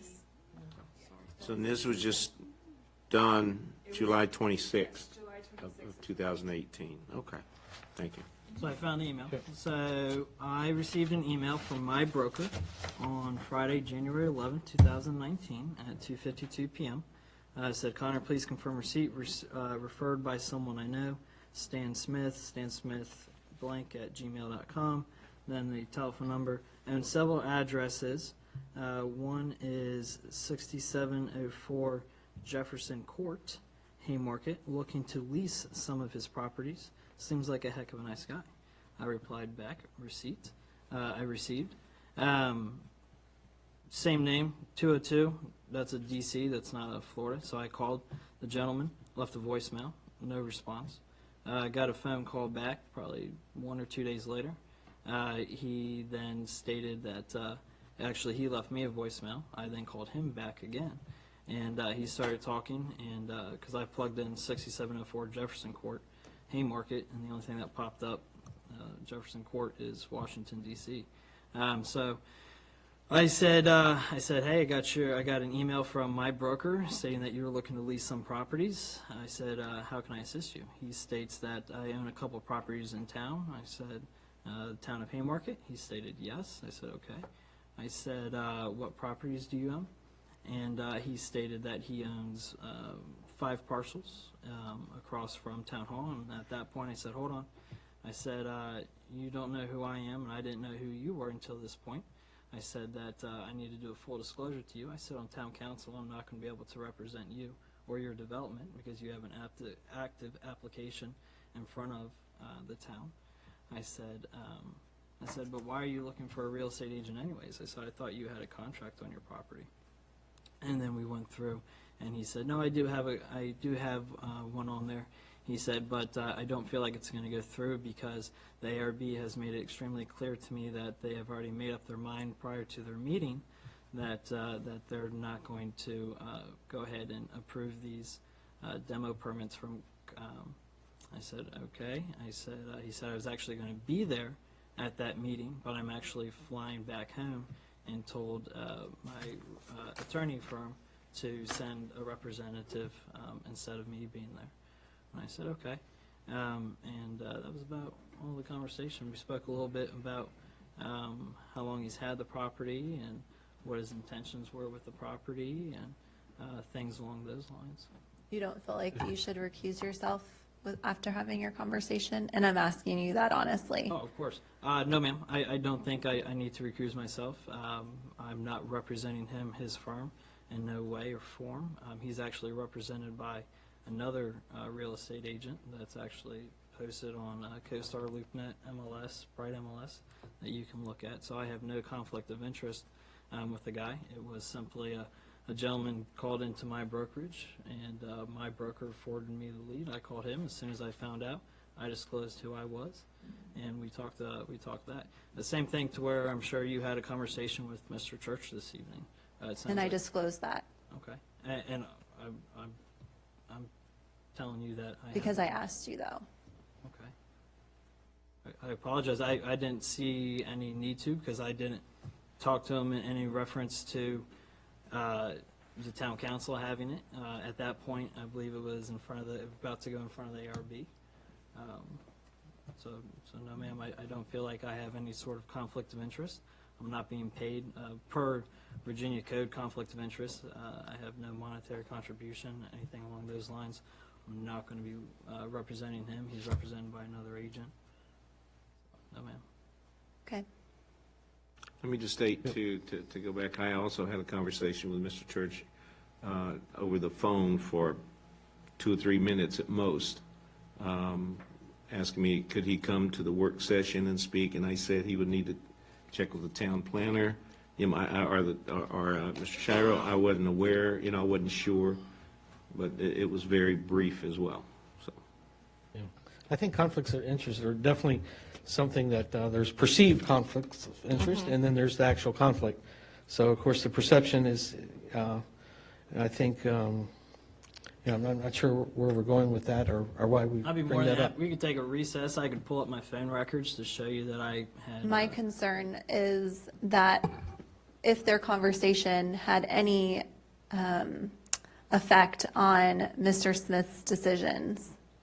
Do you honestly feel that Mr. Smith would have, could have changed? Yes, I honestly do. You think that after, since if I asked 2005? Connor if he had a conversation with him and Connor perhaps gave him advice on what he should do with the property, if he should demolish all of them or what he should do, then yes, that's why I'm asking. Otherwise, I wouldn't ask. Marchant has had that conversation with Mr. Smith since day one. Someone here that's not. No, I'm just saying. Marchant also He disclosed at our meeting No, I'm not that he talking about- spoke with him. No, I'm not talking about then. I'm talking about the planning. He disclosed it immediately when he came to the meeting. Right. Let's do it. Right. I mean, ask me the question. I'd be more than happy to go on the record. That's why I asked you about your Yes, ma'am. conversation, and I'm I trusting know- that what you're saying is true, but that's why I asked, and that's why it has to do with this application. I understand that. And my reference to Marchant was when he was a town planner. So there's a lot of, for the town. So there's been a lot of conversations with Mr. Smith over the years. This dates prior to you being on council, that we've tried to get these properties in a better state than what they are. Matter of fact, it was like we didn't want to even have anything done because it would take away from the money that he would have taken to demolish it. I mean, so. This property that we're trying to save is on the corner of the property, and the reason why the ARB voted this way is because this property is located on the corner of the property, allowing a future builder to have plenty of space to build a new property. There's so much opportunity for someone to come in and renovate this. And although it might seem something like it's impossible today, it's not. I mean, I'm going to say this. I've renovated our home in Haymarket. My parents have renovated a home. It's not impossible. It's not, and it's not. It doesn't cost hundreds of thousands of dollars in every case. Respectfully, we're going to continue going around, and when we go around, I'll give you that opportunity to finish the conversations. But I think we were.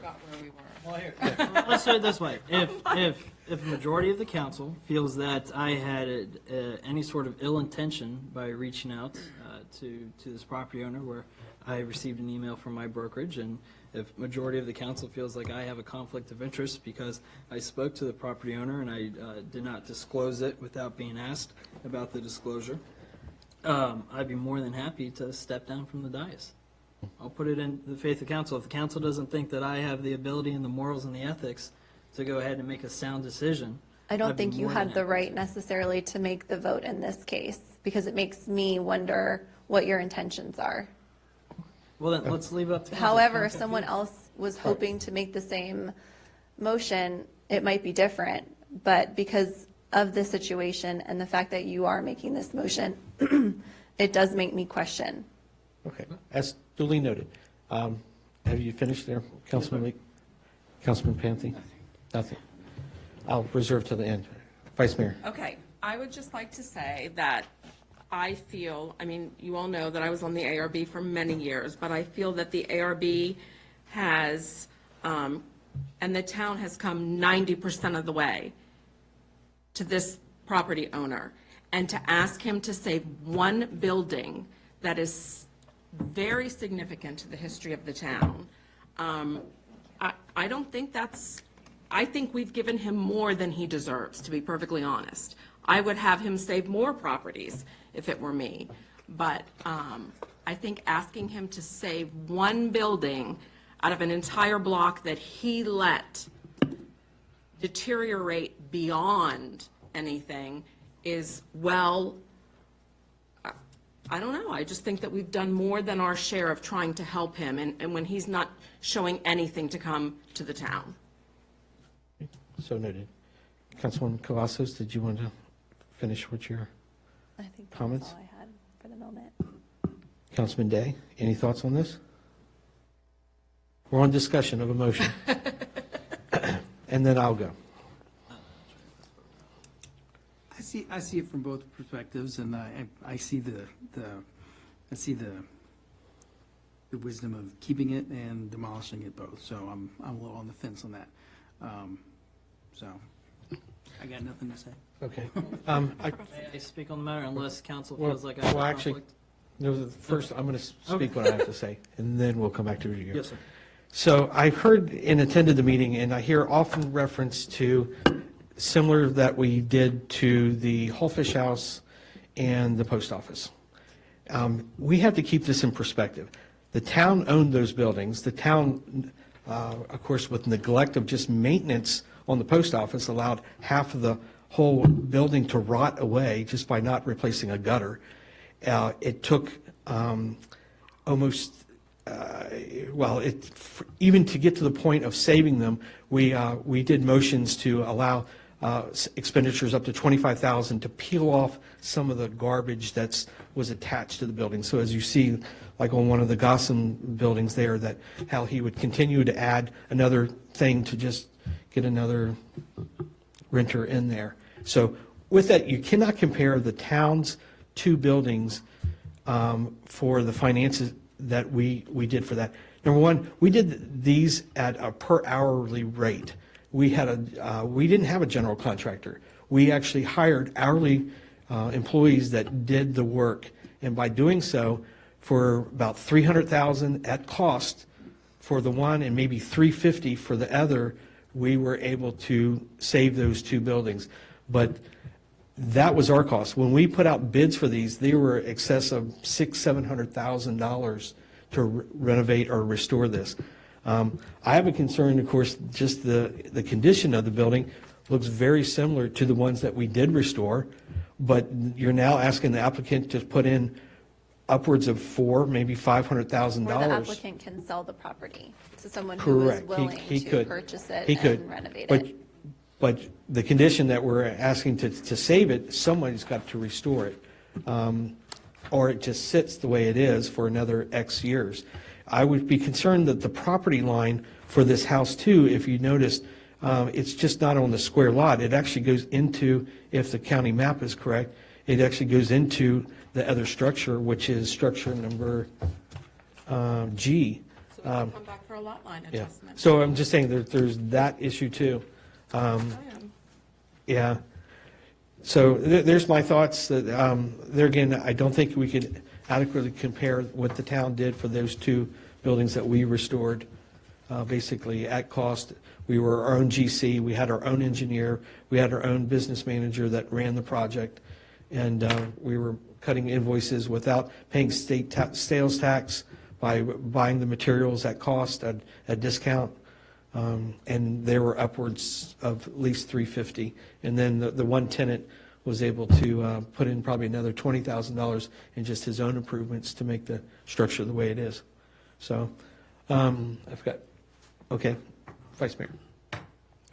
I would just like to say that I'm not comparing, nor have I ever compared them to the ones that we have done, other than their historic structures, and we are a historic town. This property owner wants to give up the town's history for his own financial gain, just because it's easier for him. He's not going to help our blight. He's not going to do any of those things, and you're willing to give up everything. Once that building comes down, it's down. And you've done away with all of the work that these boards have put in, and I take great offense to that. Councilman Day. I'd just like to say that, of all the buildings that have basically been approved to demolish, there's, like you say, there's just one building here that's in question. I don't see why, if this one it's not in the condition of the other ones, it's a little bit better than the other ones. I don't see why we couldn't say no to this one, don't demolish it. If the guys if they are going to sell the property, at least it gives it a chance, an opportunity for the new buyer to either keep it or come back in and say, hey, I want demolition, this is what we're gonna put it in its place, and then we can approve the demolition later. It's not like we can't, demolish it later on. It's like, no, you can never tear it down. I just think if he was coming in here and saying, hey, I want to build this in its place, right? Okay, okay, fine, he's going to make use of the property. But again, if you keep that, again, at least it gives it maybe some sort of opportunity for someone to do something. And if they don't want it, hey, we know what they're going to do with the property, hopefully. They won't just let it sit, and again, we have an application that says, hey, we want to put this in its place, and that would be a valid argument to demolish it. Good point. Can I just make one other Yes. comment? Councilman Shannon. Even though I seconded that, I will tell you, I certainly understand where Councilwoman Cavazos is coming from, but I also understand Councilman Leak. Although I seconded, I provided the second, I'm not going to support it. I certainly have no reason to question Councilman Leak or anything, his integrity or whatever. But at the same time, I'm glad that it came forward, that bond brought it forward, because it needed to be, so we could clear this up now and not something later on, maybe in court or something like that. So I appreciate her bringing it up. So that's. Okay. More discussion on the motion. Is it okay with council if I speak? Sure. Yes, sir. Absolutely. Yeah, go ahead. So, I also want to make the note that, obviously, as I openly disclosed, I talked to Mr. Church, but there was no issue with me making the motion on the last motions. Because you disclosed that you talked to him. Okay, gotcha. That's where the confusion is. Gotcha, okay. In those regards, looking at this property as we look at the last 3 demo permits that have come in front of us, excluding the Payne Lane properties, that being 6800 Jefferson, 6804 Jefferson, and then Miss Dottie's property, 14801 Washington Street. Looking at the structural engineer reports, looking at what the ROI, looking at the different things that have gone about it. As I made the statement at the last town council meeting for those Jefferson Street properties, the person bought the properties, did absolutely nothing to the properties, and we granted them the ability to tear down those buildings. Here we have the same situation. Gentleman bought the property, did nothing with the property. Structural engineer report is same as such with Jefferson Street, to where it's in poor condition, not feasible to be renovated. If we want to talk about renovation, we want to talk about numbers, and we want to talk about probably a cost associated with such. We'll use the $300,000 that we used for Washington Street Realty, the old post office. We'll take that, we'll divide it by the square footage that the building is such of. We come to a rough estimate of about $190 per square foot. So then let's. Years ago was that, though? Well, if anything, it would go up because cost, economy, inflation, everything And would it go up. also depends on who purchases it. If they're a builder, Oh, correct. So here, you know, so we can't really use that number because it could be completely irrelevant. so what kind of number would you like to use? We can't come up with one right at this You exact could use moment. the standard building. There's building Oh. standards for building Why new. are you so against just letting the next property owner, if they have something to come in? Because here's the thing, so we all know, and Walsh Colosi, very represented firm, knows, there's three ways that you take a building down. One, you get a COA. Two, you put it on the market, you market it for a fair and reasonable market value, and after a year, if it hasn't been sold, it gets to come down. Number three, a building inspector gets to go in, and the building inspector condemns the property, gets to come down. So what I'm getting at is the reason why so many folks say that we're not business friendly, we're not getting stuff done, is because we drag out this process. So if we go Yeah, ahead. in order to save please. historic structures, yes, we're gonna, Cavazos, if we So can just if let one we- person speak at a time, that way it's not like back and forth. So if we go ahead and don't put this forward, and we don't allow the demo permit to go through, what'll end up happening is the structure will sit there for a year. At that point that it sits there for a year at a fair market value, it'll go ahead and be torn down. And there's nothing the ARB, the town council, can do to stop it. Number two, the building owner decides to put a building official in there, and it gets condemned. At that point, it gets to come down with no say of the town council or the ARB. This is not private privileged information. This is state statute, state code in those regards. So let's go back to the first option, to where someone decides to buy it. You take a 1,680 square foot building, you renovate it at, I'll even go down from what the town paid at 190 a foot, 150 a foot. You then are able to lease it back out at $25 a foot, which is probably pretty high with it being that far off road frontage in regards to Washington Street. Although, yes, it fronts Jefferson Street, it'll still lose $1 per square foot.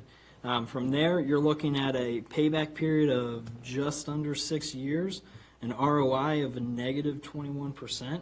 No investor is going to go in there with those kind of numbers and want to put that money into that structure to be able to do it. The numbers just aren't there.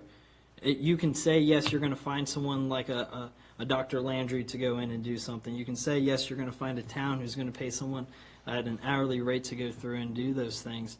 But my take on it, it's a health, safety, welfare issue, just as such the other buildings are, a safety issue, and needs to come down. Further comments or questions? I think there was one concern, and I think that did not make mention, that someone actually did go into that structure, that I think it was Officer Neal that went on record that he had pulled people out of there, or had, That one. Was it that one? yes, because we're talking about the one that, and I spoke to actually Joe Barbeau a few days ago. I'm sure he's happy with the win that happened this Sunday, but he mentioned that he did secure the facility when he left, that he remembers specifically the conditions of the rooms as they went upstairs. And you don't have to raise your hand, I'll come to you. Okay, well- Yep. And point being is that there was and still is a safety concern that still has to be addressed, whether or not it's obviously upon the applicant and the owner to do that. Absolution. Yep. Vice Mayor. I think the building should stay. I think we have $50,000 in the blight ordinance. I think we should use that $50,000 and go over there and shore up that property, so when the next property owner comes in, it will not be dilapidated, because I guarantee you that Mr. Stan Smith has no intention of shoring up any one of those properties. All right. Other discussion on the motion? Anybody else? Get that 50,000 back? Yes, so in other words, it it's sold sounds or like whatever. it's a court thing. We'll have to get permission by the court to enter the property, perform the work as we saw fit on the blight. What's that going to cost us? So, no, this is actually not a court process. You started down that process before, didn't get to the end of it, but it's you publish in the newspaper, and you send a letter to them, and then if he doesn't come up with a plan, you come up with a plan yourself, and you go in and you do the work, and you put the lien on the property. So you could actually enter the property? Yes. Even if he says, don't enter my property? That's correct. Okay. Because it's a health, safety, and welfare issue. I mean, All right. It seems to me that he's using both sides of the coin. He's saying, oh, you got to let me take these properties down because they're not safe. But as a property owner, he's doing nothing to secure them for public safety. So you can't have it both ways, in my opinion. Councilman Lee. Blight option, feasible option. We have it within our ordinance to go ahead and do so. But we're taking a $50,000 Band-Aid, putting it on top of this building for then the building to sit for a year, because I'm telling you, I deal with commercial investors all the time. With that type of ROI and the payback period being over 5 years that you'll make your money back, no investor's going to sit in there and look at that for that building and that footprint. So we put a $50,000 Band-Aid on it, taxpayers' money, put a $50,000 Band-Aid to shore it up, put a fence around it, I don't know, board it up, paint it. Maybe the town would decide to buy it. Put lipstick on the pig, and then put the lien on it. And so then in a year, when he lets it sit at fair market value, or he gets someone to go in and condemn it, and he does sell it, we then get our money back with 0 interest on that. And so we're pretty much just tying $50,000 in escrow and putting it on top of this building for an unknown amount of time until he either sells it and we get it back, or that just doesn't make sense to me in those regards. Any other discussion on the motion? It leaves Councilman a Day. year a possibility. 2 thoughts. Number one, again, I was not involved in any way in the remodeling of it, but there is a house that looks similar to this in city of Manassas that it looked terrible, and they restored it to like immaculate. And I don't know the numbers, don't know how, but maybe it was a better condition than this. I'm sure maybe it was, but so I want to throw out there that it does happen, number one. Number two, again, maybe someone here will throw a stone at me when I say this, but I don't know how many people, but is it possible to, again, my whole thing here is to at least keep it for the next buyer, since he's putting it up for sale, to actually have the option of keeping it or demolishing it. Hey, look, maybe they'll want it, maybe they won't. At least give it a chance, Is it possible to do to make it so that in order for it to be demolished, there has to be a vetted, approved, planning commission, in place for that to be demolished. That way, if somebody comes in to buy it, hey, look, and you can make that approved for a year. You come in within a year's worth of time with an approved planning commission, plan. Site plan, there, thank you. Then you can demolish it. But if not, in that way, it doesn't keep the property from being sold, but it also gives it one more opportunity that, hey, somebody comes in, I don't really want to demolish that. Maybe we'll do something with it. Just a happy medium. So wait a minute, let me first start. So what we're saying is possibly you could do is amend your motion to allow it not to exceed 365 days. Maybe you put it out there for a year is what we're looking at, maybe a year. And maybe that also one of the conditions would be that some of the restoration or at least securing of the building would be done. And to Councilman Day's effect, sir, the property's been on the market for 10 years. As a whole, though. Correct, as a whole. But not separate. And when you compare these to, not to mention when you compare these to the other demolition permits, those were single sites. This is an entire city block in the core of our town. That we're now down to one site on. Yes, a very important site. Ma'am, I didn't say it wasn't very important. I said now we're comparing one site now to other sites as well. But we gave the man permission to clear the rest of the site. The least he can do is try and save one structure that's important to the history of our town. I honestly believe if this was separated all into separate parcels, even the tax building could be renovated and made into something absolutely adorable. I agree with you. It could be made into something probably very, very cute and very, very feasible because of the amount of the size. But then when you look at this structure overall, that's what I'm saying, though. If it was separate, it's been on the market for a long time. However, if they were separate, they might not have been. Yeah, if it's separate and it's put on another lot somewhere, but no one's going to be able to develop this lot with splotch pieces. Now, granted, the structure F is down in the lower corner, but when you look at it and you look at the feasibility and how you're going to attack this, I mean, one with the terrain and the slope, dealing with stormwater management, dealing with parking, dealing with putting commercial, condominium, whatever they're going to do with it, whoever the new owner, buyer is, prospect is, it's not feasible.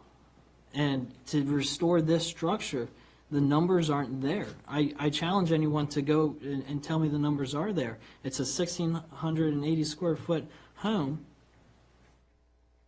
With all due Okay. respect. All right, I think we're ready for a vote. I think that I'm sorry, sir, we don't entertain from the floor there, but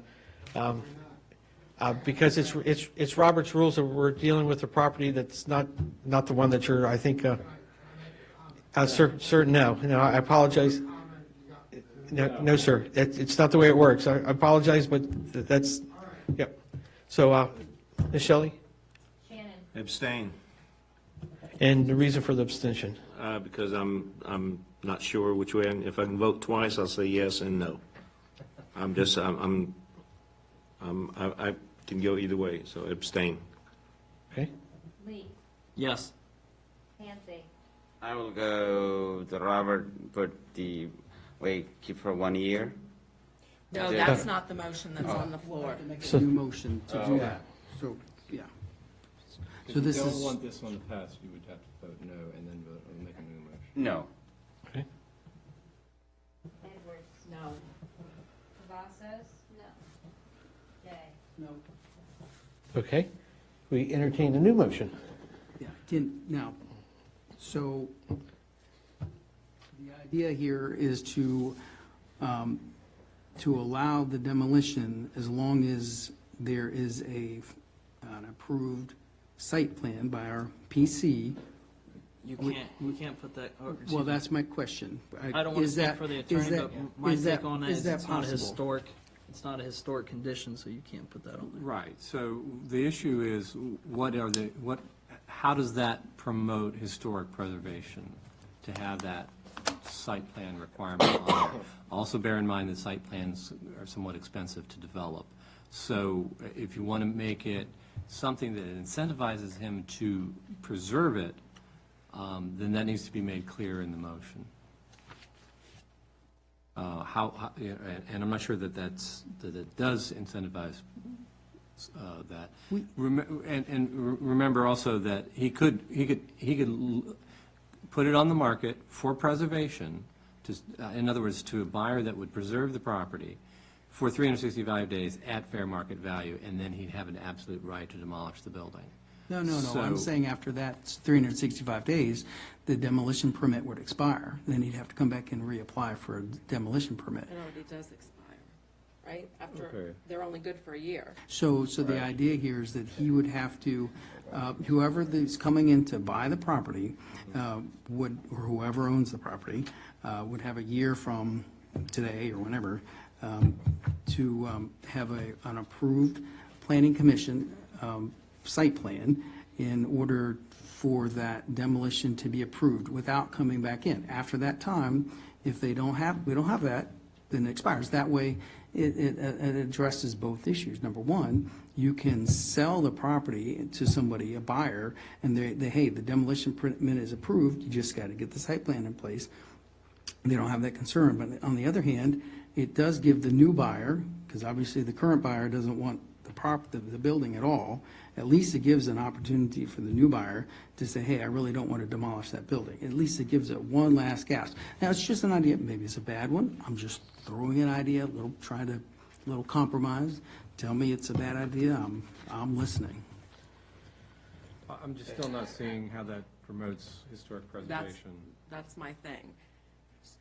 So are we never going to demolish the building? Well, the new property owner could come back if someone wanted the property and said this is the only building, they can come back to the town council and apply again, or the ARB and apply. Yeah, you can always file another application. I'm trying to meet both. I'm trying to do a little. The current owner wants to demolish the building, and so in order to, so that he can sell the property. And that's the hangup. So our concern is that we don't want the property, the house, to be there for the next 10 years, sitting there, because no one will buy it because there's no demolition permit in place. The property is unsellable because there's no demolition permit in place. That's my understanding. If I'm not mistaken, that's what he's after. He wants. Might be, But at the same time, we want to at least give it an opportunity to be preserved as well. So again, I'm just trying to thread a little needle there. Am I clear? Do you want me to say it again? Maybe it's the hour of the night, but I don't really Probably follow is. how that Can work. does. I think the only way that would work is where, and Robert, correct me if I'm wrong, you would put a time delay on the COA to start 6 months down the road.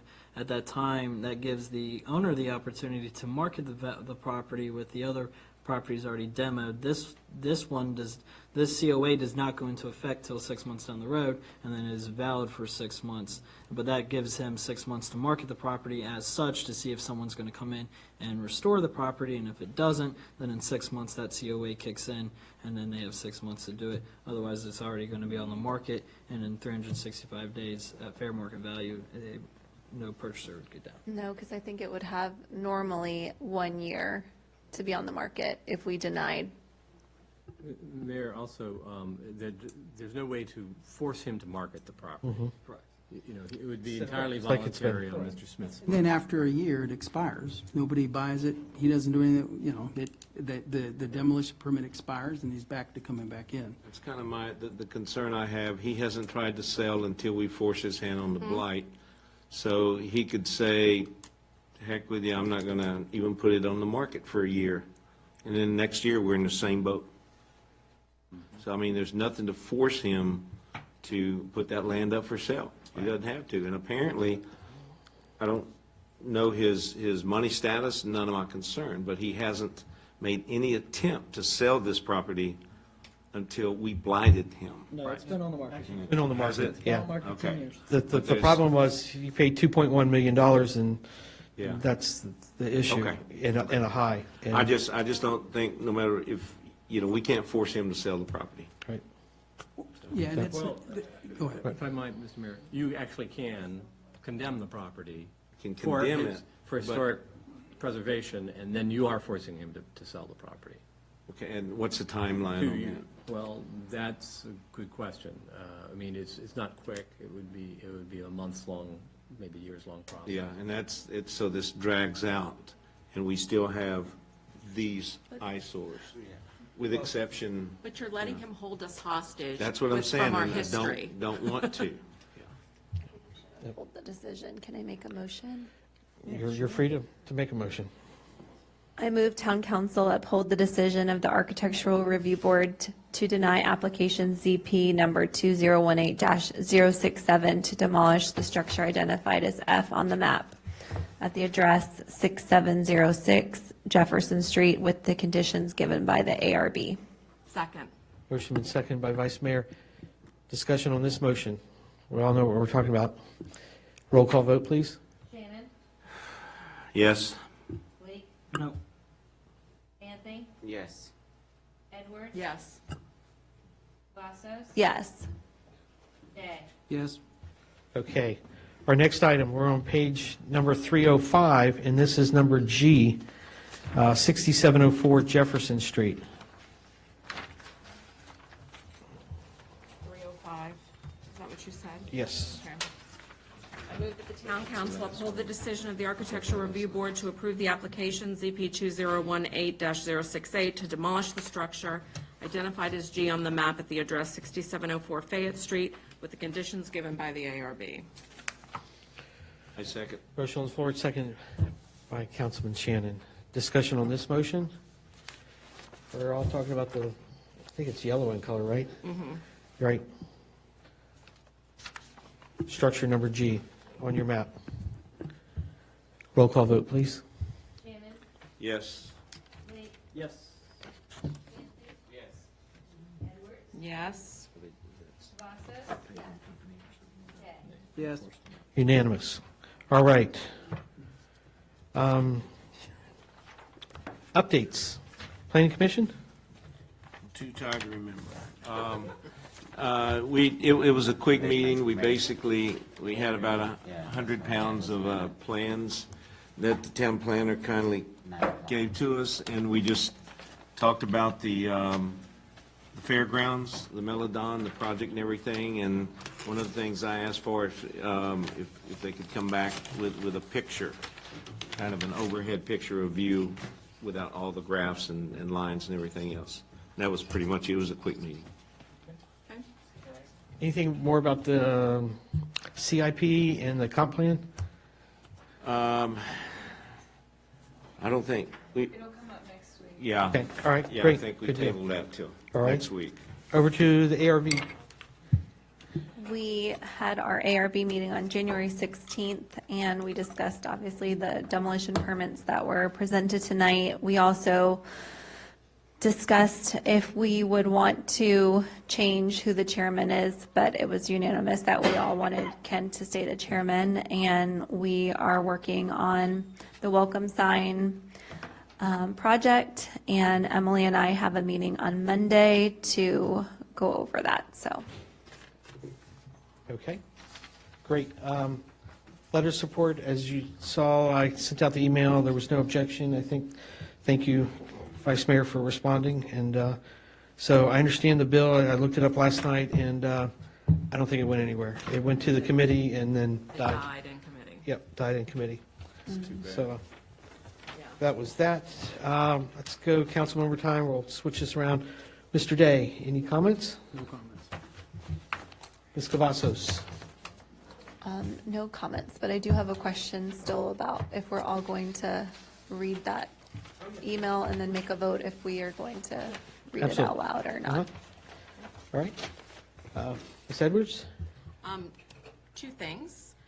Number one, budget season is coming up, and after elections last year, just with everybody, the new council and everything, we never set up a finance committee to work with Roberto on the budgeting thing, so I think that's probably something that we should revisit. And also, I just want to put a little food for thought in everyone's brain.